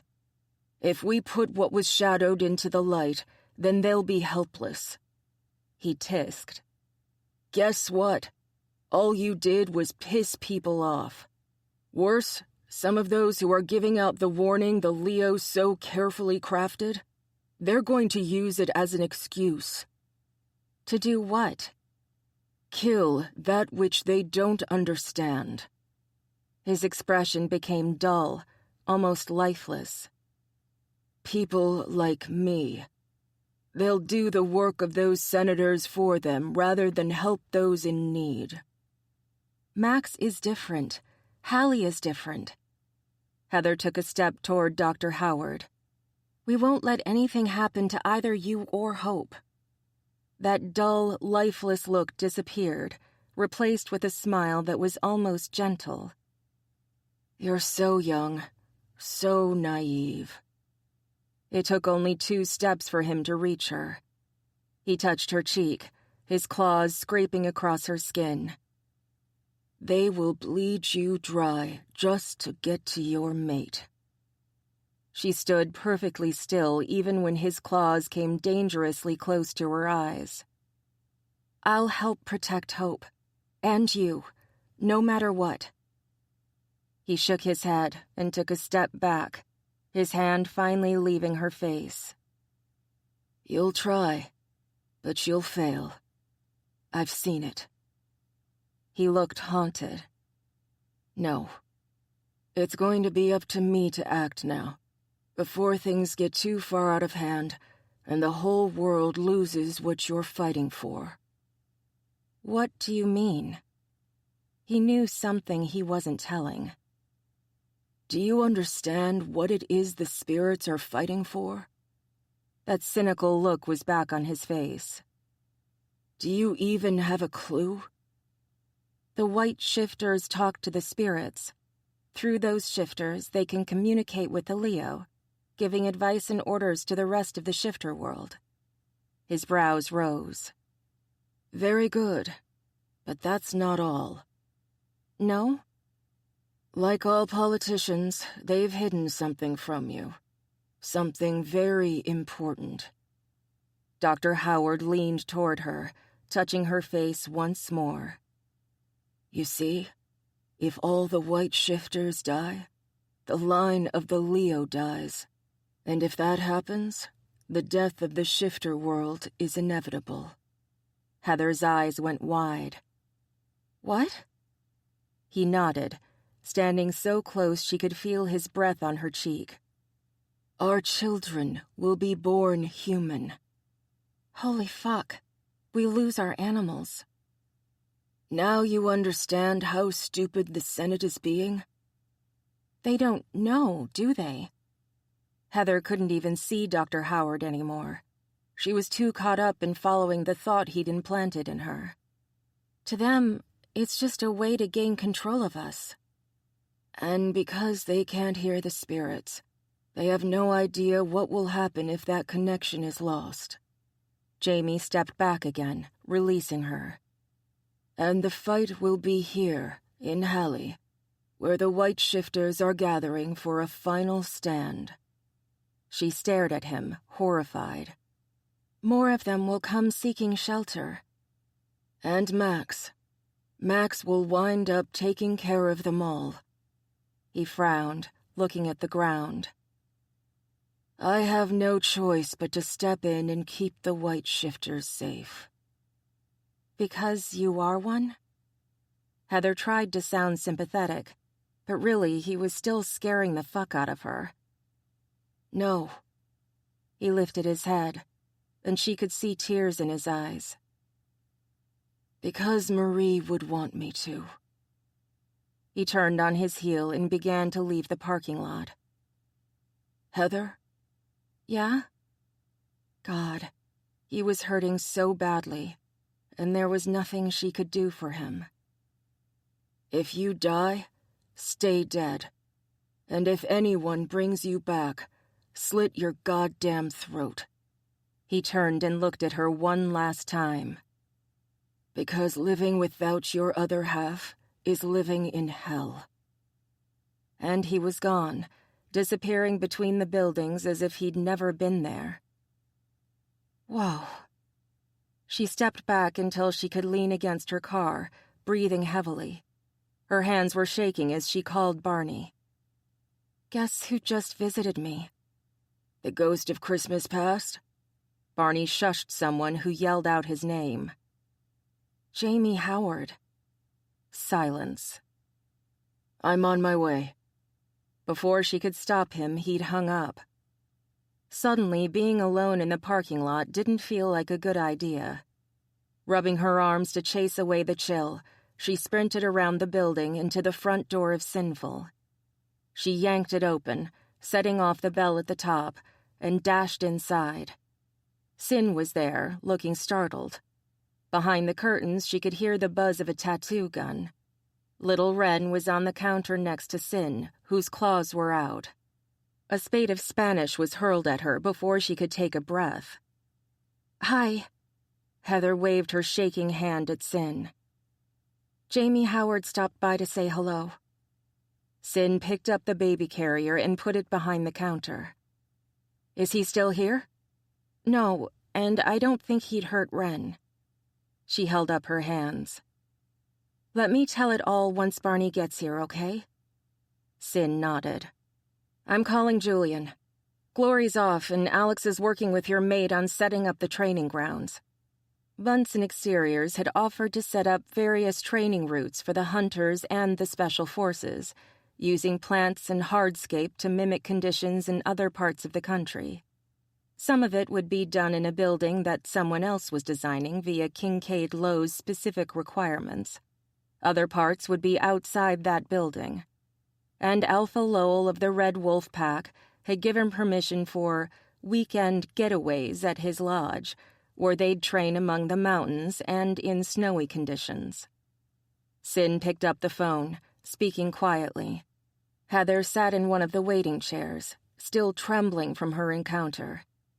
Sin came around the counter with the baby. Here, watch her. I've got to go speak to Tabby. Heather smiled down at the sleeping infant. "Will do."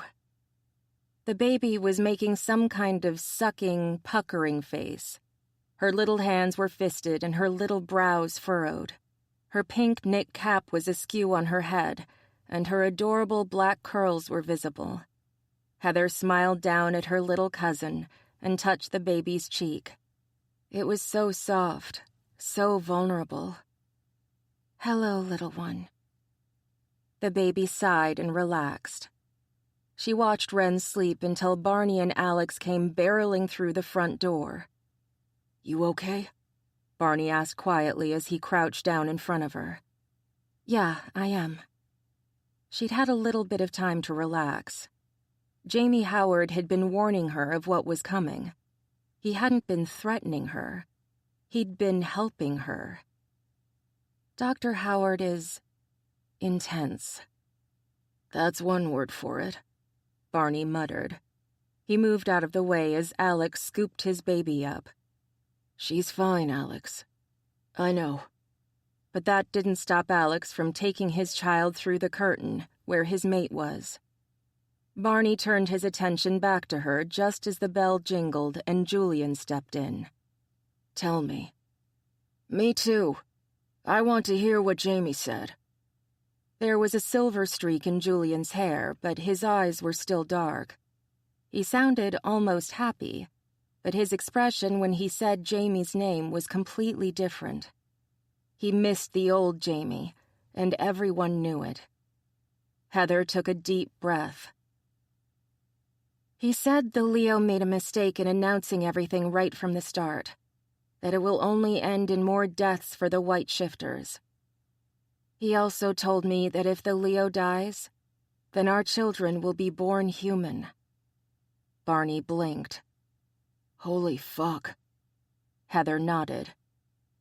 "He also said that he thinks those who are doing this have no idea of the consequences of killing the low line. They think it's just power, nothing more. But the Leo is our link to our animals. It's through him that we exist at all." "You think?" Julian's eyes went wide. "Of course. It makes sense." "What does?" Heather smiled as Barney took hold of her hands. She hadn't realized they were still shaking.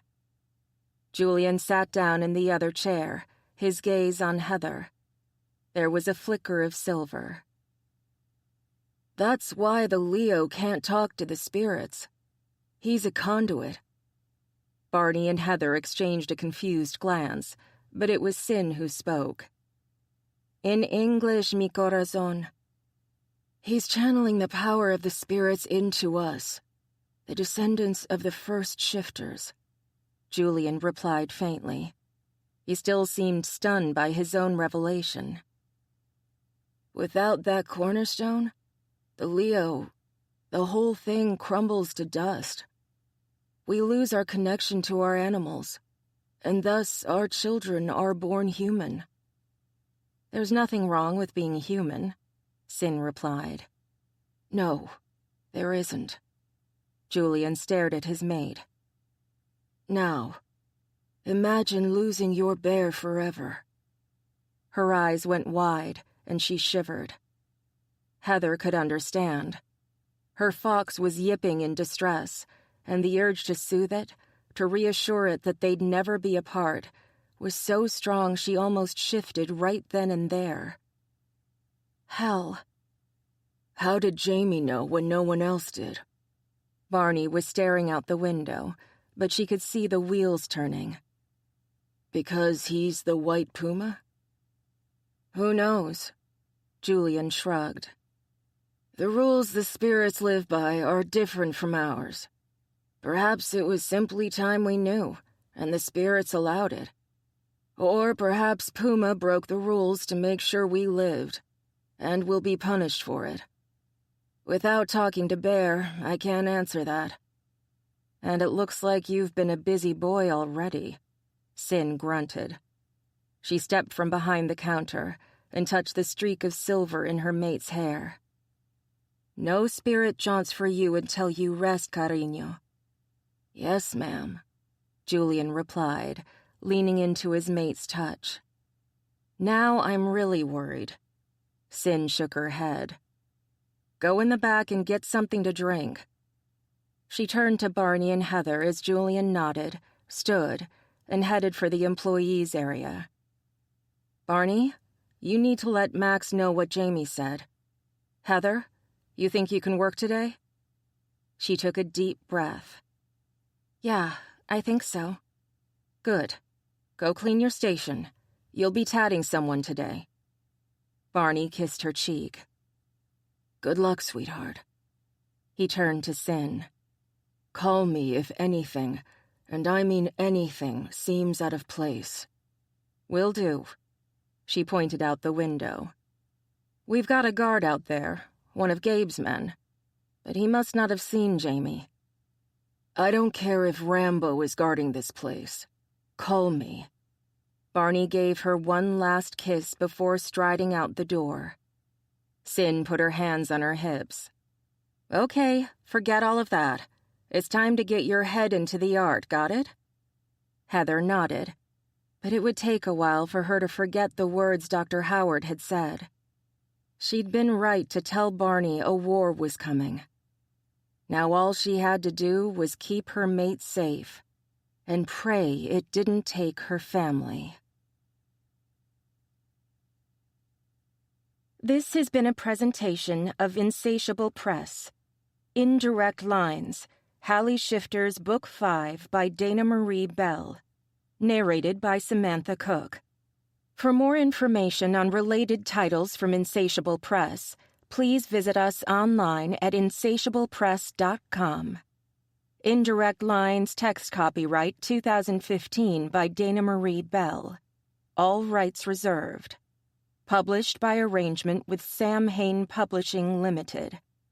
Production copyright 2017 by Insatiable Press. All rights reserved.